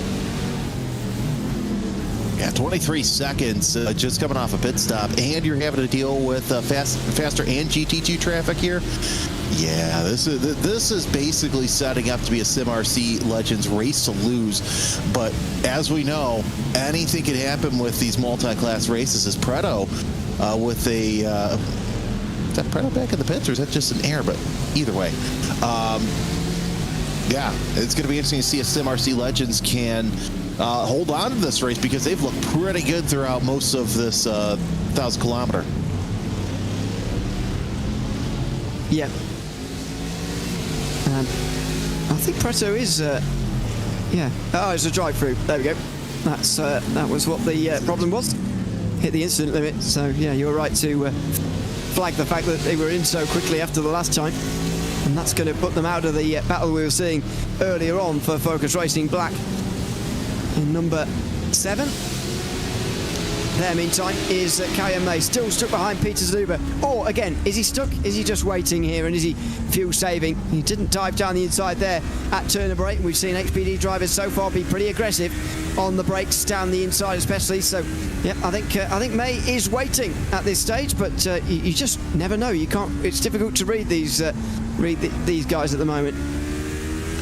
And some of these prototype drivers, they take the approach of, well, if I don't break late here, you know, I'm never going to get the pass, or it's going to be tough. I'm going to lose the gap. It really, that is the case, but you can also make the good pass on the straightaway. So it's a low percentage move, but still, 9 times out of 10, it works out for some of these drivers. Sven Hassard coming in to reiterate some of his comments earlier, by the way, said that they've not changed to pitting 6 times. Well, he didn't say they're not. He said he never said that they will. So that's is that double negative? Anyway, just a change of strategy with tyre-wise, but obviously he won't tell us what tyres he has and hasn't taken, as he would do. Meantime, Zuber attacked in towards turn 3. And what a move that is from May. Very late on the inside at turn 3. And Callian May moves through in the Dallas Automotive car into 3rd place. That was a bit of a surprise attack on Peter Zuber there into turn 3. And as we talk about, you got to use those GT cars to the best of your ability, and that was an absolutely textbook move, as now May and Zuba, May ahead of Zuba, but Zuba using the lights to get around some of these GT cars. That was absolutely spectacular. It was a great move down the inside. Zuba might feel a little bit aggrieved because he was pushed out quite wide, but I didn't see anything wrong with it personally. Thought it was a good move. And an important one as well. It seemed that Dallas Automotive did want to get through, and they were just struggling to with the lack of straight line speed, as we've seen most cars compared to Grid and Go struggling with here today. So good for them to get that move done. As we go back to GT1, Brewster Carvalho trying to pass Stephen Walker now for 6th position. Aston Martin versus Corvette once again. And the JS Academy of Yuri Valek into the pit. So quick pit stop there. Falls down to 7th place. But this battle here for position between the Aston and the Ford GT with the Corvette involved, this is absolutely fantastic as well. I believe that's going to be for 5th place in class, as it's Fernell Walker and Caravo. Although, actually, that's going to be for 6th place, because Walker and Carvo are in position right there.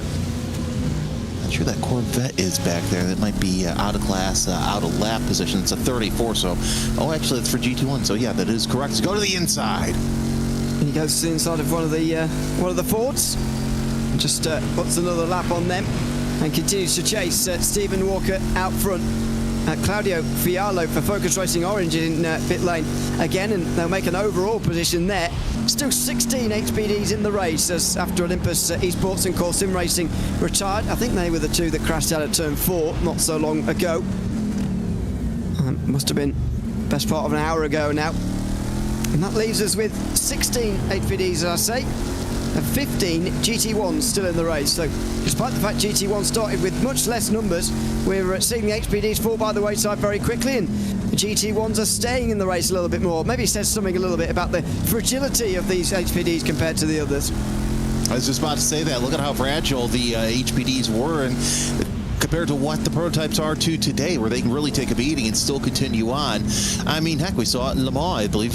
It was the Aston that lost the door, and all it needed was just a new door. So that's something to really marvel about how far we've come in technology the past decade or so. I'll go back to Sven's point about strategy. I wonder if he's been watching some North American racing lately, because what he said on the chat was very coy, like you would hear from a NASCAR crew chief on, well, I said I'd do this, but I didn't say how I would do it. It was very cryptic of him. Well, maybe I'm just misinterpreting him, and he's being quite clear in his mind, and I'm just not interpreting it quite right. But anyway, it's entirely possible.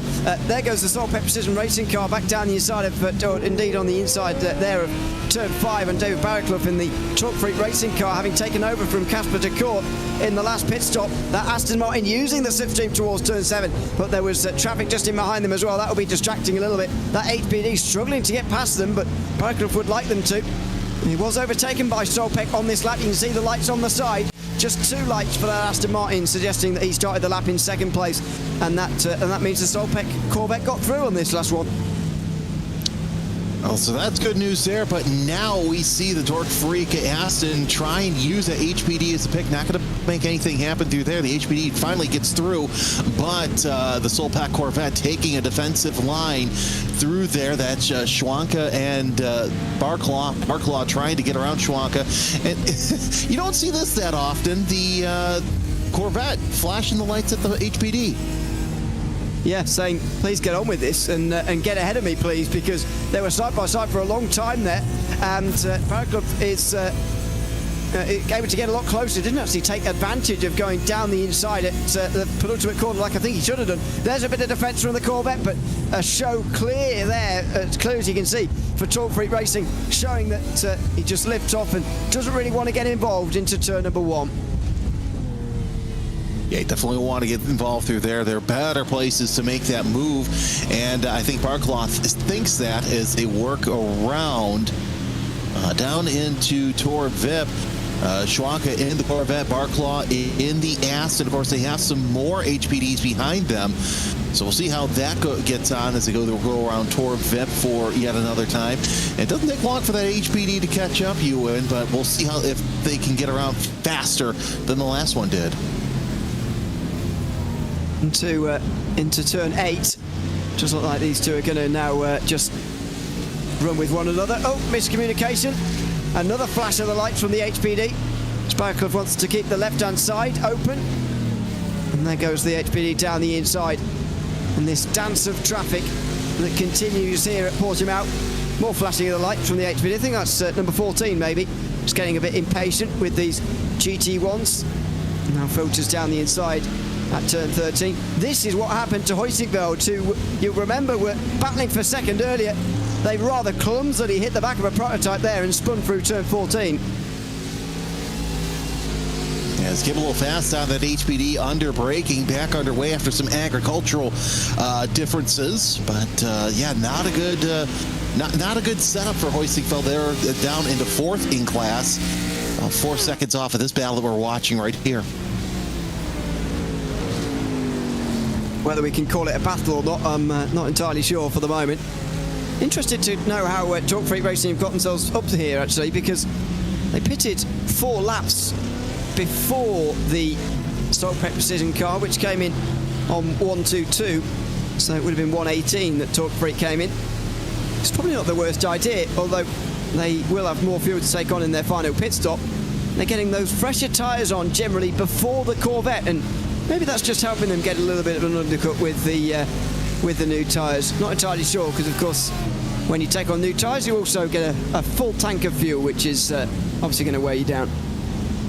Well, and you also stop and figure too, yeah, the Aston was quick, but when it was Aston against Corvette in the ALMS days and the ELMS days, it was usually, if I remember correctly, at least in ALMS, it was usually Corvette over Aston. So really, as somebody who paid attention and was working in American motorsports back in this era, not too surprising to see the Corvette hold off the Aston as well as they have.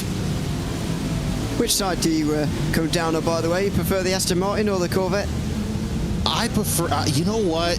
As I've gotten older, I've more of the Aston Martin, but you know, in my teens and my 20s, I love the brute force and the looks of that Corvette C6. Yeah, it's. I thought you were just going to go Corvette all the way, go patriotic, like Paul did with the Aston Martin and Britain, but fair enough. No, I must say I prefer the Aston Martin as well. There's something about the squeal of the engine for me that sounds better than a deep growl for me. I don't know, it's just personal preference, but I prefer the high-pitched squeal of that V12 that, well, not that engine, but V12 has come back, of course. Aston Martin producing, and they always have done, actually. Aston Martin produced some very good sounding machines in sports car racing. You know, when I got a chance to actually be in person when the Aston was racing at Sebring this year, I can't wait to get down to Indy and hear that reverberate against the grandstands, because that is such, the Valkyrie is such a gorgeous looking car, gorgeous sound. It's, if you get a chance to see it, whether it's a WEC race or an IMSA race, highly recommend it. Yeah, it sounds brilliant. It's the best sounding sports car in the real world at the moment, I would say. Although I've not been there to hear it myself, I must say. But yeah, it is a great sounding. It's great sounding on TV anyway. One of the better ones since maybe this GT1, or I would say the Porsche RSR as well. Another great sounding car. That's another good one. But yeah, they're all from different eras, of course, and the Aston Martin takes it at the moment in hypercar as we run on board with the very opposite of that, the Corvette, and Bruce de Carvalho, who is not able to get past into turn 7 and 8, but he's certainly trying. Certainly is, and really the RSR, as long as you don't hear it on the pit limiter, it's still a really good sounding car. But de Carvalho really trying to get around that Aston, and you know, it's easier said than done, but there's some Ford GT is slower traffic trying to get around. Yeah, it's not gonna be that hard for Walker to get around. Well, actually, take that back, because Walker's gonna dive to the inside of 13, setting up for 14. But yeah, there we go. So both of those GT1s getting around that Ford GT, make it look a little bit easier than they thought. Now you got two sweeping right-hand corners to set you up for the straightaway. We'll see if de Carvalho makes any sort of hay going into turn 1, because you see how the Aston just handles that turn 15 complex. Yeah, they're so contrasting in so many ways.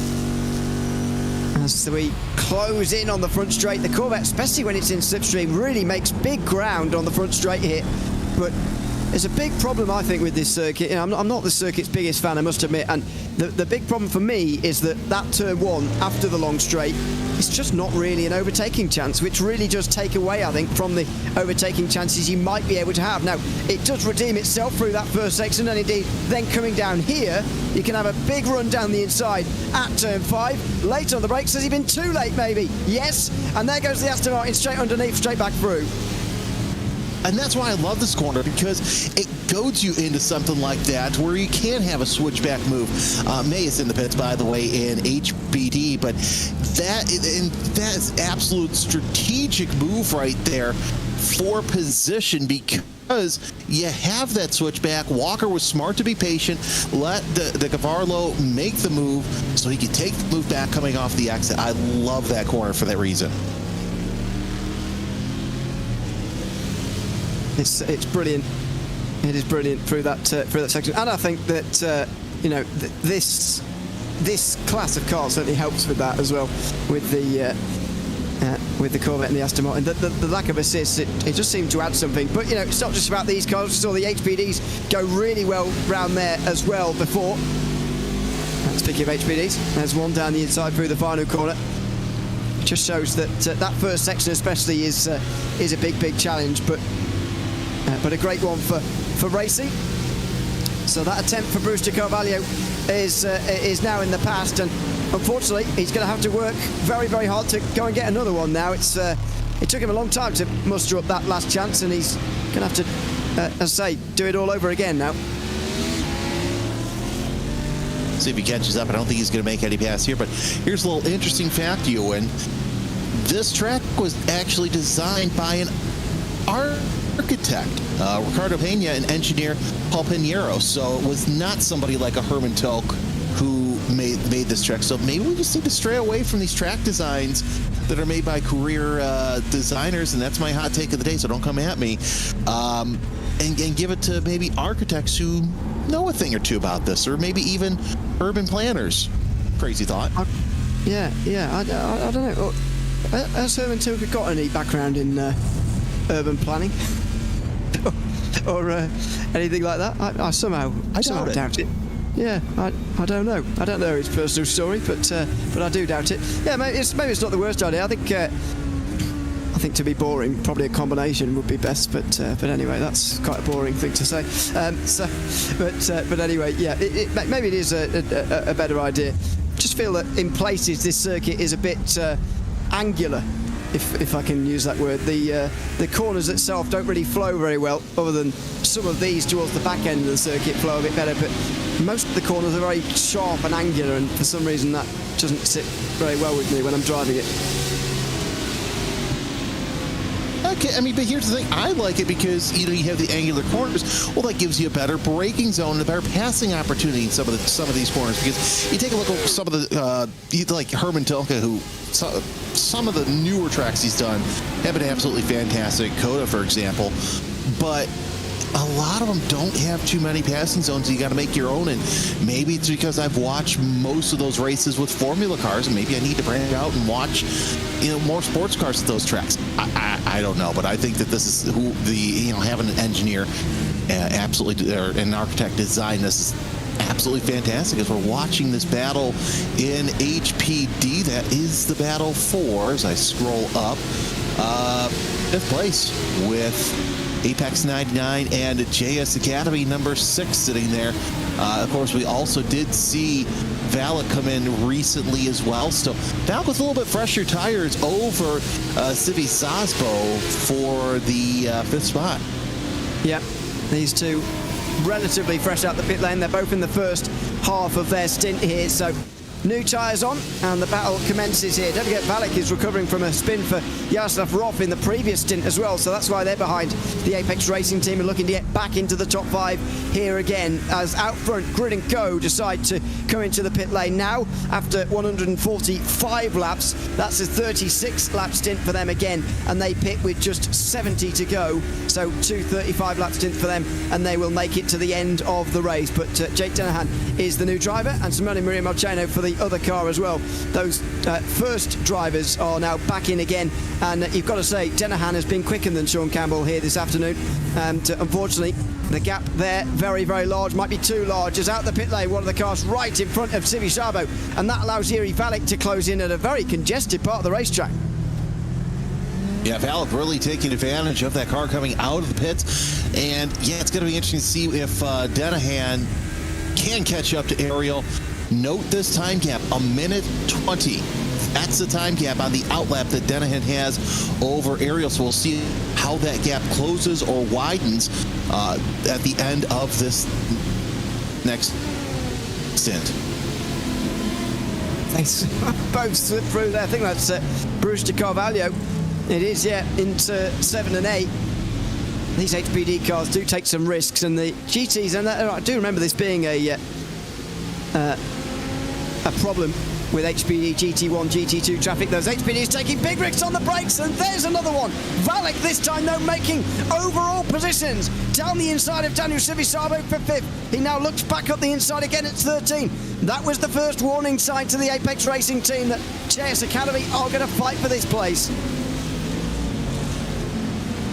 And of course, fighting around the GT traffic, a little bold, but nonetheless, we still see it as he got a mix of cars on the lead lap and cars battling each other on the same lap, as Valak trying to hold on to that spot in 6th to try and get up to 5th place. But now we start to see the GT traffic lessen up down the front straightaway. It's just all prototypes ahead of everybody. Yeah, it's very, very busy. Having 4 in a row like this is It's not ideal when you're a GT driver. Those two behind, by the way, are not either on the same lap as these two, and they're not on the same lap as each other either.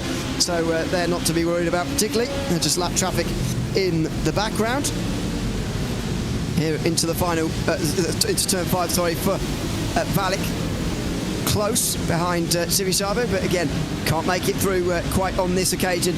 Down the hill, up the other side now, towards turn 6, which is really not a corner at all. And 7 and 8 into this sort of braking zone and corner at the same time, where thankfully we've not seen too many up into that gravel trap on the outside, and not too many stones brought onto the circuit in the recent past, because this is one of those circuits where a lot of gravel can end up on the racing line if we're not careful. And I've seen some races where, yeah, the more gravel that you see in there, the slippier it gets. But, yeah, thankfully we haven't seen any of that so far this race, but still a long way to go, and lots of mixed traffic in and of itself around, as well as Civisabo trying to hold off Valek as he's trying to pick things around. Heading into turn number 15, so down the right-hand super downhill, as yet another lap comes into completion for this battle for the top 5. Yeah, just to remind anybody who's just tuning in right now, by the way, the race leader is Equipe de Corrida by 1 minute 20. That is just racing team in Portuguese. We are in Portugal after all, and Pinto and Ariel, Redline drivers, are both Portuguese, so that's what they've gone for. They've even got student driver written on their car, but that's certainly not the case, as you can see here. They're schooling everybody else at the moment with 1 minute and 21 over the rest of the field. Here comes Jiri Valek again towards turn 5. He's looking on the brakes. It's a late one. He looks up the inside of Daniel Civisabo, but that was, I would argue, a little bit too late there, and he would have made contact, to be honest, if he'd have properly gone for that. Yeah, definitely want a discretion, better part of valor. You know, you make the pass now and cause some destruction, but nonetheless a smart move by Valek to kind of back off just a little bit. Only loses about a car length or two, as 1 to 2 car lengths separate those two cars going down through turn 7, setting up for Samsung Portimao into 10-11 to make their way through the back part of the circuit and right into sector 3. Of course, I meant to say they both speak Portuguese. Of course, Gustavo Ariel is not Brazilian. He's not Portuguese, he is Brazilian. Sorry. Yes, that's the situation at the front. Anyway, Civisabo and Valek through the final corner into the slipstream, and surely this time Valek is going to have a chance into turn 1 or turn 3. Is he getting enough, though, from this slipstream? Watch them interval. No. There's less downforce on that Apex car, and that's what's making it difficult here for this JS Academy HPD. In towards turn 1 again. He's going to have to do it somewhere through the middle part of the lap, because clearly on the straights he is not quite strong enough. There he goes, looking up the inside again. No chance. Now, looking for a better exit. Nicer line there coming into turn 4. If he can stay on the power a little bit longer, he can get a better exit, but no, Civisabo does well enough there. Valek has to do it on the brakes. That's why he's been having these speculative looks down the inside, but he's just not able to get close enough at the moment. Yeah, the problem with Valek is he wants to get close to Civisabo so he can make that pass, but as you see, Civisabo just gets smaller and smaller up until he gets into a braking zone, and yeah, that's where Valek's able to catch up. He's able to catch up to him, but not able to pass him, and that's been the Achilles heel for JS Academy, at least for this stint. Up over the top of the hill, and another look, but no chance this time around. Let's continue to apply this pressure on the way to the end of the final lap. There, another look down the inside, but almost backs out of it as soon as he went for it there through turn 13. That was half-hearted, I would say. Either way, we come to the end of lap 150. And that is just about 4 hours complete in this race, so time for me to take a little bit of a break. Jeremy Scott will be staying with you, but with him, Arjuna Kankipadi. To be back for what has been one of my favourite special events of the year. Race leader down onto pit lane. Gustavo Ariel, I'm thinking, will hand over to Diogo Pinto. But Jeremy, it's been a fascinating race also to track the relative attrition that we've seen through the field. The HPD, the GT1, the GT2, not necessarily cars that many of these drivers have been that familiar with, and so some mistakes have seen a culling of the field as we enter the final hour and a half or so. Well, it really has, Arjuna, because you stop and figure this is what we like to call the previous generation of race cars. You know, you don't normally see a Ford GT or an HPD ARX in anger in your quote-unquote current pro leagues. But nonetheless, this has actually been fantastic to see, because now you get to see drivers with raw talent and make their way through, as we're still watching this battle for the fifth place is Valak, able to get around Sifisapo during that handoff. So that's some good news there. We'll see if Sifisapo has anything left for Valak, as we've seen how Valak has tried to get around that 99 and was able to do so finally. Not sure how that happened. So we saw the leader come into the pits, but nonetheless, it's interesting. Also, remember, real quick, I want to get to a point. Remember, Arjuna, how I said, okay, 120 was the gap between first and second. Well, now the Ariel's back out on the track. Ariel's about 17 seconds ahead of Denahan. So really, whatever strategy Equipe de Corrida is having, it's working. It was the call that we kind of were wondering if it was enforced by the choice of setup. My hope is that at some point Diogo or Gustavo will confirm whether the setup they intended to run on the car was medium downforce, which might have enabled them to go a little bit more in line with the rest of the field in terms of strategy. Danny Chivisciabo, one of those drivers that we have seen plenty of in prototypes, albeit mostly in the GTPs. And the Dallara LMP2 that we had before that, which of course is going to be replaced by a new generation of LMP2 car in the not too distant future. And only two choices of LMP2 manufacturers will hopefully mean that whatever we get on iRacing is something that people will be a bit more familiar with out competing in the real world.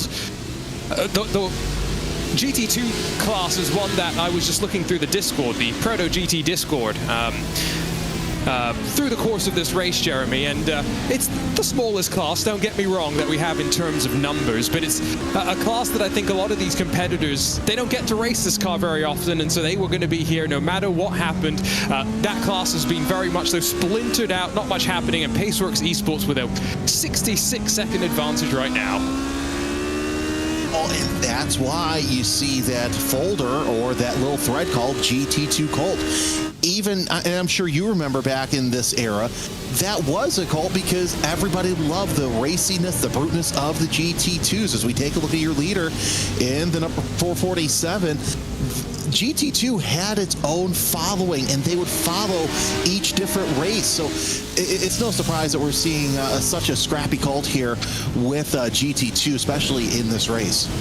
That left front tire didn't look like it was on the ground coming out through turn 4. Maybe that's just a trick of the eye. Maybe that's how it's hopping over that crest, and the elevation, of course, really does make this track what it is. Love the black and gold on this car. We have some great liveries, and I say that both for style points, but also, I guess the kids would call it the meme factor nowadays. Of course, you've got the student driver car that's leading this race, with two World Championship drivers on iRacing behind the wheel. One of them, a double World Champion, both in the Porsche Esports Super Cup and, of course, in the IndyCar Butt Kicker iRacing Pro Series as well. There they are, student driver. That feels like a car Jeremy and I should be behind the wheel of. That's a bit of a squeeze up the inside through traffic. Don't they know they've got a 20-second lead? Well, you know, here's the thing. Yeah, you got the 20-second lead, but you still want to grow it. I mean, come on. And besides, Arjuna, this is why I've got the headset on and why I'm not behind the wheel, because, yeah, that student driver, there'd be more than just that one cone on the nose. Oh, if it was me, I just remember, speaking of personal experience, driving this car at Circuit de Barcelona, Catalunya. Very easy to pick up cones underneath the front wing of the car, and as I think some have alluded to in chat, as soon as you do any, the rest of the car is somewhat of a tank. The front is not so strong by any means. I just want to make sure I don't get in trouble with the great team at iRacing for something that I've just said, because someone has asked, is there any info somewhere about the future LMP2 cars they just mentioned? Just to be clear, I'm talking about these cars entering the real world. I'm not talking about them coming to iRacing anytime soon, so please don't get me confused about that. But it was announced earlier this year, the new generation of LMP2 cars, still going to be powered by a Gibson engine, but it's going to be in 2028 when we get two new cars powered by a 3.4-liter twin-turbo V6. And as I was talking about with, I think it was Paul Smith slightly earlier, Jeremy, these cars are going to be slightly bigger. One unique thing about them is they're going to be center seat rather than left or right seat, which is very weird to me. But because they're bigger, taller drivers can actually fit into this car. And I was talking to a real-world driver who was saying, now I might actually have a chance of racing a prototype at Le Mans, because otherwise, with the old cars, I was too tall to be allowed. Well, and of course, also, you stop and figure, you take a look at some of the other developmental prototype series, like your Radical Cups, your Prototype Cups. They're all around the world. Where do these drivers sit? Sorry, I lost you there for a sec. Most of these, I was gonna say, no worries.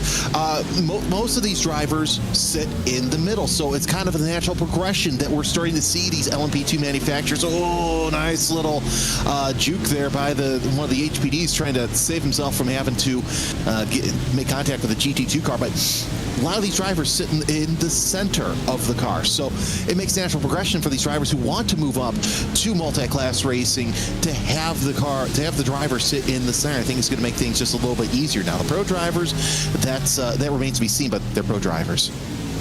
Absolutely.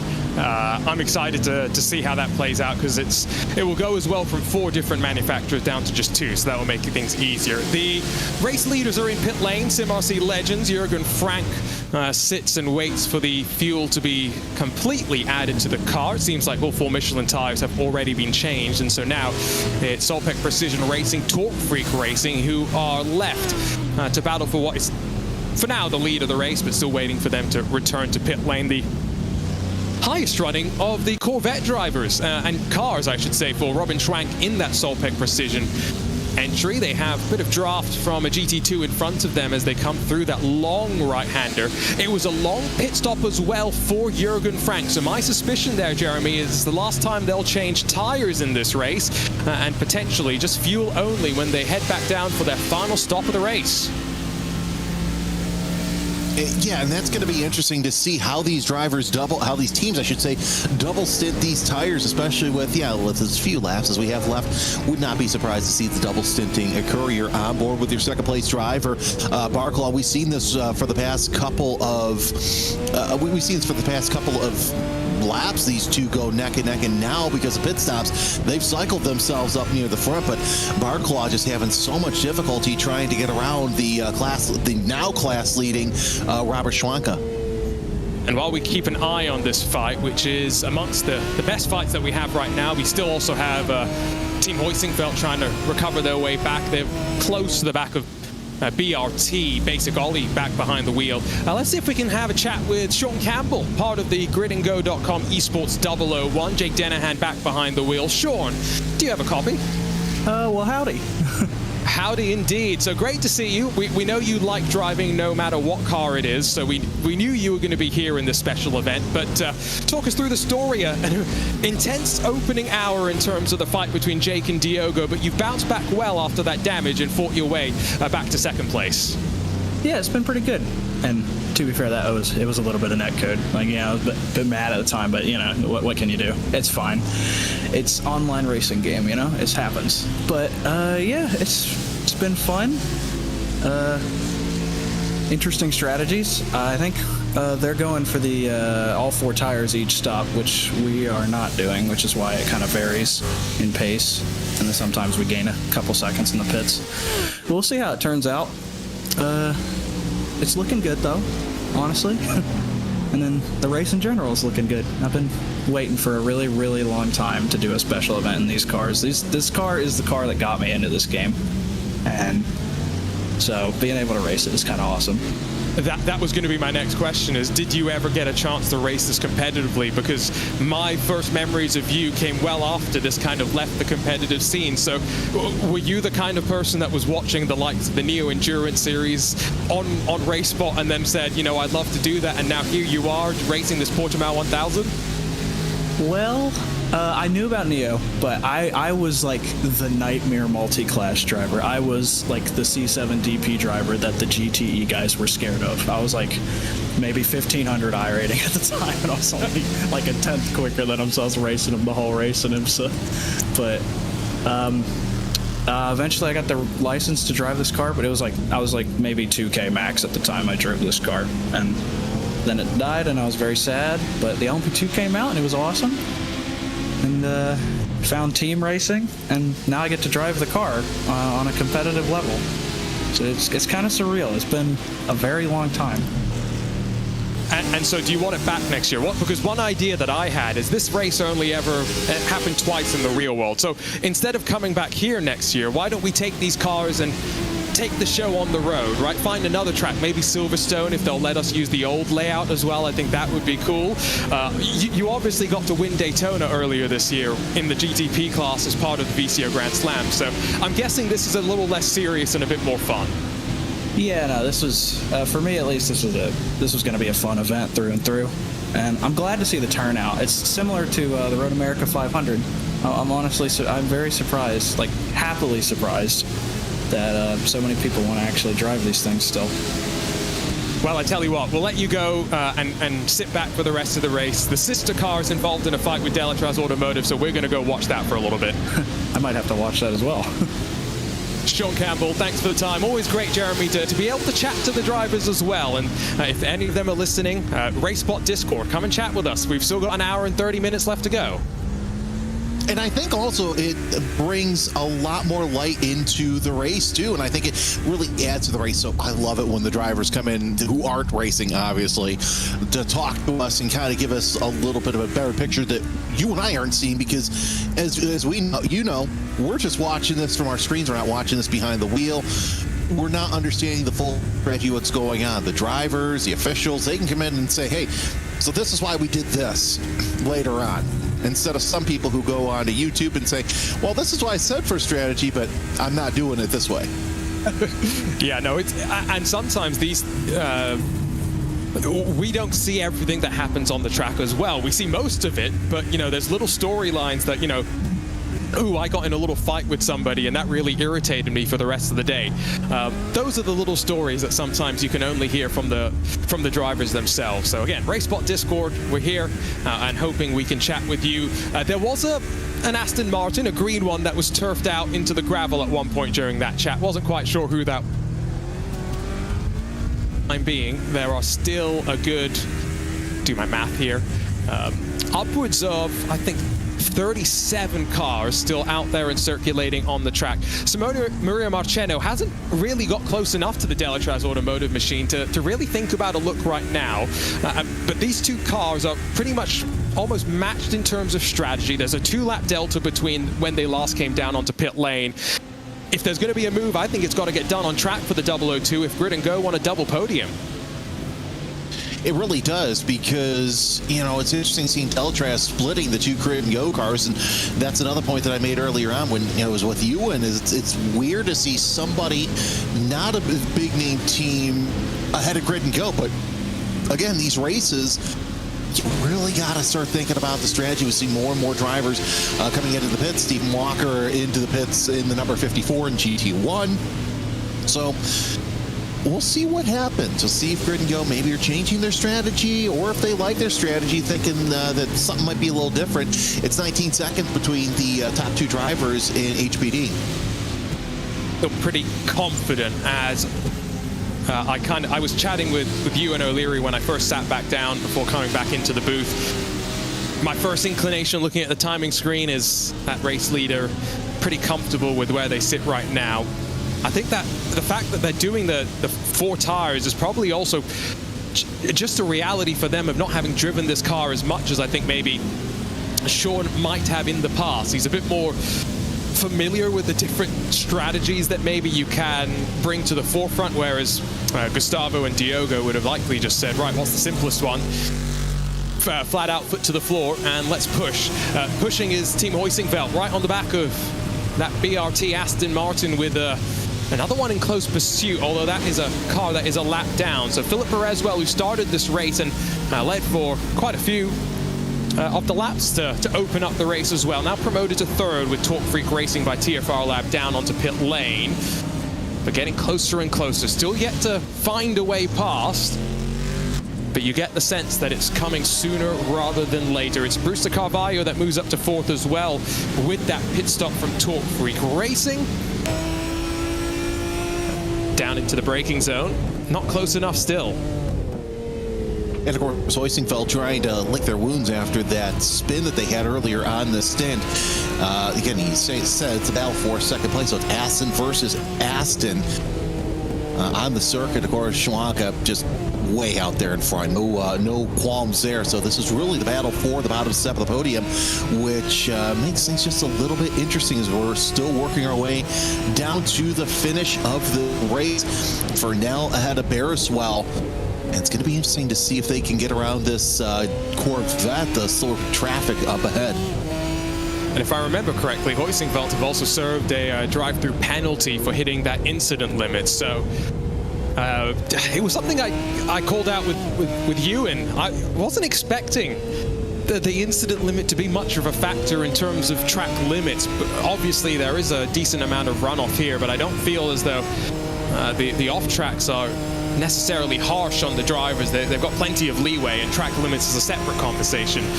Here comes Bearswell down to pit lane, though, right on schedule. Very much late commitment, but he slows it down in time. Pops on the speed limiter, it sounds like, as well, which, let's not forget, in the sim racing world is optional, Jeremy, and there are some people that will live as close to the sun as possible, leave the limiter off in hopes that their right foot can control just that little bit more fine.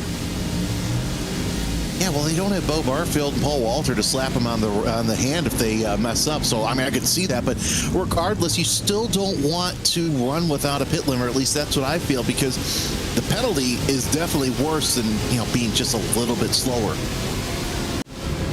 In the box, and the fuel going into the number one machine as it runs on our timing screens.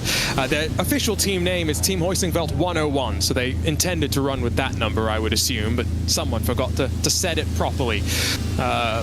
Again, fuel and tires done separately, so fuel being packed into the car, up on the jacks it goes, and the 4 Michelin tires are going to be changed. Now, that smoke's coming from someone else, right?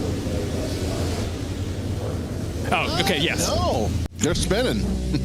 Which again, Bo Barfield's not there to slap them on the wrist, so all's okay. Spin the wheels, drop off the jacks, and away they roll. Race leader is also in, though, in class, so Solpet Precision Racing, the Corvette, finds its way into its box. So we'll see exactly if these cars can kind of close up that gap, but Solpek's really been the class of the field in GT1 so far today, so no surprise really right there. Schwanka is most likely going to stay in. We haven't seen at least for us, the telltale sign that the driver is going to switch because the car will disappear and then come back. So right now, Fernell is your leader until he comes into the pits, but it's going to be interesting to see what the gap is once Schwanka gets back up to speed. One of the prototypes back, I believe that's going to be Hugo Preto in the 7, right now sitting in 11th spot. The Talk Freak Racing, just to now talk about the battle off pit lane, they were in the box for about 20 seconds shorter than SimRC Legends. So they have the net lead of the race by 8.5 seconds. It was a 47-second stop for DeCourt. It's 51 for Schwanka. I think that's going to drop him directly behind the Aston Martin of DeCourt. But in front of the Bumblebee, in front of SimRC, where does he emerge? DeCourt's already flown through. There he goes. There's the TFR Lab Aston Martin. And so it is now game on. It will come down to the final sequence of pit stops and what the teams are going to elect to do. But Jürgen Frank, after a 70-second stop most recently, has got to get it done wheel to wheel. That's just what I would say. If I'm SimRC Legends, I'm telling Jürgen Frank, hey, you've got Schwanka coming just out of the pits. It's go time. He's got the colder tires. It's still so weird to me to see how slow these quote-unquote GT1 cars are compared to what we see today, as now Jürgen Frank has HPD right hot on his tail. Yeah, it is wild that the GT1s the series morphed into what the GT3 is now racing, the GT World Challenge, but they're so much more developed, so much more downforce. The cars themselves are so much more sophisticated. The only thing they're missing in many cases, a V12 engine. That would be the perfect way to make the perfect GT3 machine, albeit not maybe the best way to build a car for the GT3 regulations. That's a car that's also showing battle scars. This has not been an easy race for many of the drivers, Jeremy. And again, the level of attrition has been quite high.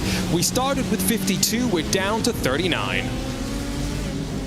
And attrition was the name of the game, if you remember, a decade ago, where some of these drivers, you know, we're used to fields being, I would say, 90% full at the end of the race, compared to what we saw here, where, you know, you'd get halfway through the race and probably be 75% full. And that was because of, you know, drivers, you know, hitting stuff or just have mechanical failures. And then past halfway, that's when you would start to see more mechanical failures, whether it was, you know, a tire failing or a part coming off or just the car just decide not to go off. So while I love this era, I do miss this era.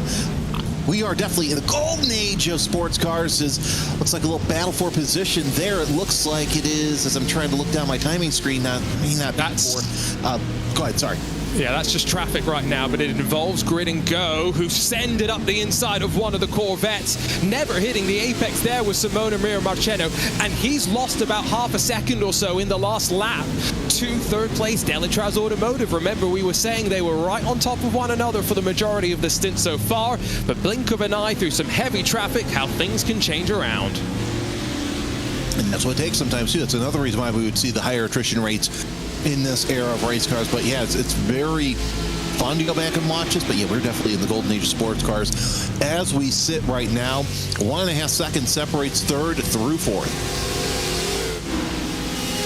So just looking through our HPD list right now, the biggest of our classes, we had 25 starters, 16 classified as running, plus one that's 17 laps down. So I'll count that in as well.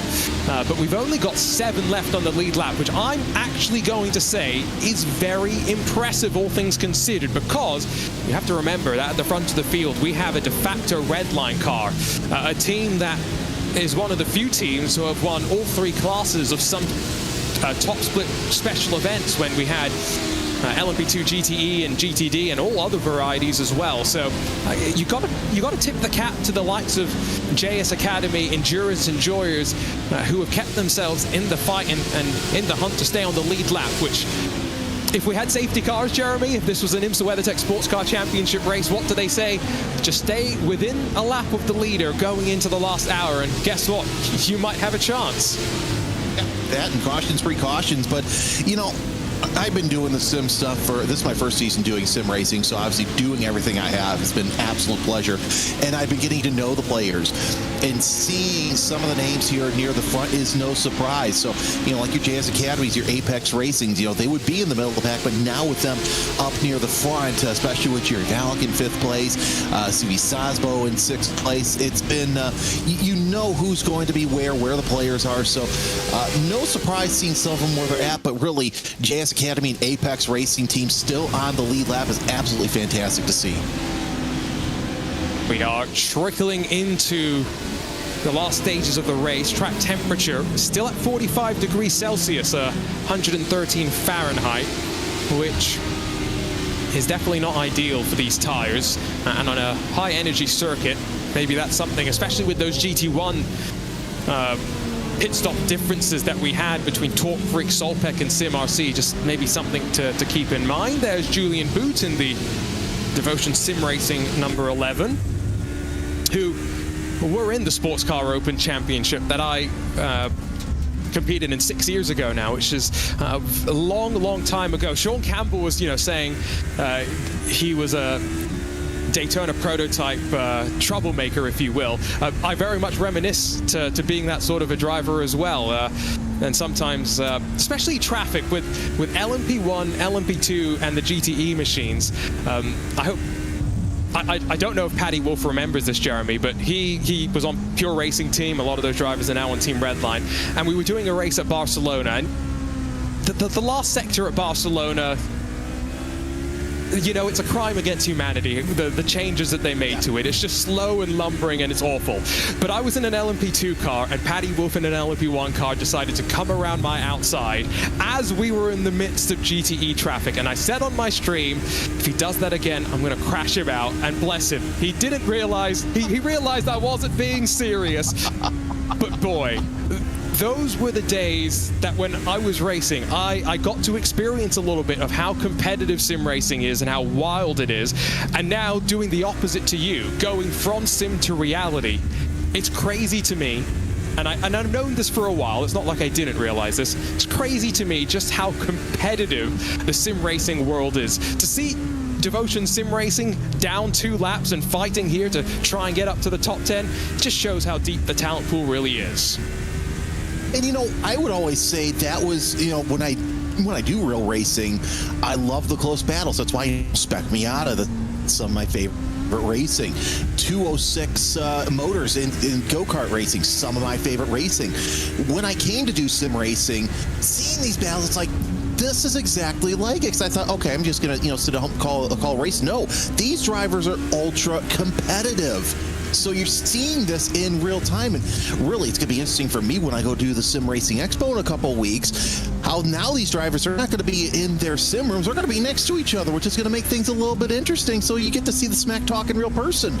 Possibly, we'll see, but, you know, who knows, as we see Buta really trying to keep up with the number 7 of Preto. Preto's been involved in a couple of battles here, Arjuna, as, you know, further back in the pack than we saw, but, oh, nice little move to the inside, and Salva Talon's one of those drivers that Preto's trying to defend against, sitting there, but, oh, I've got to say this, that was a wrong move for Preto, because now he was stuck behind that GT traffic, and that's going to slow his momentum through 1.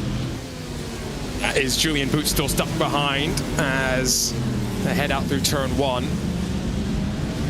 Yeah, I think the in-person nature of sim racing is very weird because, especially at Sim Gaming Expo, you're going to have a few somewhat high-level drivers and then a lot of drivers who have never really competed at the highest level before and now are thrust into this position of being on stage, the lights, the cameras, and everything that it brings with that as well.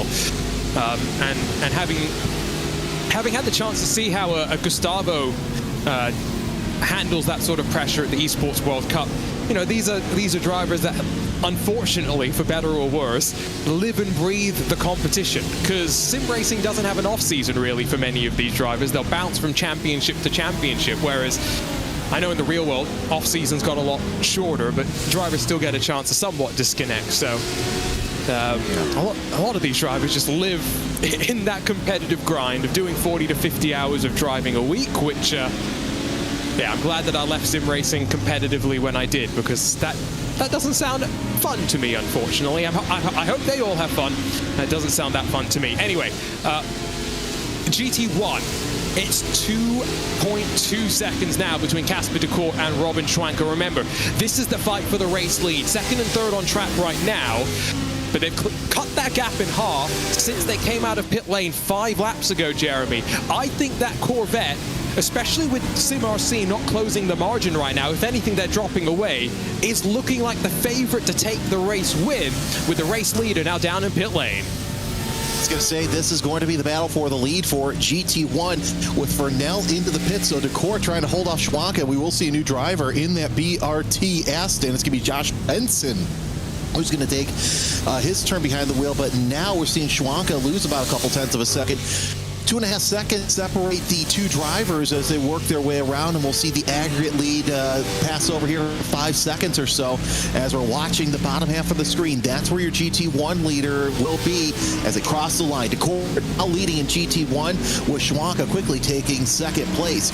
So this pit stop is fantastic for Benson because now that gives him fresher tires to try and catch up to this battle for the lead at some point. I think he's probably going to get ahead of Bereswell as, yeah, just almost that pit stop's done, but now it's really going to be game on. Can Decor hold on Schwanka, because we've seen how good that Solpack Precision Racing Corvette has been in this middle part and near the end of the race.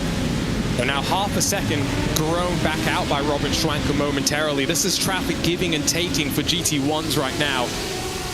And it's great, again, we have plenty of Aston Martins. It's great to see the Corvette running up and being at the front of the field as well. Just a reminder that even with no BOP applied, these cars are close enough, even with their differences, to go out there and race. Bereswell did come out in front of BRT, by the way. Josh Benson takes over. We'll see what his pace is like once he gets back into the rhythm, with about 70 minutes or so estimated to be left in this race. We're back focused on that fight between Devotion Sim Racing, trying to fight their way past Focus Racing, and Hugo Preto. Not really changed around down to turn 5, covering the inside with that traffic in front.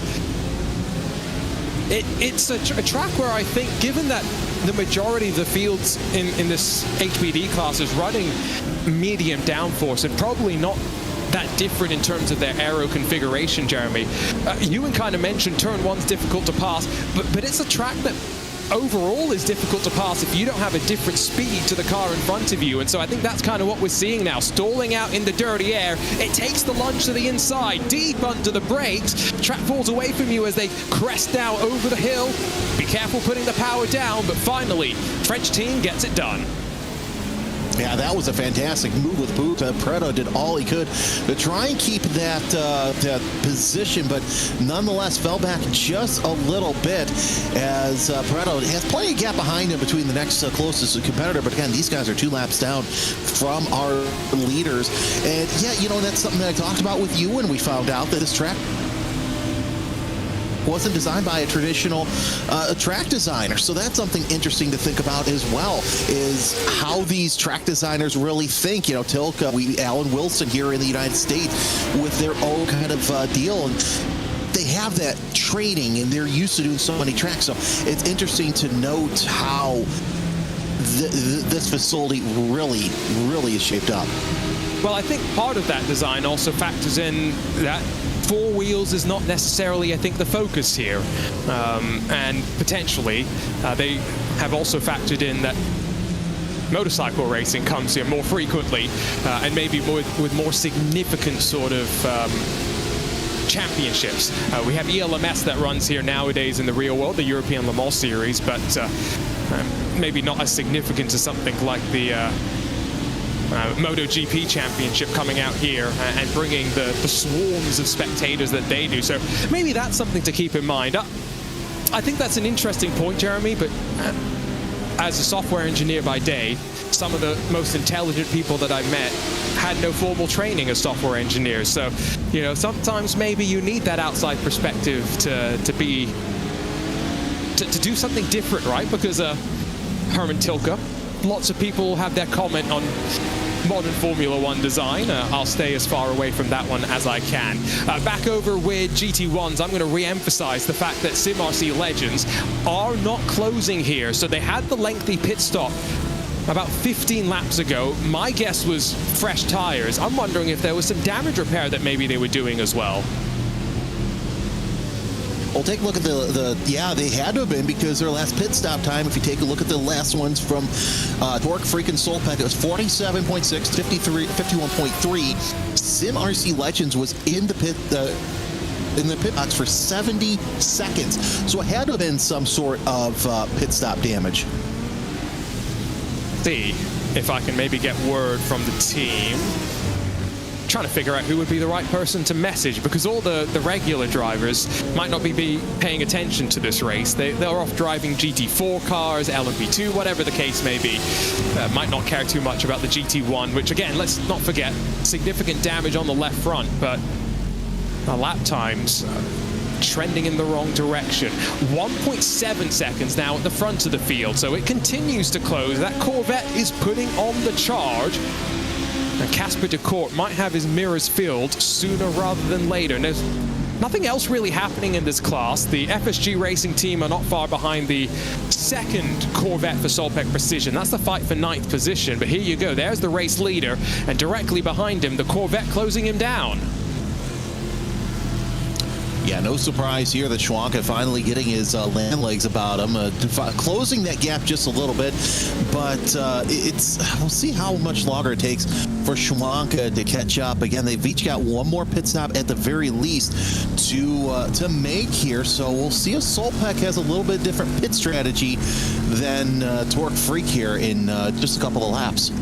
So they will be into pit lane, you'd think, 2 laps later. So that's also probably something that will factor in. Rumble over the curb. I was wondering if that was a weird sound, but no, that was just the noise of the curb. Yuri Valek into pit lane from 5th position in the HBD class. David Hoffman in 13th position in as well. That's Dark Horse Motorsports. So a couple of the pit stop takers for HPD, but they will need another pit stop from here, unfortunately. It will be a splash and dash right at the end of the race. The window anywhere from 50 to 55 minutes, depending on how much fuel you put into the car, I guess, as well, and how much you save. So that's going to be a frustration for JS Academy, because that could end up costing them 5th position to the Proto GT HPD community entry. Yeah, that's going to be interesting to see how those pit stops happen as well. I love these parts of the end of the endurance races, because now that's when pit strategy and when the pit strategists really make their money. As Loisel goes around off track with Roth waiting, actually heading towards pit out. Roth is going to be ahead of Talons for the time being, but Talons with the hotter tires might close in now. 11.1 seconds separates 6th from 7th. Love this shot of seeing the cars beginning that climb up towards this double right-hander, which is a lot more aggressive of a corner than you'd expect. And then that shot as well. You just see the sky and nothing else. Elevation is such a defining characteristic of the circuit. And as much as there's a place for certain flat tracks, Sebring is a flat track that I have absolutely no problems with. Don't need to repave it at all. But I think this is a track that showcases what elevation can really do. Jeremy, I think in about 10 minutes time, we're going to say goodbye to you. We'll say hello to you and O'Leary once again. But before I let you go, I want to ask you the same question that I've asked a couple of the viewers and also a driver so far today, as we watch Alcantech NHR bounce over the curb. That was not great in the fight for 6th in class. They're right behind the Billy Bob's Adventure entry, albeit Billy Bob's due a pit stop in the next handful of laps. If you could see these 3 classes out on track next year for another special event at any track on iRacing, what are you picking? Road America by far. Then again, I have a special place in my heart for that facility, and it is, I think, look, I'm looking forward to the endurance race there next year that the WeatherTech Sports Car Series is going to have, but it is probably as close to Spa as you will get in North America, and it is an endurance racing track. So this is where cars like this can really stretch their legs with the 3, maybe even 4 long straightaways if you're counting the run from 6 all the way down to 8. So Road America, bar none. Up the inside for Leonard Schnabel, who just gets it stopped. Now, does he give room? No, he closes the door because crisscross attempted from Billy Bob's Adventure, doesn't work out. And now with the traffic behind as well, having to go somewhat defensive to avoid the freight train coming, and those cars now slide up the inside. Works out as they block the path off and now put some separation between them and the car that they just passed. I think Road America would be a great choice. I was very impressed by the facility, having now got to see it in person. And like you say, it's an old school track that really hasn't changed, and so it allows the cars to really go through the gears. Some good passing opportunities as well. Let us know in chat what you think would be a good option to potentially bring these cars to. Now that's off the road for the Alcantech machine and opens the door for Billy Bob's Bizarre Adventure to make its way forward once more. Great ding-dong battle between these two, but again, remember, the 063 due a pit stop in the next handful of laps. It really is, and it's interesting to see how Alcantech has fallen from battling for position with Orbit Drop Bear Mars, who's now in 4th place, to see where they're at in GT2. Oh, a little side-by-side through turn number 5 as they look at all the traffic they have holding them back as well. They've got one prototype, couple of GT cars back there, as well as Gustavo Ariel is coming out of the pits as well. 40.5 second pit stop time. And Jeremy, and that's important. That's the race leader that's come in before the top of the hour estimated. They will have to make a splash and dash from here and have dropped themselves back to 4th position. The car looks okay. It wasn't a lengthy pit stop, so we don't think there was anything wrong. But what has happened? And now does this mean the 001 Grid and Go machine is in control of its own destiny? Stay out of trouble, and victory could be headed their way. It really could. Real quick, back to what we're talking about with Road America. My first time there, this is to date myself, was the last ever Champ Car World Series race at Road America. And I can remember coming around Highway 23 and looking left and seeing that uphill. That was the first time that I saw how much an elevation change it was there. And I just fell in love with the place ever since. I've had so many pro opportunities there. And yeah, you talked about the pit stop for the Billy Bob's Bizarre Adventure. And that looks like that they are in the pits. So Jack Wells making that pass and losing that spot after coming in the pits. I am typing a message to Diogo Pinto. Hey, all good. That's all I've messaged. Let's see what he comes back with. But that is from going from a guaranteed race victory for Equipe de Corrida to going to potentially handing a win to the 001 after a dramatic opening hour.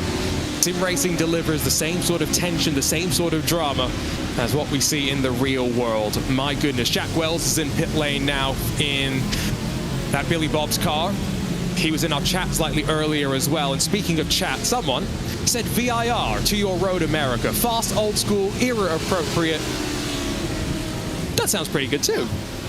Yeah. And that's another facility that I, saw many years on TV and was able to see in person a couple of years ago. And yeah, I agree. I mean, you really can't go wrong with either of those two. So let us know what you think. Again, this iRacing Portimao 1,000 kilometers presented by SimuCube, being great fun to break out an era of race car that many a newer member of iRacing may not have had the chance to go out there and race competitively. In the real world, these races did include LMP1 cars as well. So in 2010, the legendary Peugeot 908 was actually the winner of this race. The margin of victory, if you're curious, 5 laps. So we were talking about attrition slightly earlier and how, maybe 95% of an endurance racing field nowadays is going to get to the end. Very, very different scenario, even going back 15 years ago. Right. Jeremy, before we let you go, I'm going to ask you for a prediction here. And there's a couple of predictions. Let's start with GT1, because it's now down to less than a second between Casper de Kort and Robin Schwanker. They've got 20 seconds down to Sim RC, really struggling with the damage at this phase of the race. Aston Martin or Corvette, which one comes out on top? I think it's going to be Stolpak that comes out on top, because look at how good that they have had their strategy. Also, I'm going to go out on a limb and say Hoyingsenfeld is going to work their way into the podium somehow, some way. Only 20 seconds behind Sim RC and about 6 laps less fuel to put into the car, which, if that's 2 seconds a lap, suddenly it takes 2 seconds to put a lap of fuel in, for example, the game has changed there. So that's not a bad call. My other question for you is what happens in this HPD class? Because it could be a grid and go 1 and 2. There could be something that we haven't figured out with Equipe de Corrida, Ariel and Pinto that sees them magically find their way back to the race lead. But hopefully your crystal ball's a little bit more clear than my magic 8-ball. You know what? I'm trying to do the numbers here, but I'm a traffic reporter by day, so that's why I do this broadcasting, because math is my strong point, but still, sometimes I get some weird answers there. I have a feeling that Grid and Go is going to be 1 and 2, but there's going to be that battle there between Delatraz and Corrida, and I think Corrida might come out ahead of Delatraz to round out your podium, especially with that freak pit stop that Ariel had to do. for the lead. A look to the inside. Doesn't work out as they bobble over the curbs, but with under an hour estimated in this race, working lap 178, it's on for the GT1 lead, Aston versus Corvette. Thanks, Jeremy, for being in the broadcast booth for the last hour and 45 minutes or so. It's time to welcome back in Ewan O'Leary. And Ewan, we're still trying to figure out what's happened in HPD, and it's on between our GT1 leaders. Yeah, I'm absolutely baffled by Gustavo Ariel's decision to come into the pit lane a couple of moments ago. He had more than enough fuel to make it home on one more stop from the time he was previously in pit lane, but decided not to go through with that. Instead, I guess believes that he's got enough speed and enough time to actually do 2 more stops, whereas the guys up front are about to make their final stop of the day. So not sure quite what their plan is there, because they've already made 6 pit stops. But in GT1, it has all exploded. SimRC were nailed on winners, excuse me, an hour ago, but it's closed right up now as SimRC drop back.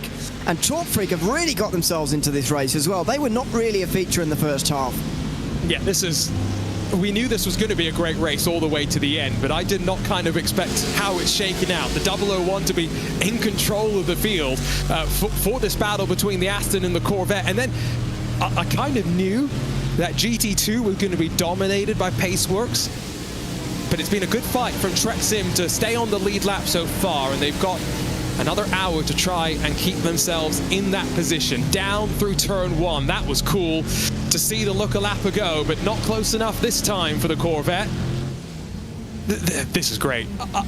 And I get the sneaking suspicion, Ewan, it's almost kind of like the same sort of fight that we saw between Pinto and Denahan at the start of the race, where one of these cars is going to be faster in a straight line and the other one's going to be better through the corners. Yeah, it is very much like that, but the betterness this time is that the better thing is that they're different manufacturers, and this just makes it a whole lot more exciting. What we've seen so far today, not only from this Solpec car, but from multiple Corvettes, that when they're in the draft of the Aston Martin, they do seem to gain very quickly on these straights. So I wouldn't be surprised to see some moves towards turn 1. You've already seen a look for that Solpec Corvette up the inside in towards turn 1. Wouldn't be surprised to see that again at some point. But the Aston Martin's got to make use of these corners, and Casper de Court at the moment doing a decent enough job to just defend, just positioning his car in the right positions. But again, such great racing you can see between these two manufacturers, and the fact that it is GT1, no assists, no driving age, means that the racing, I think, generally is just better anyway. It's going to be a good fight for the win. We'll get you some onboards through this battle. Hear the difference between the 7-liter V8 that powers the Corvette and the 6-liter V12 that powers the Aston Martin. Big gap opens up through that final sector. It's not going to potentially be on this time by.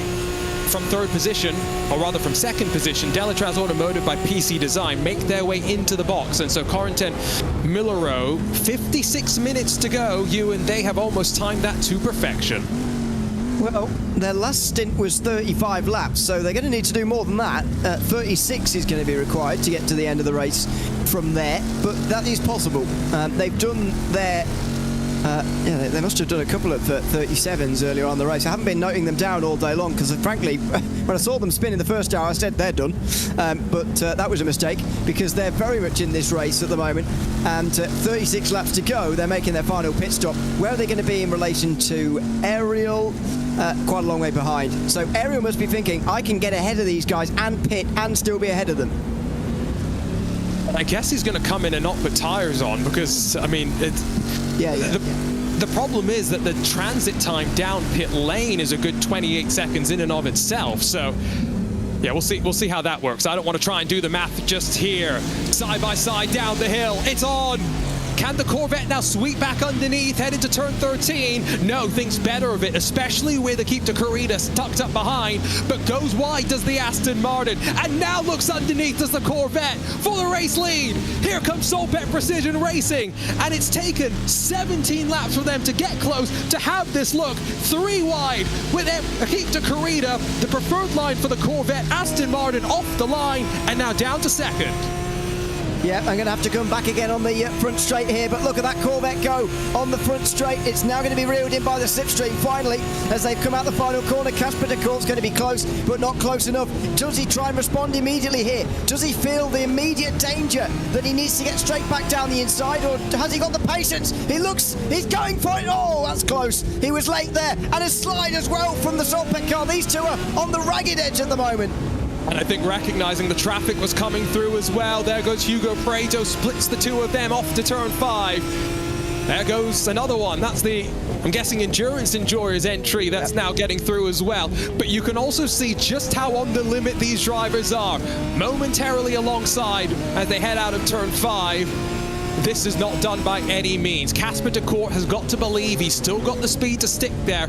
Can't afford to overcommit and make a mistake and lose the draft of the Corvette in front. No, he certainly can't, but also I would be wary about leaving this too long to actually instigate the battle as well, because it looks like, to me, that Corvette has the extra speed. I agree with Jeremy. I think Solpec probably going to win from here, and that's why I would say Casper de Court has to get in amongst it and get involved quickly with that Corvette in GT1, otherwise this race is going to go up the road. The pit stops in XPD have been happening, by the way, and 001 now is in pit lane with 34 laps to go, so they've got plenty of fuel to make it home. And so Jake Dennehan is going to take it home as well. His first pole position might now be converted to a first win in a top split. There he is. Oh no, Sean Campbell's going to take over for the final stint of the race. So that's a bit of a surprise. He's going to be 30 seconds behind Corrida as well, so it's going to be very close.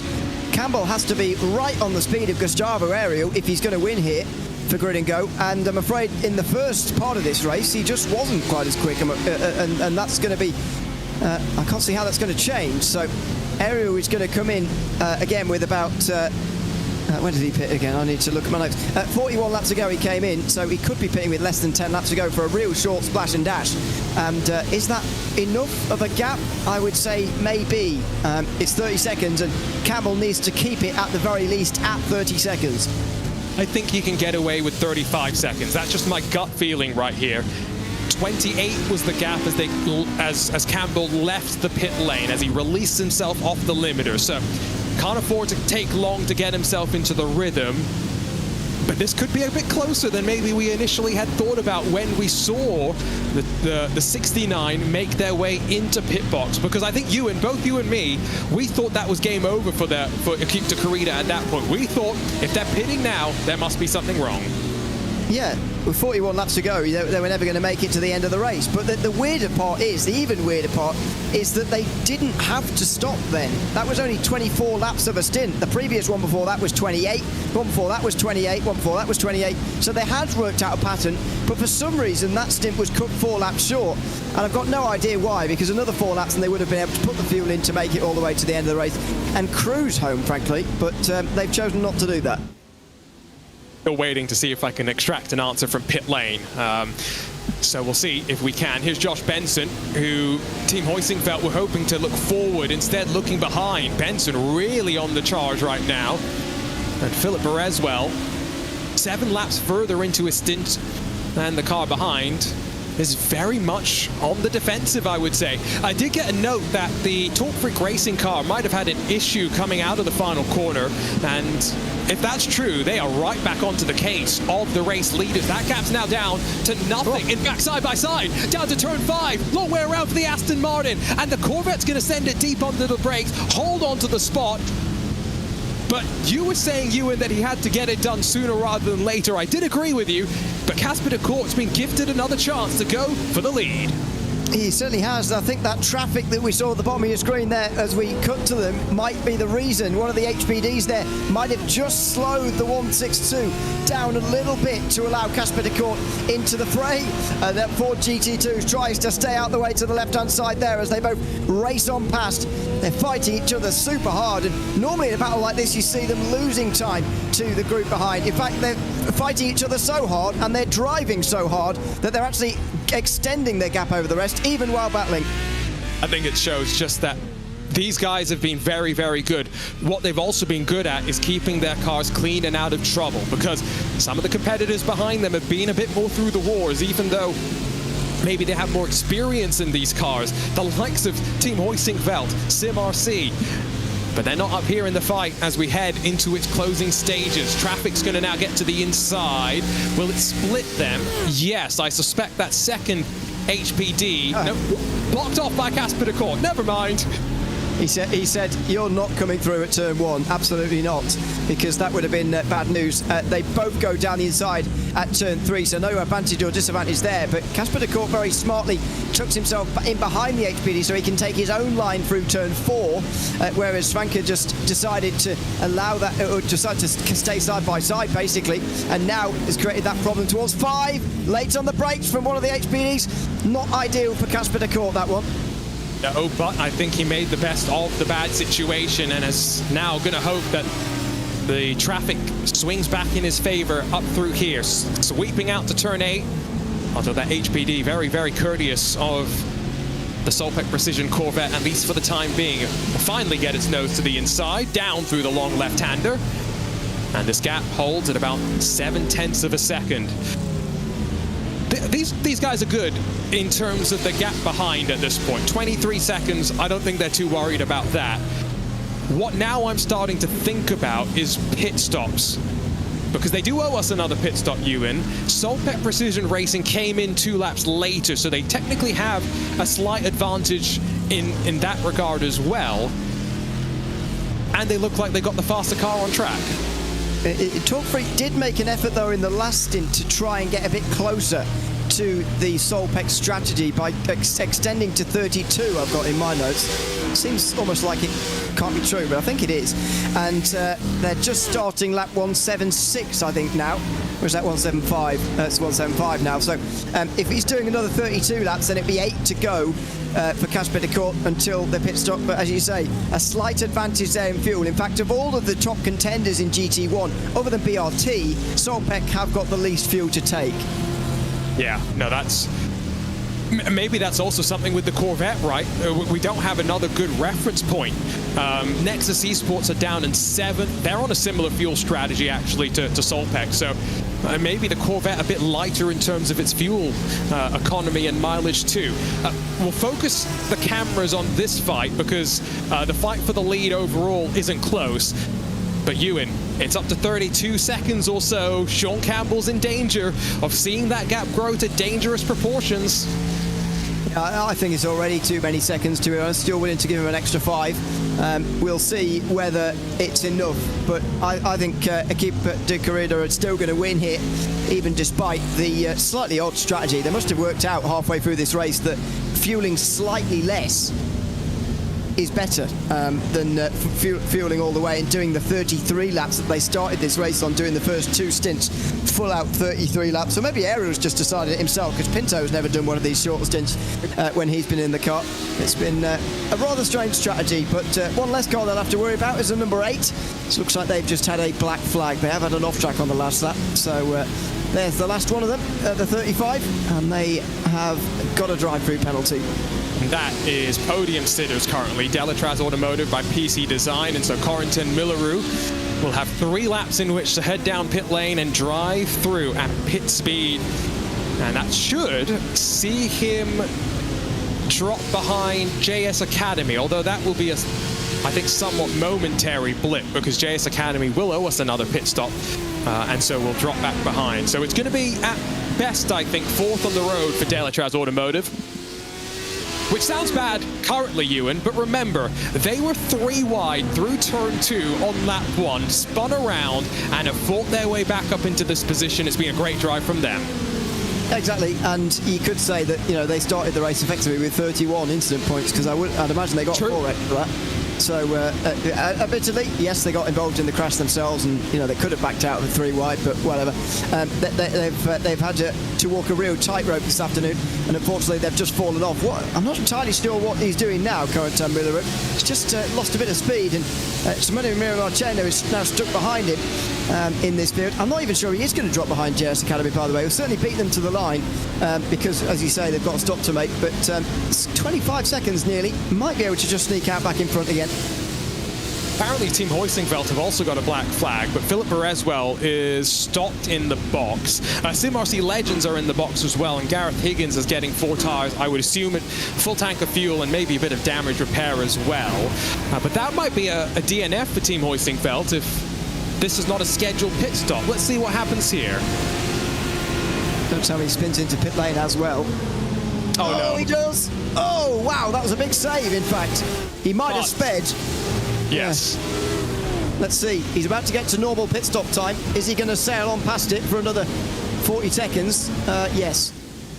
Yeah, that was a good call. It's speeding on pit entry. Could have been worse, at least. But that's what the black flag is for. Not for an incident limit infringement here. This one was speeding. Here comes the incident point infringement and the drive-through penalty from Delatraz Automotive.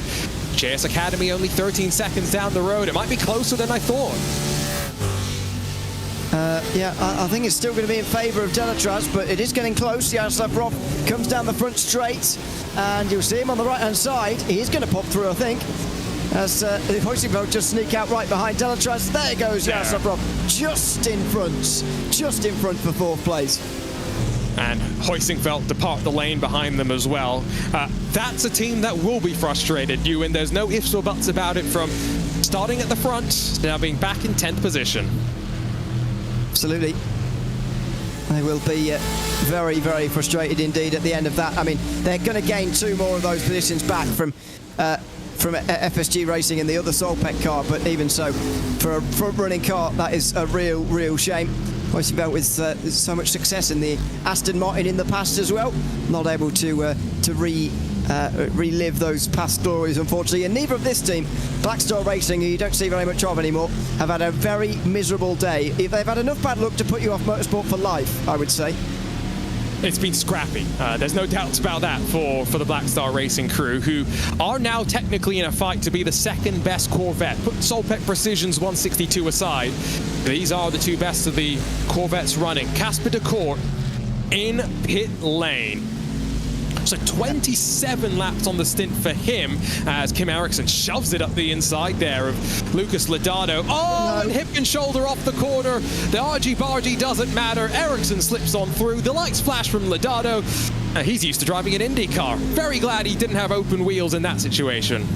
And Lodato, I think, reading the body language there, said, "What the hell are you doing?" That was a side-to-side contact through turn 8. And they were very lucky not to come to blows there. An HB&E comes down the inside. That will be okay. The GT is able to continue on with their normal line. Eriksson clearly quicker, but very much muscled his way through there. So it's David Barraclough who's going to take over for the final stint of the race. 45.4 second pit stop now. That was Lodato having to take to the access road, wasn't it? No. That was a Ford. It looked like it was out of fuel to me, but that surely can't be the case. Nobody's near a pit stop in the Ford class. Oh, Hoisingveld! They've just sideswiped to GT2, and that's a big slide. So the number 1 car's race is going from bad to worse here. Just one of those days when it rains, it pours, and this is what happened to Oleg Lovkov in the 2nd of the Precision Racing cars. Jack Wells in front. So Hoisingveld have turfed out the Corvette first, okay? And now they're behind Billy Bob's Bizarre Adventures, which, let's not forget, has got the police livery on it. So the last thing you want to do is get in a fight with the Portuguese Rozzers, and that's exactly what he's done. Hip and shoulder, shoves him off wide. That was a moment of madness from Bereswell. No idea what he's doing there. He's just sideswiped into 2 cars through the same sector. You do not see that very often. That is a frustrated driver who is done with the day, and it might be advisable to just pull in the pit lane and retire before he causes any more trouble, but there you go.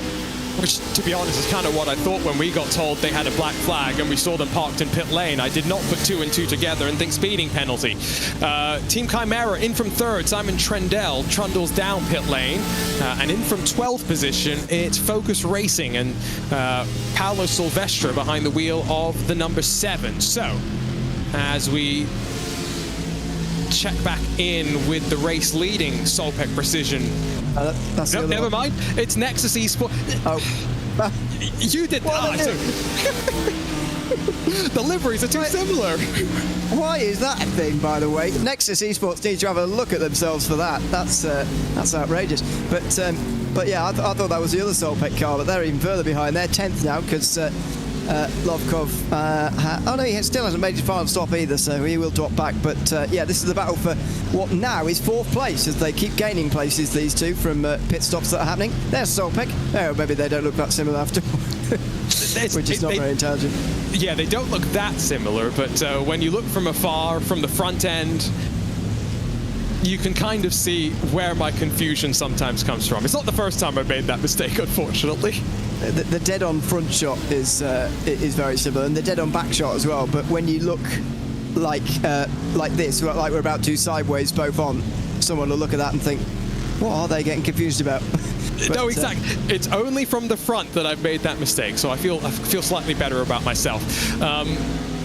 35 seconds is the lead now for Gustavo Ariel. So if I thought 35 seconds was a safe number for Sean Campbell to have in his pocket, well, he is no longer safe. And Ariel is working lap number 16. So I guess the question is, how much further do we really think he's going to go? Is he going to only go 24 laps like he did on that previous stint? I'm going to do some more exact mathematics on this, so bear with me. But the fact that Corentin Milero came in for a drive-through penalty means we can work out how long it takes to go through the pit lane and rough guess how long his stop's going to be. So yeah, I think now that I've looked at these numbers a bit more, your 35 seconds is probably closer to what is a safety margin, not 30 like I suggested. However, he doesn't hold either of those, or he didn't a moment ago, and now there you go. Just over 35 seconds again. So yeah, this is not safe anymore. I'm really just trying to drill down to figure out how much fuel did Gustavo put in last time. And this is where, okay, Ewan, for all that we were saying at the start of this race about it being better to do fuel and tires separately, I agree, except now we're struggling to figure out how much fuel they put in the car. That's better. It's better for us not to know. Then we just, we just wonder, and we speculate. It's what makes races exciting. It's why you don't actually need any overtakes in a motor race to be exciting. Sometimes you just the unknown, going into the unknown is always so fascinating. If this was a longer race, we'd be talking about this for hours before it figures out at the end. Sure. No. It's just funny because now what's my job when I'm out there with IMSA is to go and find out all this information so I can send it up to the team. So just interesting. Okay, Diogo Pinto has responded to me, Ewan. All good. We have been doing short runs. It's not a panic. Yeah, I didn't think it was unscheduled, but I just thought it was a bit weird. I didn't approve of the strategy. It doesn't matter if they win the race, I suppose. They can go and laugh at me afterwards. But yeah, it's not the strategy I would have employed, certainly if I was on their team. But anyway, yeah, they have been doing short stints previous. It must be quicker to have a little bit less fuel in the car and change tyres more often, especially in these hotter conditions. In the first part of the race, they only did 33 laps when the temperature was below 40. I'm not sure how much that is actually a role in this, whether the tyres are going off or and they're better over a 25-lap run than a near 35. That's a very valid point, actually, because maybe that also. I don't know if you heard what Sean Campbell said when he came and joined us for an interview, but he was saying that Redline's changing all 4 tires every time, whereas Grid and Go was only doing 2 tires on some pit stops. So I think that makes a lot of sense. Maybe what's happened is as we've got into the warmer part of the day, as Diogo said, doing shorter runs with lower fuel, so the car's lighter, you do less damage on the tires for less amount of time. Now, that is not ideal. Getting involved in traffic and making contact for Gustavo Ariel with a front end that is known for being susceptible to damage. Exactly, and if he's done himself some damage there, he'll be absolutely filthy with himself as he comes down the inside now through turn 5. The lap car properly gets out of the way and probably feels at fault, even if I'm not sure they really were, at turn 3. If that's done some damage to that car, then we've got a big change to this race on our hands. We're not going to be able to really look at the lap time this time round. It'll have to be next time when we have a proper look, but don't forget, next time round, at the end of next time, be 20 laps completed on this stint, which might not be far away from the stop. Wow. Another moment that maybe changes the complexion of this race. Meanwhile, Solpec Precision's 162 onto the 29th lap of the stint and still yet to make their way down pit lane. In fact, right on cue, here comes the 162, final trip down to the box here today. So that's another 31 lap stint. That's been their maximum here today. They did that on stint 3 and 4. Last time was 30, this time 31. So Solpec into the lane, now coming to a stop. They won't go on the jacks first of all. Don't forget, they will wait a little bit before doing that. You'd imagine they'll change tyres here because it would be ludicrous not to. Torque Freak did change tyres, as has everybody, since the first stint of the race where it was resoundingly not the right call. And the pit stop time for Torque Freak was 45.4 seconds. So that's the benchmark to kind of go off here. If it's anything shorter than that, they are golden. The lap times have been trending in their favor since Torque Freak had come out of pit lane. Sorry, someone popping onto the apron there. I wasn't expecting at all. Some Aston Martin just... Oh, and it's gone again. Just checking out the vibe on pit lane. 45.2, right. So this is almost identical pit stop times. It comes down to execution. And you're not seeing an Aston Martin on the right side of the screen just yet.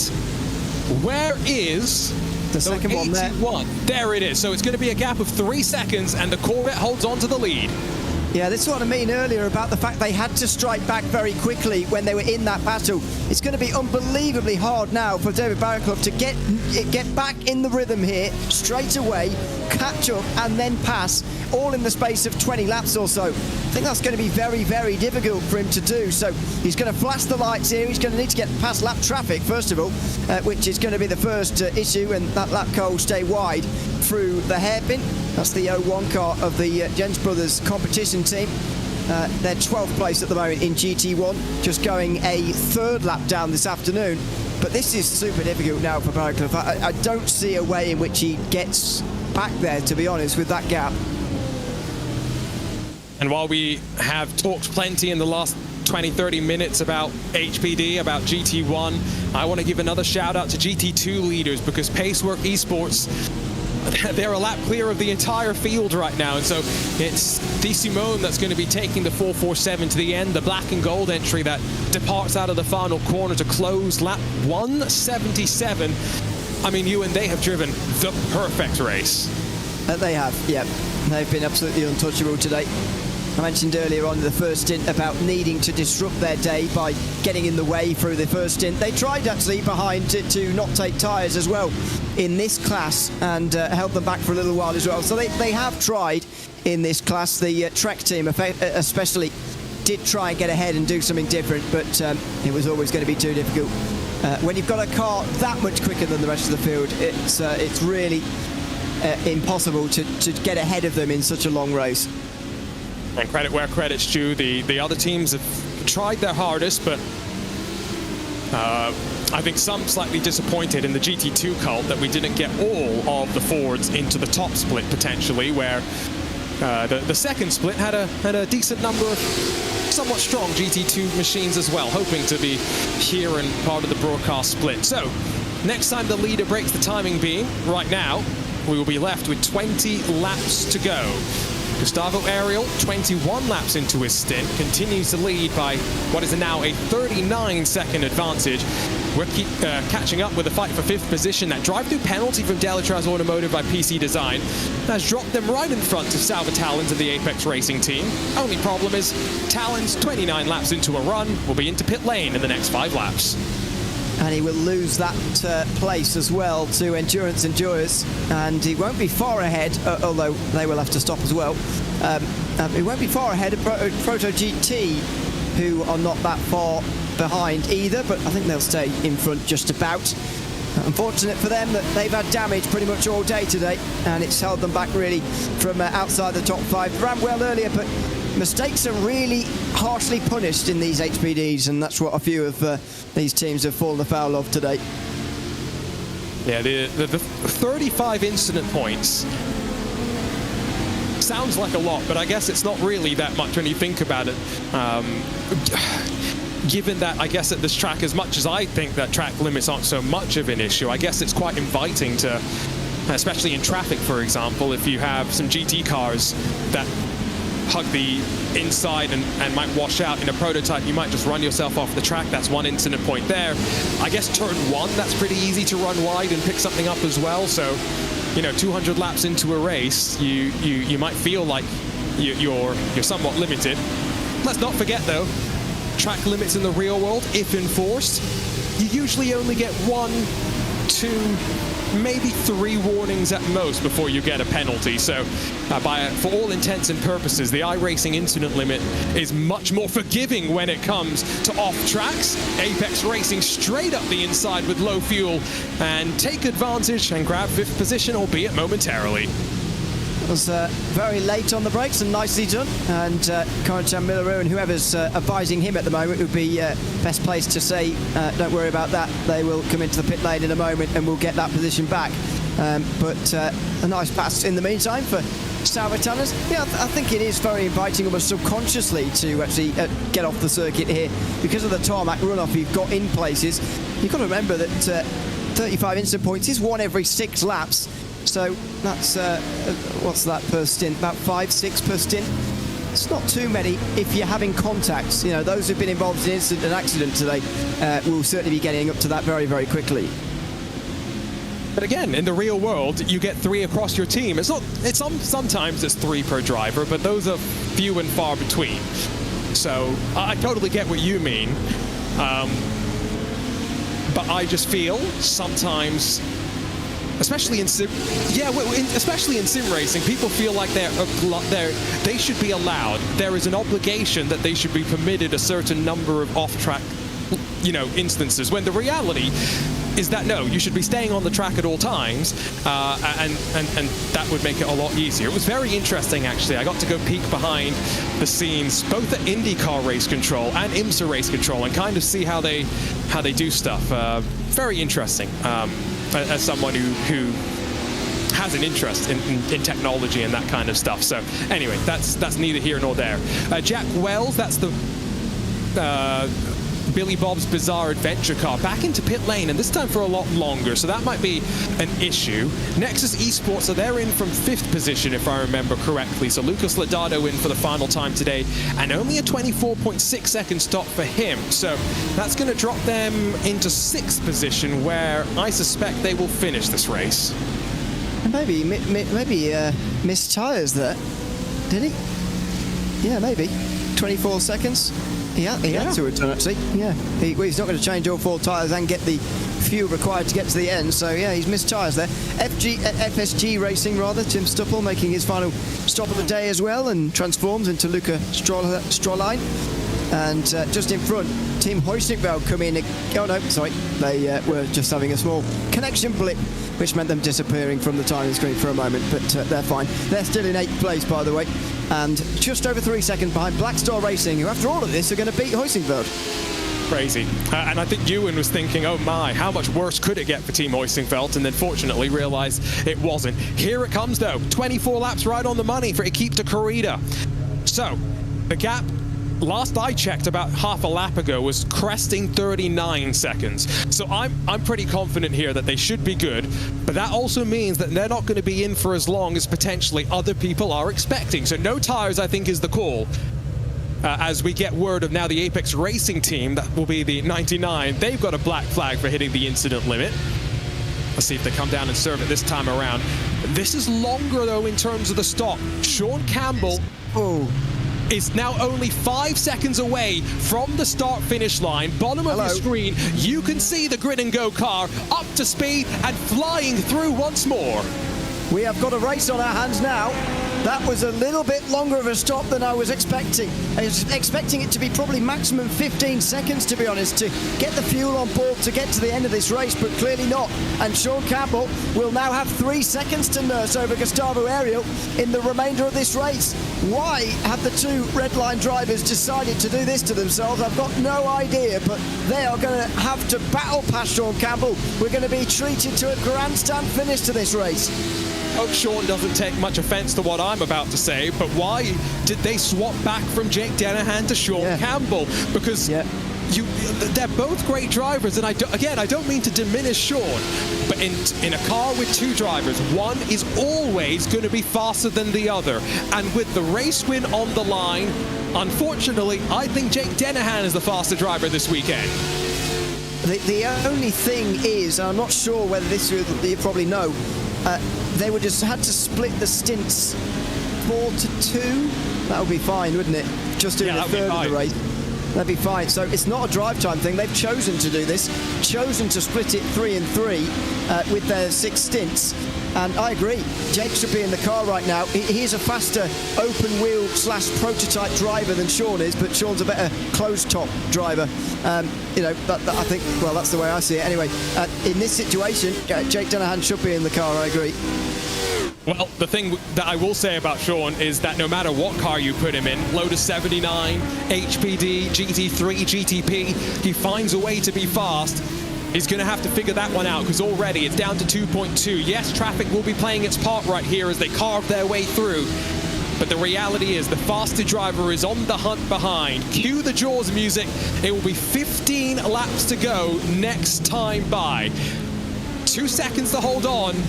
And remember, these were the two teams that went wheel to wheel in that enthralling opening 45 minutes to the race. Don't forget, it was their two teammates who were doing it. These two drivers were watching that earlier on in the race, which is kind of a twist in fortunes for these two.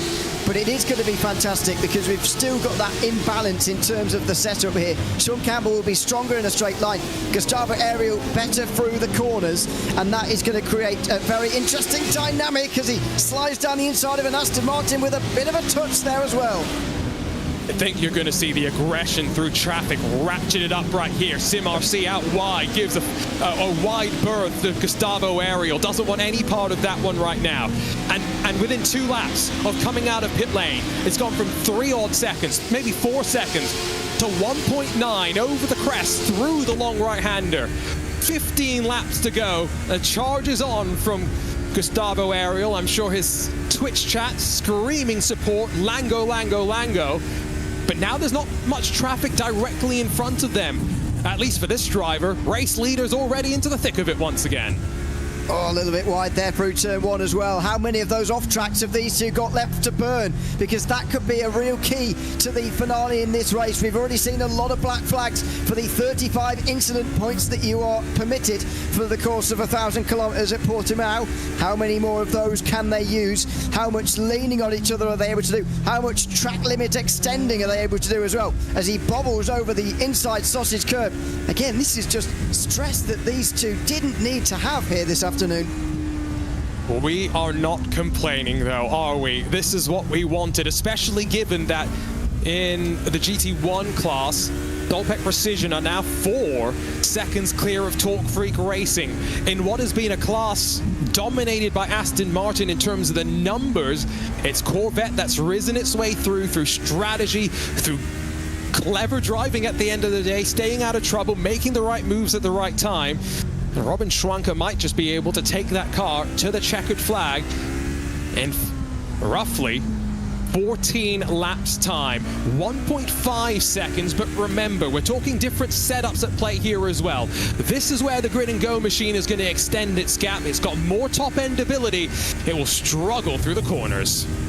Absolutely, we saw that dynamic play out earlier on. It's not too pronounced, really. It's somewhat subtle, However, it is definitely a difference that we're seeing between these two. The gap was 3 seconds when they came out. That will plummet now. It was just 2 at the line. That will plummet through the opening corner there as they didn't quite catch that GT in time, so it'll be okay through there. But a second and a half for Sean Campbell. It's coming down. He's got to delay this catch as much as possible. He can't defend for 15 laps. He's got to delay this as much as possible.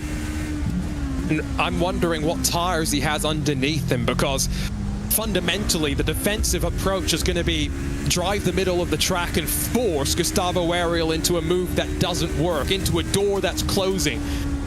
But if you don't have the tires underneath you, as we saw potentially from Jake Dennehan, at least we thought, and then we got told it was damage, you just saw the discomfort behind the wheel. So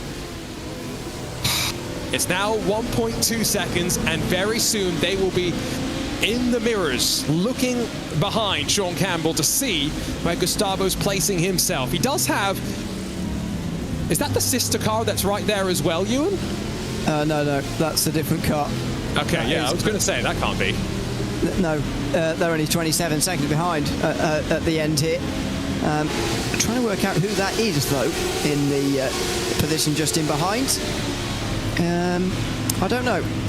To be honest, might be. Well, no, I don't know. I can't even guess. I don't know. But that will change now. That car knows exactly what the situation is here, and they pull straight out the way. Right. So now it's just the GTs to get in the way based on my track map. And I say get in the way in the most endearing way possible, in the way they are meant to naturally in a multi-class event. Pinto's going to get balked behind that Team Chimera Aston Martin, although maybe didn't get right up to the bumper until he was on the exit curb and powering over the crest towards turn 5. It's under a second officially. Gustavo is there. What does Sean have left in reserve?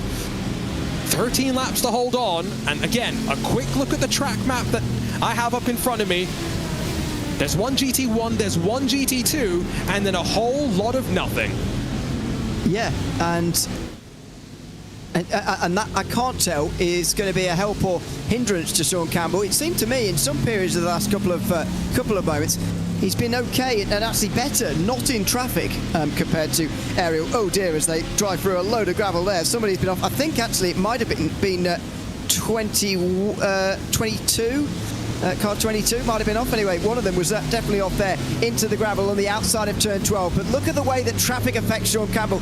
I think he'll be okay in the clean air, but getting through the traffic seems to be a bit of an issue for him at the moment as he slips down the inside of this Corvette into the final turn. Look how much curb he took as well. That's a driver that's committed. He's hustling that car for all it's worth right now. The passing place is really for Pinto with 3 and 5. Yes, he had looks in other corners as well, but it was a lot more forced. It wasn't as natural. The move into 3 only comes set up through traffic. There's no way for Pinto, there was no way for Pinto to be close enough in clean air. Turn 5 was a different story though. Turn 5 there was opportunities. And to rise over the crest once again.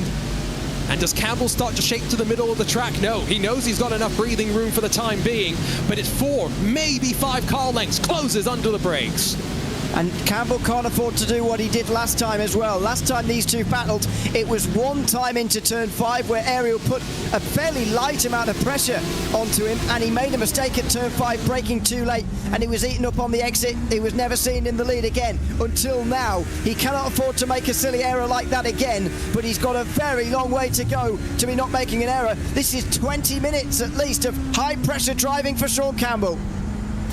How much can he soak up? How much can he absorb? Remember, sometimes the battle just has to be won mentally. If Gustavo Ariel pressures Campbell into a mistake, he doesn't even need to get wheel to wheel. He could use the force and guide the Grid and Go car off the track. Look how much better it is through the final corner. It's not even close. The grip that the 69 has to work with, it's on offer. And then, as they power out of the final corner to the line once again, you can see the gap start to grow and the car's breaking apart. And now snaking back and forth, you can tell Sean Campbell wants to make sure he's got as big a gap as possible into turn 1. Does not want to let Ariel be close enough to think about the lunge. He can't do it here. No, nowhere near this time round through turn 3, and Campbell's already thinking about the exit out of turn 4 there as he's working his way through. This is the, bit of crash there for Ariel. He's not going to get the run towards 5 now, and Campbell just needs to hit his own marks on the way down the hill here. And anyway, Ariel has another look. There's a bit of a scary thing for Sean Campbell. He knows that if Ariel is anywhere near him, he's going to go down the inside at 5. These are two drivers showing their racecraft right now. They are placing the car where it needs to go, and Campbell will be cursing his luck right now, stuck behind a Ford over the top of the crest. How many more cars in front of them? I see another Ford that you see on your screen, and then there's another GT1 a little bit further down the road. Gustavo's been able to clear. That was important for him. He didn't want to be stuck behind. Coming to 10 laps left to go. Oh, I thought he was going for it. Thought better of it at the last moment. Every time he gets on the brake here, Gustavo Ariel, he looks like he's going to go down the inside of Sean Campbell. This just looks like it's going to be too long of a time for Campbell to hold on. But if he can, it'd be one of the most extraordinary defences we've seen in an iRacing special event to win the race from this far out. Onto the front straight. Turn 1, don't worry about it. It's on the brakes at 3 where he's got to be concerned. And again, I now start to wonder how many off-tracks do they have left to play with, because that is what the system incentivizes. Keep some in reserve for the end of the race so you can use them strategically. Oh, Gustavo almost ran straight into the back of the 001 there, a bit too committed on the brakes. Over the top of 4, a great run from the 69. Traffic in front as well. This is deja vu back to the first 45 minutes of the race, but a lot more stern on the block initially was Sean Campbell, and all over the rear wing, all over the gearbox, with the Aston Martin peeled to the right side of the track. They'll sweep their way towards turn 7, but Gustavo Ariel patient for the time being, but patience and time winding down. And Campbell definitely learnt from his error through turn 5 last time, because he parked it on the apex this time, blocking Ariel's path to the lead. So he's still got the lead now. Again, he's forced to defend into 10 and 11. Ariel was definitely looking up the inside there. He's going to have another dive when he gets to 13 here, surely, unless he's going to be fed out wide into the Ford. Campbell's got to stay on the inside, and he does. That bit of traffic there really helped him. Intelligent from Campbell, Ewan, to set up... what was that? Oh, my word! Oh, contact, and it's not over just yet. We've still got 9 laps to go at the line. What I was going to say, Sean Campbell straight-lined his braking into turn 11, knowing it would block the path off, and Gustavo not necessarily being aware of the GT machine alongside. Is there damage? I think they got away with it. Sorry for screaming, that was a completely natural reaction. I thought he was going straight around, and that would have been that.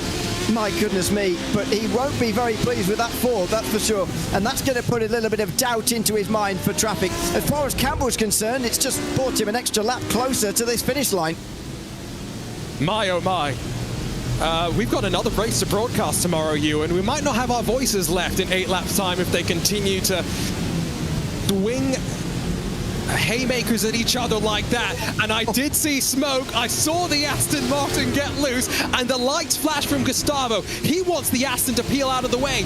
Oh, and he gets up the inside aggressively. That was important for him. It's less than half a second between the two of them. I think the GT cars will be fearing these two now, the way they're both coming through on traffic, and it's probably best if you're not in a battle yourself in GT1 or GT2, just pull out the way at the moment, because you're more likely to survive. This is the aerial view of that incident a moment ago.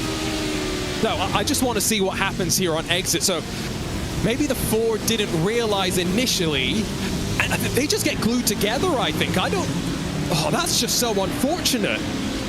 It is a little bit. As Chimera actually went around properly there at 13. I think, yeah, a little bit unfortunate. I think Ariel maybe pushed it a little bit far. I think he maybe thought the Ford would be a little bit further to the right-hand side there, but no, he got away with that one just about. Look at that, different sides through traffic. Ariel a lot closer down the front straight this time. It's good news for him by turn 3. He won't go for it at turn 1 though. I thought for a second he might have a chance. I thought Campbell was going to get stuck on the outside and worried about a GT car, but no, we've got 8 laps to go. It was foot to the floor stuff. Good entry from Gustavo. He will have a great run over the top of the hill here, but Sean Campbell's parked on the apex, gets a little bit out of sorts, and now the run. Medium downforce versus high downforce, and squeezed all the way to the white line. Jinking back at the very last minute. The Ford gives them a wide berth, sees all of this coming, and Sean Campbell holds on. What defensive driving on display. He only just pulled in front of Ariel there with millimeters to spare. Again, he defends into 8. This is where Ariel's got him where he wants him now. He's got a better run coming down towards turn 10. This is his big chance now. This is where Campbell's been straight lining the braking. A bit too close for Gustavo. He can set the long way up if he wants to. He overcommits, loses a bit of time, and Campbell holds on. I'm going to point something out now as well. GT1 lead is down to 2 seconds amidst all of this fighting, and as Ariel gets squirrely and commits the long way around, neck and neck, heading through the final quarter once again.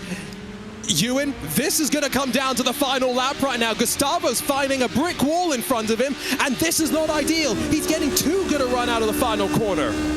He's still got Campbell where he wants him though, because he's got him defending into corners, and that's not ideal for his run onto the front straight, which is what he needs to really take advantage of. He's done a good job of breaking slipstream here as Campbell on the way down towards turn 1, but it might not matter, because as soon as they get to turn 4, Ariel is right over the back of him again and getting good exits. His next chance, turn 5 again, although he goes for it at 3 this time. First time he's gone for it at this venue for the last few moments. Inside for 4 for Campbell. This is where it gets super difficult as they run side by side off the turn. Was that an off track? Did he know he's got the margin to play with it? I thought he was alongside, but Ariel commits the long way around. He was squeezed. Campbell's gone wide. He's overcommitted, and I think that's the job done. Gustavo Ariel, after 7 laps of wheel-to-wheel racing, has finally hit the front. And that's exactly what happened earlier in the race. Sean Campbell made a mistake into turn 5, and he's broken too late again. This is that moment. Ariel in his mirrors everywhere. He's too focused on that, Sean Campbell. He's trying to get the entry here. He's trying to get the early apex, but he couldn't do it. Gustavo Ariel didn't brake too late in the end. In fact, he just broke where he needed to. Campbell too late on the brakes. Exactly what happened earlier. And he's handed this race lead now to Gustavo Ariel. Wow, oh wow. Ewan, everyone talks about the iRacing Daytona 24. Everyone talks about the iRacing Nürburgring 24, the Spa 24 hours. But this has produced wheel-to-wheel racing like those races fairly seldom bring the excitement all the way to the checkered flag. Whether we do this race at Portimao next year or whether we take the show on the road, I hope we're back in 12 months' time talking about these 3 classes once again. Yeah, absolutely. It's been a fantastic event and fair play to the drivers for taking this one up as well, especially some of the top names like Ariel and Campbell here. You can see the GTs doing what I was talking about early on, just getting the hell out of the way when they see these two coming through. It's been great racing, not only between these two, but the whole way through. And yeah, who knows where we're going to be next year, if indeed we are back, but hopefully we are. The one thing though that I will say that has created this race, that maybe not in the future, a difference in downforce here, which is highly unusual between these two. Admittedly, we have had good battles elsewhere that haven't contained that dynamic. However, it is worth noting that Grid and Go versus Equipe de Corrida has rather been unusually created this afternoon. Something I wish we had more of in the sim racing world, because too often the teams find themselves, headed down the same setup window, box, whatever you want to call it. And so I think I said the same thing with Jeremy Ewan, which is that, you guys were talking track design, and I was saying that without the difference in the downforce, it does seem to be very difficult to see this sort of action, unlike what we've seen offered by these cars. So, maybe that needs to be an element of the race next year, is that it's a fixed setup race, but you don't know which setup you're going to get, the medium downforce or the high downforce. Bit of a lottery setup at the start of the day. It would be fun, but I get the feeling drivers would get quite sick of it, as always. But no, it would be fun to see, because you're right. I think it is something we don't see enough of, the difference in terms of straight line speed versus cornering speed battle. I think that's some of the most interesting battles you could possibly watch. I mean, the second ever endurance race I ever watched was the 2015 6 Hours of Silverstone, and that had that straight line speed versus cornering battle to an absolute T, and it's still probably the best race I've ever watched. And it was ages ago, and about the second race I ever watched as well. So there you go. I picked way too soon there. If I wanted an answer to my question about off tracks, by the way, I think I just got one. Gustavo drove well off the track and didn't even care. So he's perfectly okay there. What I am going to do, though, is refocus our attention as a lunge up the inside. Oh, Gustavo, you can be a bit more careful than that now. Fight in GT1, Ewan. It's gone from 4.5 to 2 seconds, and so as much as it's an outside chance, Corvette versus Aston Martin is not done. There is Robin Schwanke, your race leader, with David Barraclough hunting him down. I'm just not sure he's quite got enough time here, especially because they're now going to be lapped. So 4 laps to go right now for the Aston Martin and Corvette, and he needs to gain half a second a lap at least to be there in time for a run on the very last lap of the race here, does David Barraclough. He's going to be helped by traffic. He wasn't disrupted by Ariel. He will not be interrupted by Campbell, I don't think either. Maybe he will actually into turn 1. And Schwanke certainly will be through this first sector. There is Ariel right in behind him right now. Oh, and it's late. That's not ideal for Solpeck. That's half a second right there. That's closed on up. It does go back out slightly as they crest over 4, but as much as maybe David lost some time with Campbell, Robin lost more time with Gustavo, and now still has Sean Campbell to fly his way through, probably on the entry towards turn 7, hoping that it will work out okay. The one thing, Ewan, that I think has actually worked out okay, much as I know some of the drivers and competitors were hoping this race was going to be run at night, I think this race has been better for running during the day. It's interesting, isn't it? I think maybe the most interesting to be ultra track temperature-wise. Yeah, exactly. I think the most interesting would be, start at about 3 p.m. and run into the night. I think that would have been probably most exciting, so you get a bit of both. But yeah, maybe you're right. We'll never know. But maybe you're right that the higher track temperature has created something here. Maybe next time I would like to see it a little bit more balanced between not taking tyres and tyres, because it's been pretty nailed on that you need tyres, especially in the GT categories so far today. The recovery from Black Star Racing that sees them hug into the draft of an HPD machine and make the move on Nexus Esports. And so this is the fight, remember, to be the best, second best Corvette. We'll leave the race leader out of it, because they have been in a class of their own in terms of Corvette competitiveness. Oh, bit of a contact there, and unsettled the number 34, and Lucas Lodato then almost got ran over by Philip Bereswell in the Team Hoisingveld machine, who's trying to at least recover something with 3 laps left to go. Leaders, by the way, 1.1 seconds separates them now. It is coming down. It is coming down last time round for those two. 1:39.0 for Torque Freak, 1:39.5 for Solpeck.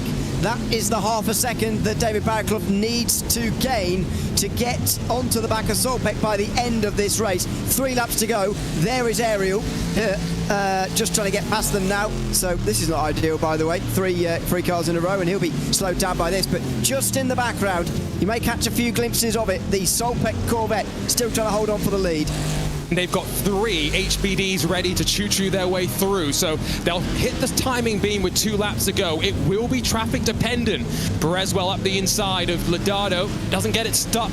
And so as they work their way over now to 14, shoved out wide, there's some traffic behind. That's not for position, so the next GT machine in tow is just going to be watching, you'd think, with a handful of laps left to battle, and Lodato going to be vulnerable here. The Aston Martin, the V12, sings through the gears, goes through the revs, and no tow in play here. It's just a straight drag race that the Corvette started to pull out a slight advantage in, but Bereswell deep under the brakes and moves his way forward.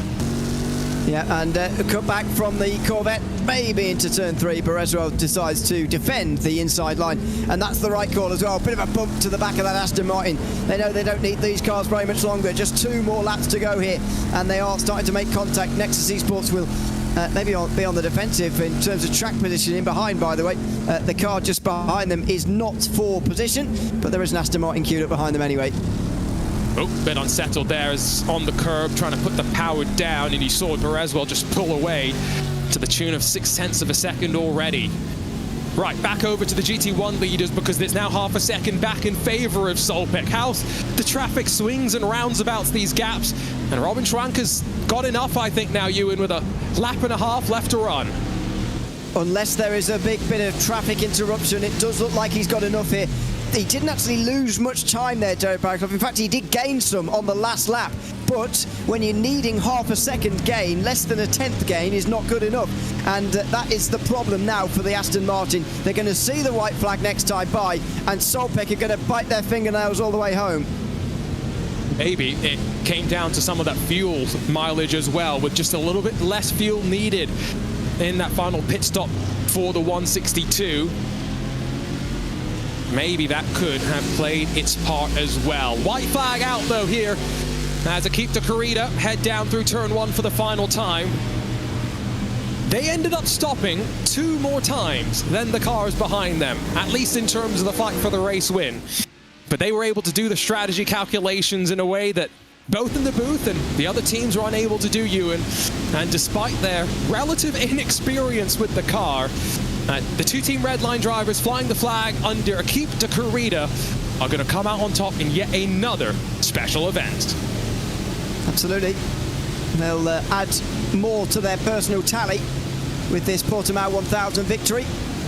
And as I said earlier, slightly puzzling strategy, because they could have easily got home on 1 less pit stop and had a much more comfortable run to the finish. But as neutrals, it's great that we didn't get that, because we got a great battle for the win in the end between Campbell and Ariel, which Gustavo Ariel has won out in the end, and thoroughly deserved as well. Just shows that even in cars they don't drive so much, these are the best drivers in the world.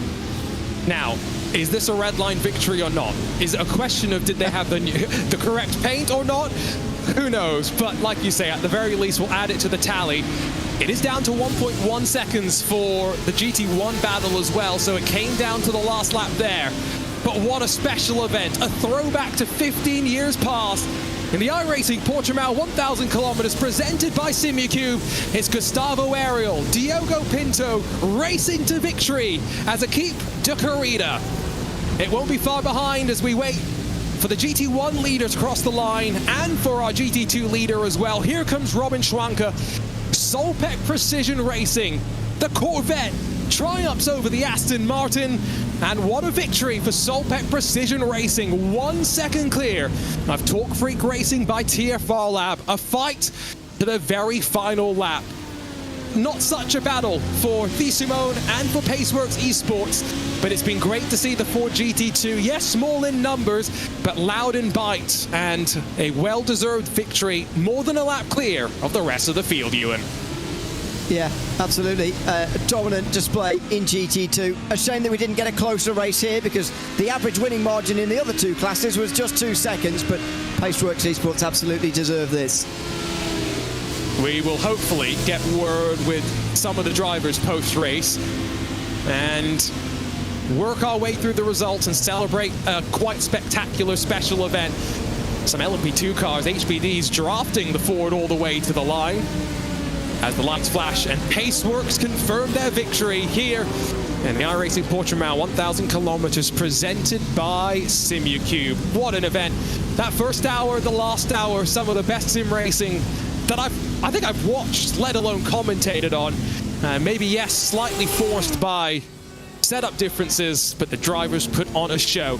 And good to see not just the vintage machines on track, but some of the teams that have made up the storied history of many iRacing competitive series, the likes of SimRC, the likes of Team Hoisingveld and Team Chimera.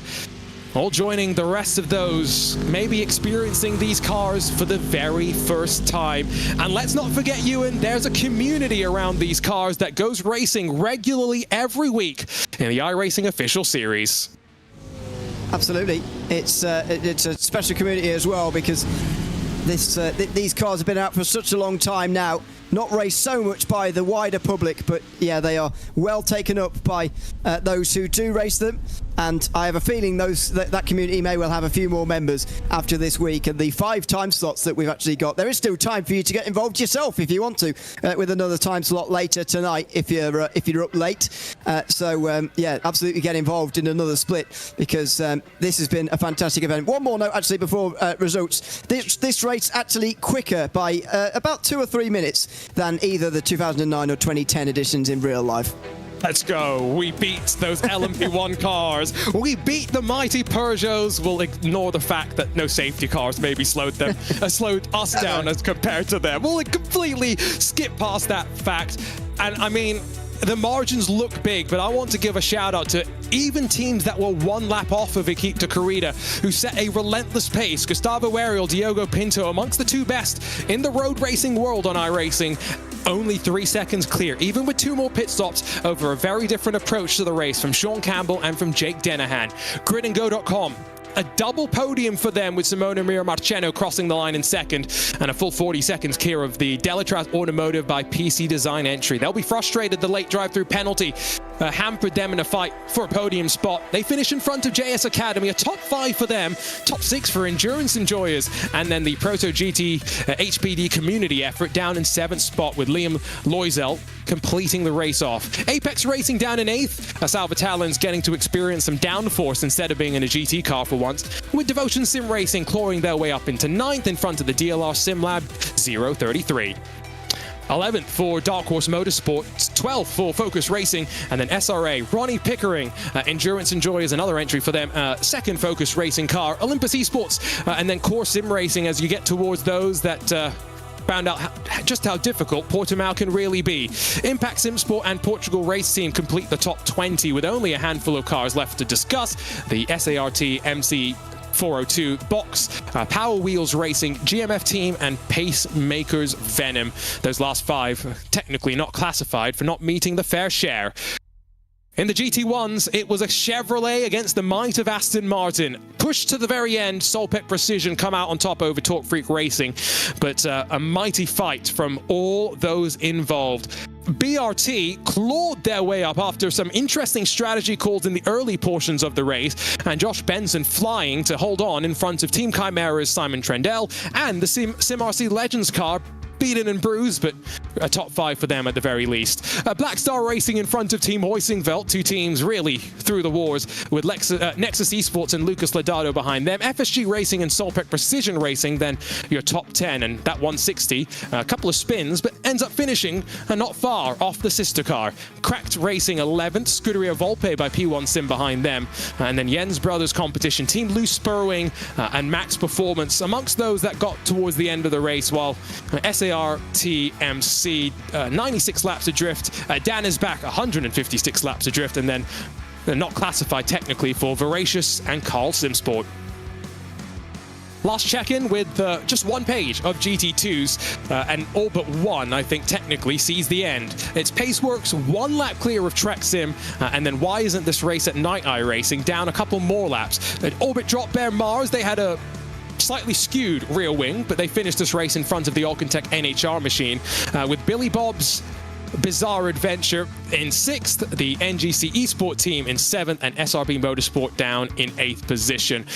Let's see if we can quickly catch up with our race winners. Diogo Pinto and Gustavo Ariel are standing by.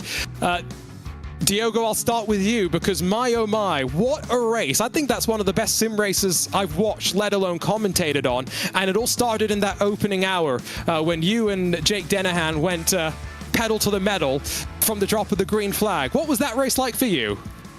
It was an awesome race.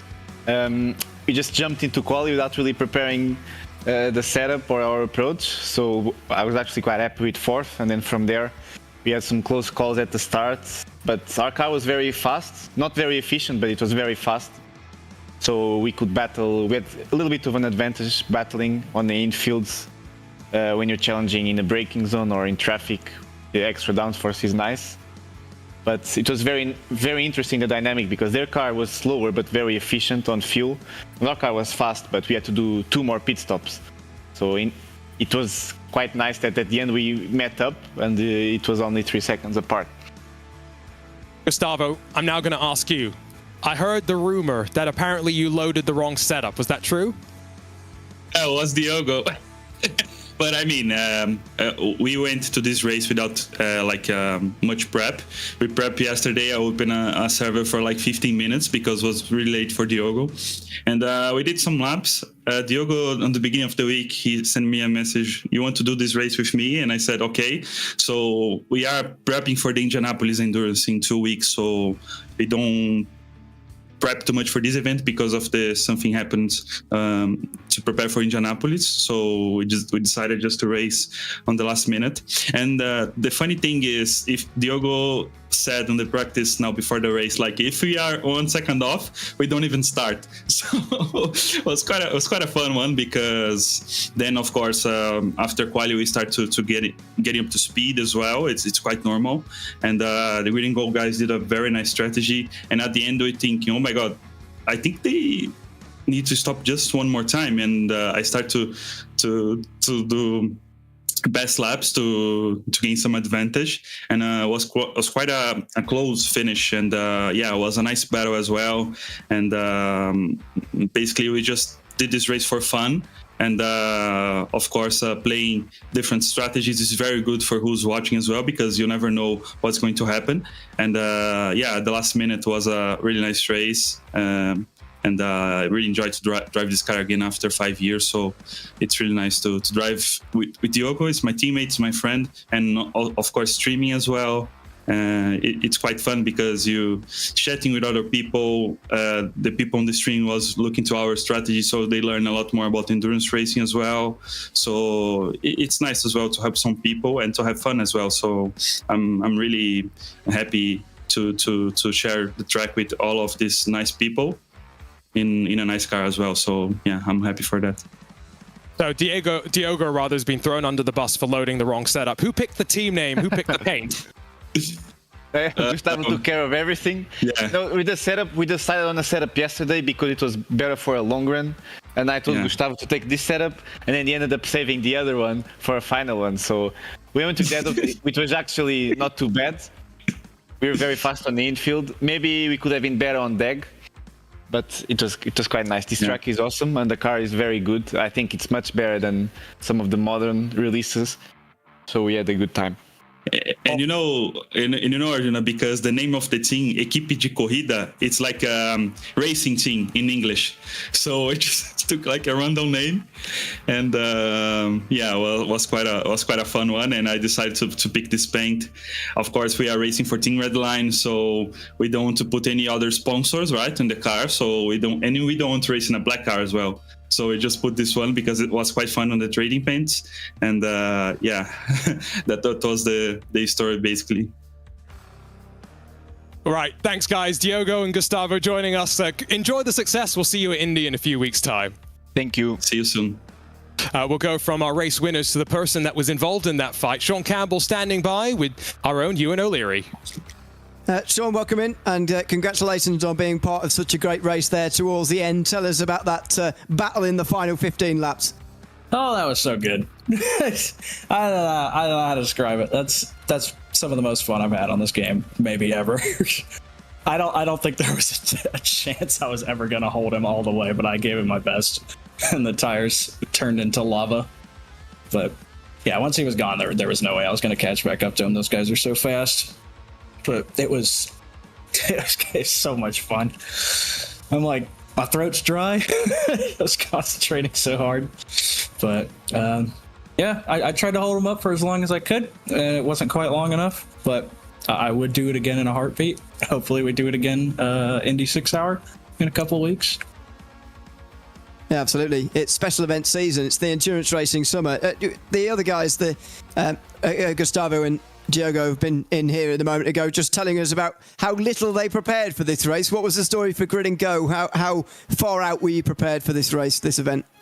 I mean, we definitely prepared, but it's not like, we're going to be like already ready for Indy 6 Hour and stuff. But it was definitely like we wanted to do good. We weren't going to we weren't going to grid and go, if you will. I'm sorry.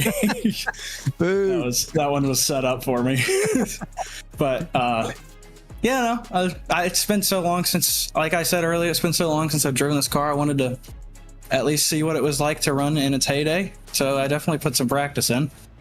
And it paid off by the looks of it. It was great. Yeah, it was a great race to watch. Well done on being a part of it, and thanks for coming to chat to us after the race as well. No problem. Thanks so much, Sean Campbell. Second place with Grid and Go here today. And always nice when we get to speak to a couple more drivers. Let's quickly catch up with Casper de Court with David Barraclough. Casper, great to see you not behind the race control desk, as it were, but instead getting to hit the track a little bit more. How much fun was that, breaking out the old Aston Martin GT1 and fighting up there at the front? It was great fun. I mean, I haven't driven this car for so long to take the dust off it and to get back out there on the track with these kinds of teams and these kinds of drivers. It's great fun.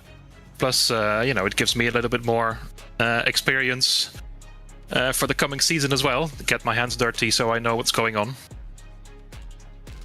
And David, from your perspective, I wasn't sure if the Aston Martin had the pace in that last hour, but you almost proved me wrong and brought it all the way down to the wire. What more did you think you needed to be in that fight, or was it just a couple more laps? Yeah, I gave it everything in that last stint, Arjuna, and it wasn't quite enough. I don't know where else I could have found the time, really. We were playing shenanigans with the tyres as well. We only took 3 tyres on the last stop, so we gained a little bit of time from that, I think. But yeah, I think I ran out tyre on the last lap and ran out fuel over the line. So I don't know what else we could have done, really. Maybe one more lap wouldn't have been the best. Congratulations on a race, great race. We're going to quickly catch up, though, with the race winners who have now finally made their way to the broadcast booth. Robin Schwanker and Brandon Roseborough join us now. Robin, let's start with you. What a race, and the best of the Corvettes by quite a mile. Did the Aston Martins really put up a firm fight? Oh, they for sure did. Like, towards the end there, I was like managing like a 5-second gap until there was a little bit of a misunderstanding with one of the prototypes. And then I basically wanted to go back to, all right, I'm just gonna eke the gap out, like 2 tenths, maybe 3 tenths, what I've done before. And the cooler the track got, like the quicker the Astons got. And at some point I just couldn't pull away from him anymore and was just praying for the HBDs to lap us again so that we get 1 lap less, because I wasn't sure, like, if he gets within proper slipstream range, can I beat him into turn 1, But yeah, they put up one hell of a fight. Well, if it makes you feel any better, they just told us that they, I think, lost a tire and ran out of fuel on the last lap. So they couldn't have done one more lap. Brandon, I know that you've had the chance to jump between all sorts of different cars on iRacing. How did this stack up compared to some of the more modern machinery that we've seen you in? I've always loved these GT1 cars. It's definitely one of the cars that I'm most fond of, since it's something that I've driven basically since I started iRacing. So yeah, I always love a big old V8, in front of me. Congratulations on a great win, and we'll see you in Indy in a few weeks' time. Definitely. Take care, guys. For sure. So a quick chat with the drivers as we wrap up coverage here of this iRacing Portimao 1,000 kilometers presented by SimuCube. And some of the drivers referred to it, Ewan. We've got another special event not far on the horizon. We've got the Crandon Championship, which will actually be coming up first, and that's next week. So if you like some dirt racing, well, it's right around the corner. The Indy 6 Hour, though, a couple of weeks away. Another endurance race with the new GTP, LMP2, and GT3 machinery. Yeah, so after next week, I'll understand what's going on again at Indy 6 Hour, and that'll be good news for me. But no, the end of the endurance racing summer is very near to us here in the iRacing special events calendar, starting pretty much right back in the 4 hours of Fruxton towards the end of May and the start of June. Since then, it's been constant endurance racing, and it's been thoroughly enjoyable. Indy 6 Hour coming up next, a bit more preparation for that one, I would say. But as we've learned here this afternoon, a bit less preparation from the drivers is no bad thing when it comes to the actual racing that you get out there on the circuit. Thoroughly enjoyable event, maybe the best of the year, and going to be hard to beat in the next 5 months of 2025. That's for sure. On RaceBot TV, we got plenty more endurance racing to come, starting tomorrow with the return of the 24-hour series esports championship, so make sure you're staying tuned to all the action to come. What a day, though. One of the best events of the year. Maybe the best special event I've ever witnessed. For Ewan O'Leary, for Jeremy Scott, and Paul Smith, our producer Hugo Luis controlling all the action. So Arjuna Kankipati signing off and hoping to see you in a couple of weeks' time as we head to the Brickyard.